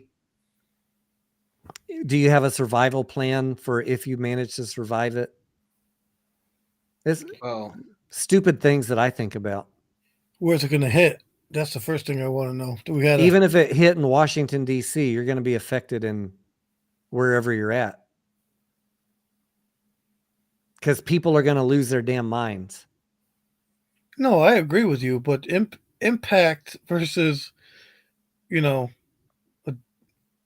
darkness for an amount of time, we'll say. I could live with that, but if I'm in the impact zone, there's nothing to get prepared for. You know what the worst possible scenario is, Tony? Tell me. The Last of Us. That's the worst. I would die by asteroid any day of the week than live through The Last of Us. That's a good show. I'm enjoying it. It's great. I mean, I'll be honest, I'm pretty well prepared. So you're stocked up on bars of gold? Oh, That's a running joke on this channel, Mediocre. I don't own any bars of gold because I've got guns and ammo. I'll come fucking take your gold. I got guns and ammo too. You ain't getting my gold. I got guns, gold, ammo, silver, bows and arrows. I got fucking everything. Oh yeah, I got bows and arrows too. I forgot about that. Somebody comes here, they're gonna be leaving unhappy and silent. My biggest issue would be having enough reinforcements to man every side of the house. I don't have to. My street is loaded with like-minded people. Well, I live in Austin, Texas, so half my neighbors are going to be taken out in the first hour. Yeah. Yep. Okay, so let's do predictions. What's going to be the worst performing stock of 2023? Mullen. I'm kidding. That's a joke for you, Steve. Oh man. Hallie, I'm going to send Hallie an invite also. He wants to join in. The worst. He wants to, I think he wants to tell a Winnipeg story. Yeah, Mullen is not going to I'm sorry for all the people that are thinking Mullen is going to moon. It's going to be a fucking train wreck. Well, wait, we can't go with Mullen. I mean, like something that's valued fairly high. Like Meta was the worst performer for 2022, right? I don't know. I try not to dwell on the losers, Stephen. I don't want to say because I'll get a lot of hate for what I actually think. He's thinking GameStop. Are you an infiltrator? Oh man. You know, I could tell you and give you a reason why I think it. All right, tell us the reason, then we'll try and guess the company. Yeah, there we go. Okay. The reason is going to be because of war, probably, and we don't have the valuable commodity here in the U.S. yet. Enough of it to continue production. What's up, Hallie? Hey, what's up, fellas? What's up, buddy? Hey, Not much. You guys hear me okay? Yes, sir. You're joining us from Canada, right? You betcha. I actually invested in a new microphone because last time you and I did this live, I had this like bootleg microphone from like the late 90s or whatever. And I listened to the stream after I was on it. And I was like, I sounded like Tony dropped me down a sewer. And like, I was like, how could anybody even hear me? So hopefully the audio is a little better. It sounds, I'm going to say it sounds excellent at the moment. And I promised you a camera. So here we go. And you got Kramer back there supervising the operation. I like Kramer. So not Jim Kramer, right? That's Seinfeld Kramer. Oh yeah. Yeah. Right. I love that dude. Yeah, and don't mind the mess over there. My wife and I were sharing an office for a while, and the joke now is she has a corner office. She's way down at the end of the hall. So now I got my own space, so that's all going to be turned into some kind of man cavey kind of thing. So hopefully you didn't hear my horror story about what happens when you have a shared office. No, I didn't. But every story I've heard has always been bad, right? And it usually, I think one actually ended up in divorce, and possibly some computer components flying across the room. But I haven't really confirmed that yet. All right. When you are ready for a laugh and are like, oh my fucking God, did that really happen? You know, rewatch this video a couple hours back and hear what happened to me with my buddy that I shared an office with at our corporate job. No, for sure. For sure. I did make you a promise. I will keep it up because, Mediocre and Steven, I gotta say, I'm a little disappointed you didn't have a sketchy story. I understand Mediocre, though. You don't want to get in trouble. I get it. So the Winnipeg story is I just started with Kimberly Clark, and, I was covering all of Canada at this point. And I live in Ontario. Manitoba, where Winnipeg is like one province over. So, Tony, I'm going to ask you this question. Back in your corporate days, do you remember trade show life? I can't say that I do. Is that a trade show? Yeah, so there was like this big trade show we were doing in Manitoba, and after it all, we were all drinking, and we were a bunch of them were staying at the Delta Hotel, and some were staying at the Holiday Inn, which were basically like side by side. And I was a new guy. I just got my nice little green Amex, had freshly broken in, so we're sitting there drinking at the bar at the Delta, and then these girls from the East Coast show up. Shout out to the East Coast girls, by the way. Pray to God my wife doesn't hear this. Anyways, so we're sitting there and we're drinking, and I'm like, hey, I'm going to start buying this girl some drinks, right? And we're starting to, running up the tab and stuff like that. And I was at her hotel because I was at the Holiday Inn and we're at the Delta. And so I was like looking over, I was like, hey, I don't know this hotel too well. Like, can you tell me like where the washroom is around here? And she's like, yeah, it's room 219. I'm like, boys, see you later. I'm out of here. Yeah, you keyed in on that real quick. Mm-hmm. I didn't Very wait. nice. Very nice. So the Vancouver story, I'll give you a 2-for-1. God, Jen's going to kill me if she can hear this. So this was like, I was traveling with the guy I was replacing. His name's John. And we went out to Vancouver. And for those of you who don't know Canada too well, like Vancouver's kind of like a international hub for trade shows. So we were there and there was a whole bunch of trade shows going on all in the area and stuff like that. And John and I went out for dinner one night. And we went to this like sushi bar on Granville. And I'm sitting down and he ordered this thing that looked like a bouquet of roses. And I was like, what the fuck is that thing? But anyways, this Asian lady sat down beside me and we started kind of talking a little bit. And then I got her number. And I don't know if anybody here is from Vancouver, but I was staying at like the shittiest hotel. Like that's all I could get. It was like a Comfort Inn right off Granville. It was like literally I was in a closet. And the next night she's at my hotel, but here's where I never lived this down. Her last name was Suzuki. So every time John sees me, he says, so have you taken out a Suzuki for a test drive? And I'm like, I can't get away from that. I will never live it down. But, as I get older and, wearing the dad sweatshirts now, I'm not as crazy as I used to be. So your first story reminds me of a movie, which I can't remember the name of, but it's got, who was that guy from Hangover that lost his tooth?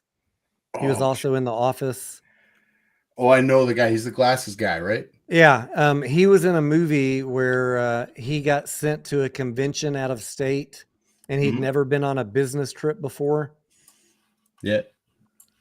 Ed, what's his name? Ed. I'm looking it up as we're talking, actually. Ed something. He's like the right guy on the poster, too. That fucking movie was hilarious. All the shit that happened to him on that business trip. The convention with the boys and the girls from the East Coast. Yeah.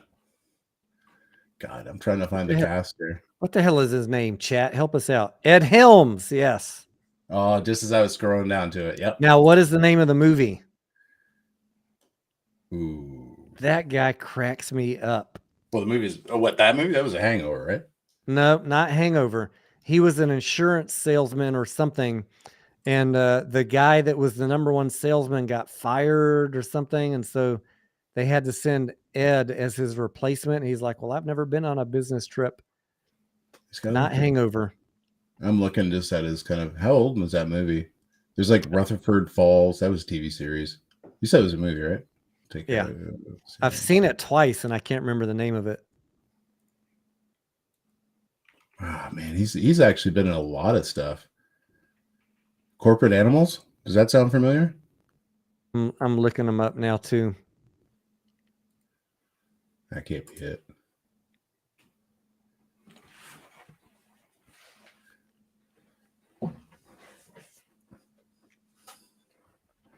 By the way, did you get that article I sent you too? Cedar Rapids, that might be it. That sounds familiar. That's what chat says. Yeah. Mickey Butters. Guys, if you want to see a funny Ed Helms movie, watch Cedar Rapids. I'm going to pull it up on Google and make sure that's it. 2011. Yeah, that's the one. I'm looking right at it. It's got that other dude too, John C. Reilly. Yeah, see, Yeah, he was your typical slap the back salesman, like anything goes. Yep. You want to do 10 shots of Patron? Let's do it. You know. You want to jump in the pool naked? Hell yeah, let's go. What are you waiting? John C. Reilly cracks me up, man. He was like, what do they call it? He was like the biggest typecast guy for the longest time, and then he finally broke out, and now he's on his own. I would love to meet him in real life. You, I'm going to ask, like, you didn't act with him in any of your movie credits or I anything did not like that? act with John C. Reilly in any of the films that I've done, no. It's like the oldest joke now on your channel. Man, I gotta send you, like, I gotta take a picture, like a screenshot, send it to you. If you could autograph it and send it to me, be awesome. I'll put it up beside Kramer. So somebody's saying that would be hilarious if you guys start joining the chat and you got a picture of me from one of not the bad movies that all the trolls give you the links to, but I actually have a couple of good ones. If you could get like one of my good headshots from one of the good pieces that I did and then hang it in your background and then I have you on the live stream, that would be fucking hilarious. Tony, I totally do it. I do it for free. Fucking autograph. Take your signature and stick it right on there. I'm going to send one to Massalorian and make him put it up in his backdrop. Freaking awesome. I think I saw Houston Wade rents out a spot. You can put it up there. For a super chat. I don't think he has too many super chats, so I think he'll be up there for a long time. Even better, I should just put one on my backdrop. Oh, yeah, that'd be mint. So, hey, I know I'm coming in late. I saw you guys start talking about BBBY, and I'll be honest, I am so far out of that play. I don't want to touch that with a 10-foot pole. But did you get that article I sent you? The CBC article? I know you sent me something. I'm still trying to catch up on shit. I haven't read it yet. Yeah. So for those Canadians will remember this. There was a company called Home Outfitters in Canada, and it sounds like what I'm reading with BBBY is a similar roadmap. And I haven't done a lot of DD yet, so just please take this with a grain of salt. But the Home Outfitters was owned by a company called HSBC, which is Hudson Bay Company. They own that. They own another company called Zellers, which I'll talk about that in a sec too. And then they own Home Outfitters, which was exactly the same as Bed Bath & Beyond. And I actually have a Bed Bath & Beyond down the road from me. And every time I go in there, I'm afraid I'm going to drop anything because it's so goddamn quiet. I feel like I'm at a library and I'm going to get in trouble. But anyways, they kind of suffered the same thing. Like at that time, HSBC kind of took advantage of their customer base, never really upped their product game on the Zellers side, which was their Walmart version. And then the announcement came that Target was coming to Canada. And as soon as that announcement happened, Zellers went, basically by the wayside. And it's actually now that Target's gone, it's making a resurgence. They're going to be opening like 25 stores or something. But Home Outfitters also suffered the same issues that BBBY is, in increased competition with Walmart, increased competition now with Target coming. And then there was also, at that point, Amazon really didn't take off yet. We didn't have even at that time fulfillment centers in Canada. So it was all kind of new. And I'm going to do some more DD on it. But I think even though we're talking about maybe like 39 stores in Canada, I think there's kind of like a roadmap there, because they're the exact same businesses, right? They cater basically to anything to do with your home, towels, tissues, whatever you have. Right. So I think I'm going to do some DD on it because I think there might be something underlying there as a roadmap to where BBBY could be going. All right. Is that something related to what you DM'd me? Yeah. So I sent you the news story. So when they actually closed, it was 2019 that they closed the stores and then just shut it all down. I don't think it's ever coming back, to be honest with you. And what I'm starting to see a trend on is U.S. companies. And this is the other thing I think would be an indicator for BBBY. is if you see them start to close Canada down. Because what I'm noticing is that there's some restructuring going on with the US based companies. The latest one I saw was Lowe's. And I don't know if you saw the article on this, but going back about, I'm trying to think how long they've been here. It's like 6-7 years ago, Lowe's came into Canada. Between their government payments, because you do have to pay the government to come up here if you're a US based company. It's really weird. And that's partly why Target failed, is they had a high overhead because they had to pay to come into Canada. But then also Canadian government has regulations on product. So it was really regulating what Target could carry. And it had to be like something like 60-70% of the product in their stores had to be Canadian based. So we didn't get all, like, I go to a Target in the US, it's 1,000 times different than coming here. But going back to Lowe's, they paid $1.6 billion overall. Now, the only thing I don't know if that number includes is, does it include the acquisition of a Canadian company called Rona, which was a Canadian-based home supply company. And they recently, and you can look this up in the news, I think it was about 3 months ago, they just sold to a private equity firm the whole Lowe's basket for $400 million. So they just basically wanted to get out of Canada. But I mean, it's not going to put a big dent in their number because it was only about 2-3% of their overall revenue. What happens to the Lowe's brands that are in Canada? That was the big question. Like, how are they going to operate still as Lowe's? So what they're basically doing is that the headquarters has now been moved to Montreal, and they're going to go under the Rona flag. So you're going to see all the Lowe's stores start to convert over to the Rona brand, because they were doing something really stupid in Canada. Is when they bought Rona, instead of putting them under the Lowe's brand, they kept it under Rona, even though it was public knowledge. Everybody and their uncle knew that Rona was owned by Lowe's. And so even in my town here, I can literally stand out in front of my Lowe's, throw a rock, and hit the Rona. So now you're paying double operating costs because you're operating two facilities literally within 2 minutes of each other. So that's what's eventually going to happen. And the rebranding hasn't started yet because this is all like 3-4 months old. But I think that could be a good indicator, because the other thing we have, that I guess the other headwind that BBBY would have in Canada is our current exchange rate is about 1.38 on the Canadian dollar right now. So if we want to, for every US dollar, we got to come up with $1.38 basically. So I think that could be a good indicator of kind of the next steps if they start to contract the BBBY business in Canada.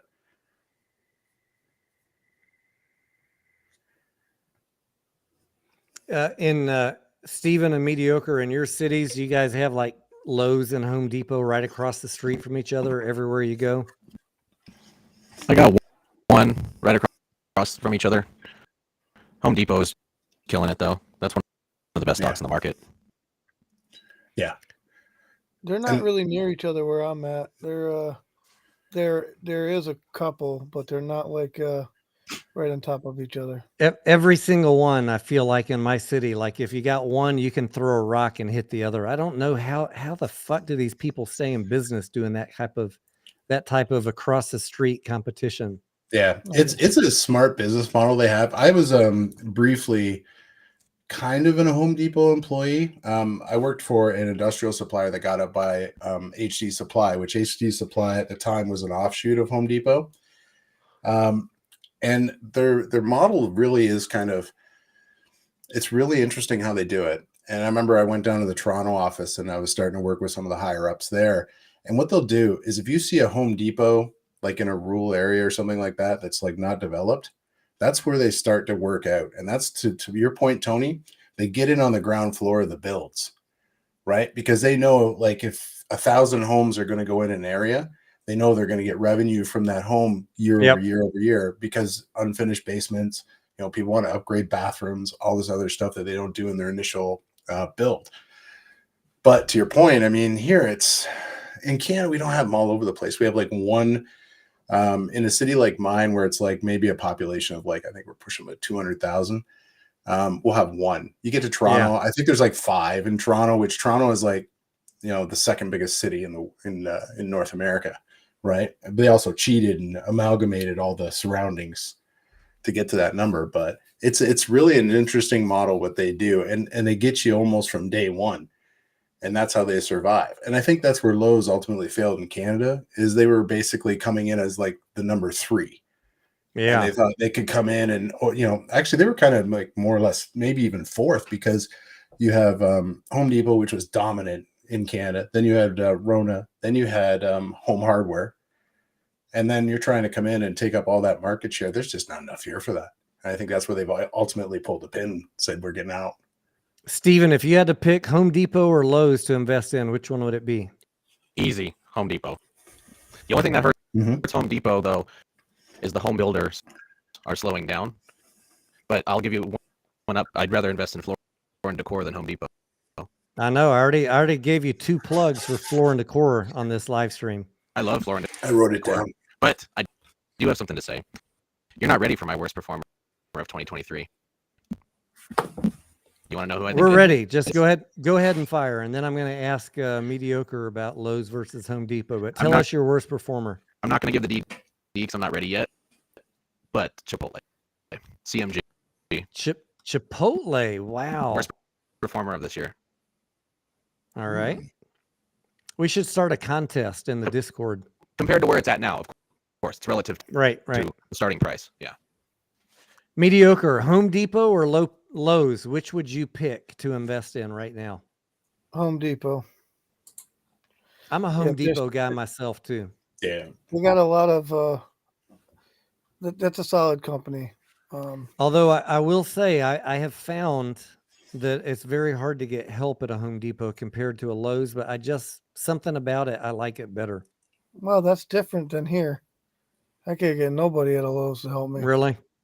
Swear to God. We honestly on the same boat, Tony. It's like if you go to Home Depot, I remember I was doing the drywall actually for this room.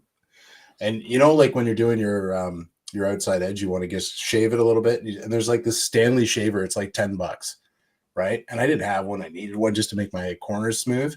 I go into Home Depot, and this guy didn't even know what I'm talking about. I go over to Home Hardware, and I like literally first guy I found. I was like, "Hey, this is what I'm looking for. It's by Stanley. It's for doing my outside." He's like, "Yeah, it's over here. Come on, let's go." And that's why I think like Lowe's was smart in Canada, and this is I'm right there with Mediocre. Is the Home Depot people? Or sorry, with you. Sorry. Home Depot people, they seem to just take any warm body off the street. Lowe's tries to get people that have some experience. So if you go into like their plumbing section, they're great. I mean, Tammy that works in paint, I know her really well because I've painted the entire house and I was in there for like 2 weeks straight. But they know what they're doing, right? And that's the key. So just Charles says invest in Home Depot, but shop at Lowe's. He's not wrong. That goes against my grain, though. Like if I'm invested in the company, that is the only place I'm going. Mm-hmm. So These Tony, people that say I'm holding AMC, but I'm going to a movie at Regal tonight. You are a fucking traitor, sir.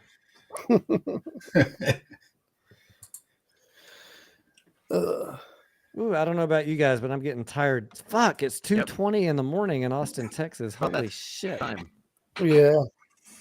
I would have come on sooner. I didn't think you were going to be up because you were kind of like, when I was thinking about messaging you, you were kind of like, maybe I'll spend like a couple more minutes on here and then I'll go hang out with Scarlett. And I'm like, okay. I always tell her I'm going to do a live stream for an hour. And then like 4 hours later, here we still are cracking up. Yeah. But all right, this has been fun, but I'm going to do more DD on that Home Outfitters I was talking about, Tony, and then I'll share my thoughts with you in the Discord. All right. I'll check your message in the morning. Yeah. Let's take 10 more minutes of questions for myself, Steven, Mediocre. I have nothing to contribute. Don't ask me anything. I am just Tony is the brains of the outfit. I show up every once in a while and say, here's a market trend. That's it. Nana hanging out with us in Florida, East Coast time. What city in Florida again, Nana? Mike. Cheers, buddy. How much do I got left? I got a little bit left to cheers you with.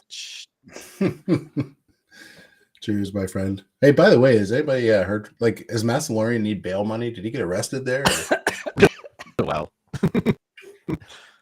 I called him twice on Friday morning and he didn't pick up. And then I just decided not to bother him. So, well, I mean, they don't let you have your phone in the holding cell. So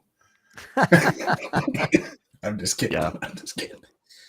Tony, it's also on my radar for Worst performer? Your mic is starting to cut out, Stephen, for some reason. sorry. I mean, no, but go ahead and talk, but you just sound like a robot. Palantir. What is? Tell me, Palantir. I was gonna throw that out there, but I'm not 100% certain about it being a worst performer. All right. Massillorian is You guys certain it's still going to haven't be figured out mine yet? Is it something to do with semiconductors? No, but you do have to dig up the material. HYMC? No. Something to do with lithium? Yes. Tesla? Nailed it. Do you think it's going to be the worst performer? Okay, where's the number one mine for lithium? It's somewhere in, is it South America? No, it's in China. Oh, China. There was talk about there's a lithium deposit somewhere, and please take this with a grain of salt because I'm catching this second wind, but there was a talk of a lithium deposit up in like northern Ontario, like where the nickel belt and all that is. But I even if we do have it, I mean, I can't see Trudeau allowing anybody to drill because of his green policies. They're going to try and do a lithium mine in South Carolina or something. I don't know for certain what. I think it's South Carolina. It's either South Carolina or North Carolina, one of them. Angelina, good morning to you. She said she just woke up. Nana Ape says she's in Seminole County, close to Orlando. You need to, I need to see a picture, Nana, of you and Phil for real together. He's right there in your backyard in Orlando. So, yeah, I mean, we do need more lithium mining in the United States. And I'm sure as the demand for lithium goes up, we will see more of that. United States is a very small producer of overall lithium production, to Mediocre's point. I did not know China was the number one. Actually, I checked too. Canada is like one of the U.S.'s biggest aluminum providers. The biggest deposit. Every time I'm looking into gold mining, DD, I always end up in companies that are in Canada, Hallie. Mm-hmm. Yep. The biggest lithium deposit is in Afghanistan. Okay. That's the one where the children work? No, that's the one where we left all of our equipment behind. Or was that, am I thinking of cobalt? What was the one that Joe Rogan covered, or is a bunch of children down in a hole in the ground? That was my mine I have in the backyard. Don't tell anybody about that. Is that a diamond mine? There's a lot of kids that mine for diamonds. It's it is a strange situation because a lot of people say, well, we need to shut this down. We can't have these children mining stuff. But literally in these countries, there is no other way to generate any income. And you shut them down, you're going to be depriving people of income, even if it's horrible conditions. I don't know what the best answer for that is. You're not wrong. I remember, was it Valley Inco, who is one of the biggest mines up in Sudbury, Ontario? Because that's basically, Sudbury is like the nickel belt. They actually have a huge nickel, even to celebrate it. But when they shut down, that town was a ghost town. Jobs were, I mean, there was nothing going on. It was just decimated. I hate to see people working in inhumane conditions, but I mean, not everywhere is a UK or a Canada or the US. Some of these people are thankful to be able to put food on the table every night, and they don't mind working. What's their other options? Starve? Yeah. Especially like you're in a town like Sudbury where the closest metropolitan town is like 4 hours away. We're like, how are you going to commute and find a better job without, uprooting your house and family? Yeah. It's sad. I get it. Maybe we should all stop spending so much money on wasteful government spending and military and, actually help other countries out. Well, I don't disagree with you on that. Like we're helping. Never mind. I'm just going to shut up. Don't go there. I know what you're going to say. Yeah.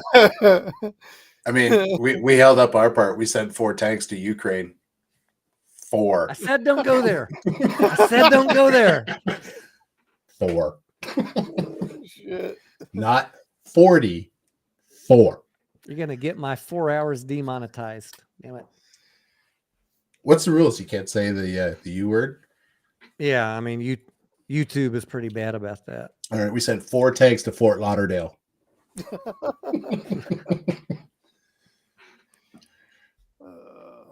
Someone's talking about Antifa protesters. I came across the funniest short video on YouTube. Sometimes when I just need a break from work, I'll flip on YouTube Shorts and just scroll through them for 10 minutes.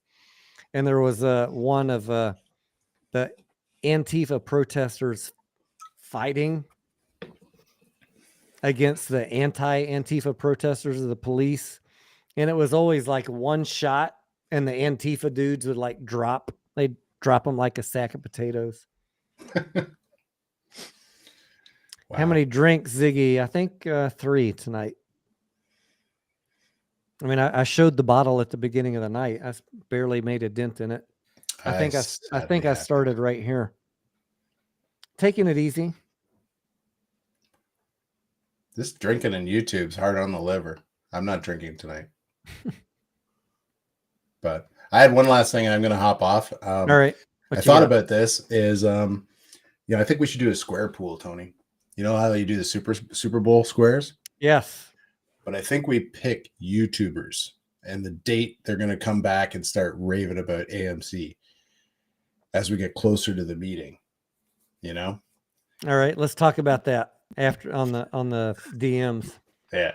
But I'm waiting for the return of Trey. I think he was silenced. Really? Yep. Yeah. But in the Discord, I think we should do a Super Bowl square contest. Yeah, it'd be fun. That'd be fun. Hey, who's your picks for tomorrow? Who's your pick for tomorrow? Mostly San Francisco players. Yeah. I'm either gonna soar back into first place or I'm gonna drop to the bottom. Yeah. I thought whoever won that Cowboys San Fran game, that's my pick for the Super Bowl. And so San Fran's my pick to go all the way. All right. Well, wish me luck tomorrow. All right. Mediocre Steven, thank you very much for having me invade your privacy. And Tony, always has a pleasure. All right. Thanks for sharing the scandal stories, and hopefully your wife didn't hear you. I hope. I'll know in a minute. And I'll update you on that other thing. Like I said, I think there's a roadmap there somewhere. If she did hear you and you need some tips of how to get control back of the situation, just let me know. Have you met my wife? She has baseball bats, Tony. Baseball bats. 4 of them. Good night, everybody. Thank you for letting me. You've already lost, my friend. I know. I'm a wounded man. I'm 48, man. I got nowhere to go. Guys, thank you very much for Have a good night. Be a guest Thanks in your house. Thanks Appreciate for checking in. Good night, buddy. Yeah. Let me get out of here anyways. It's nuts. Just hit the leave button in the top, probably. There it is. All right. See you guys. And by when I say you've already lost, I just meant, if you're scared of 4 baseball bats, you've already lost. That's right.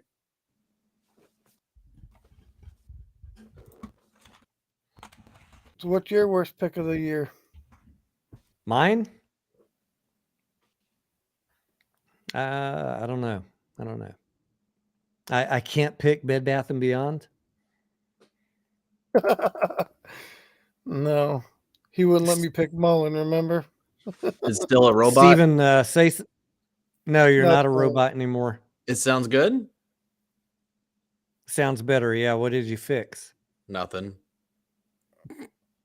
Just hanging out. Maybe it was maybe it was Hallie coming in. I don't know. Yeah. Just do it. Thank you for tuning in. He says, have a good one. Thank you. YouTubers who are going to come back. That's the topic.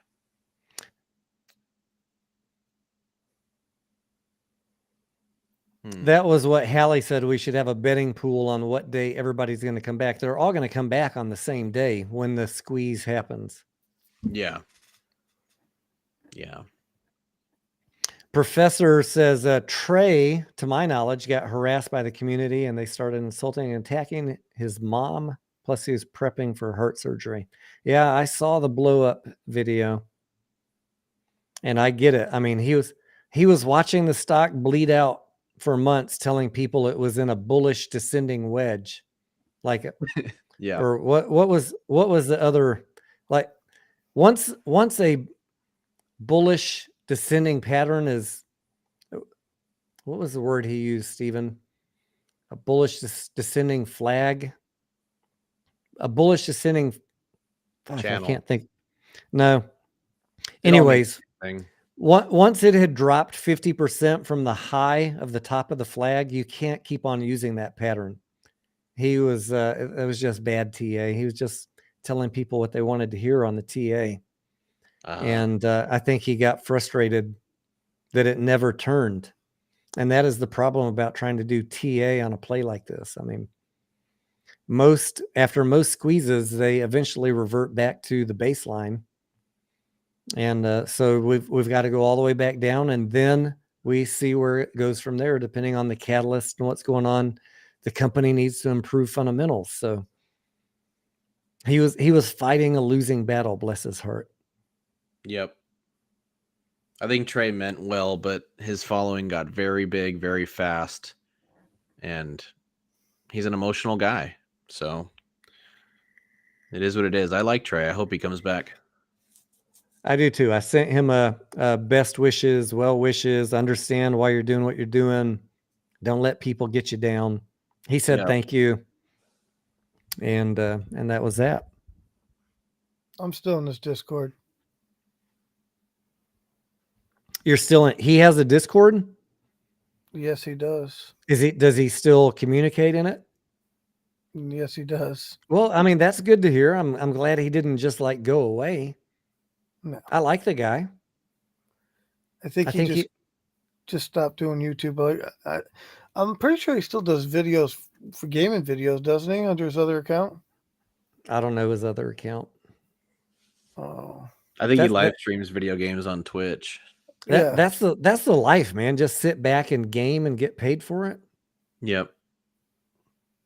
That's the dream we all aspire to, right? I mean, he had to follow, and it wasn't hard for him to do. Yeah. He is entertaining. I mean, the guy's he's a ham. I do like him. He's a good dude. I don't think that his intentions weren't bad. Yeah, I agree.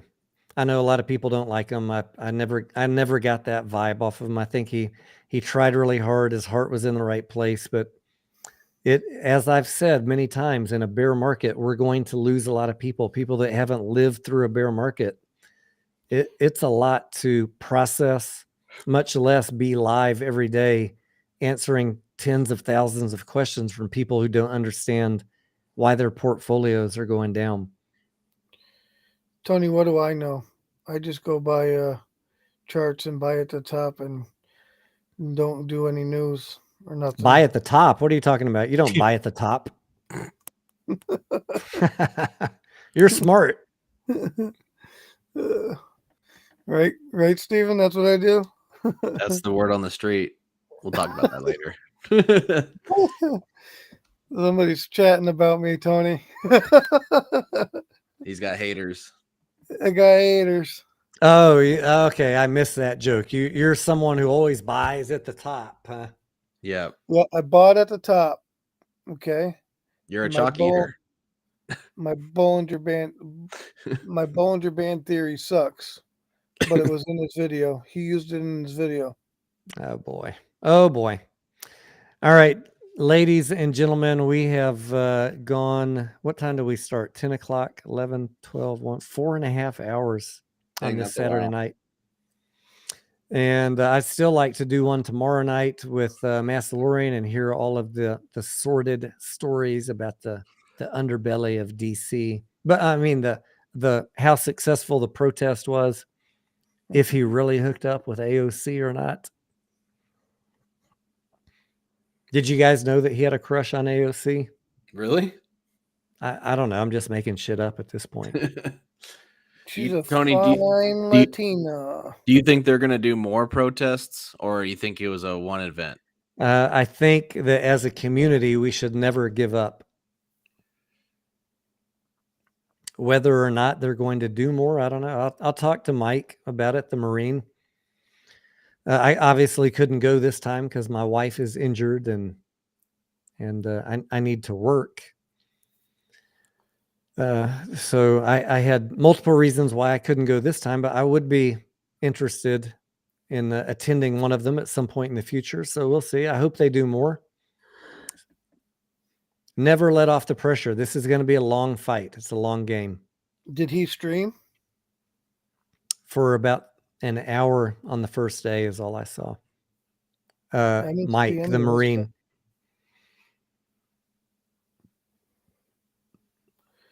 Yeah. All right. All right. Mediocre. Thanks for coming in. Steven, thanks for coming in. Admins, Pam, Angelina. I'm sure I'm forgetting a few. Everybody that's got a badge by your name. You guys are the real OGs for supporting the channel. All the subscribers to the channel. Thank you also for your views. Go watch the Hellbiz video. That will help out the channel a lot. Yeah. If you don't care about Hellbiz, like I said, just put it on 2x speed and mute. It'll be over in 7 minutes. And tomorrow, the plan is I want to go see a movie with my wife.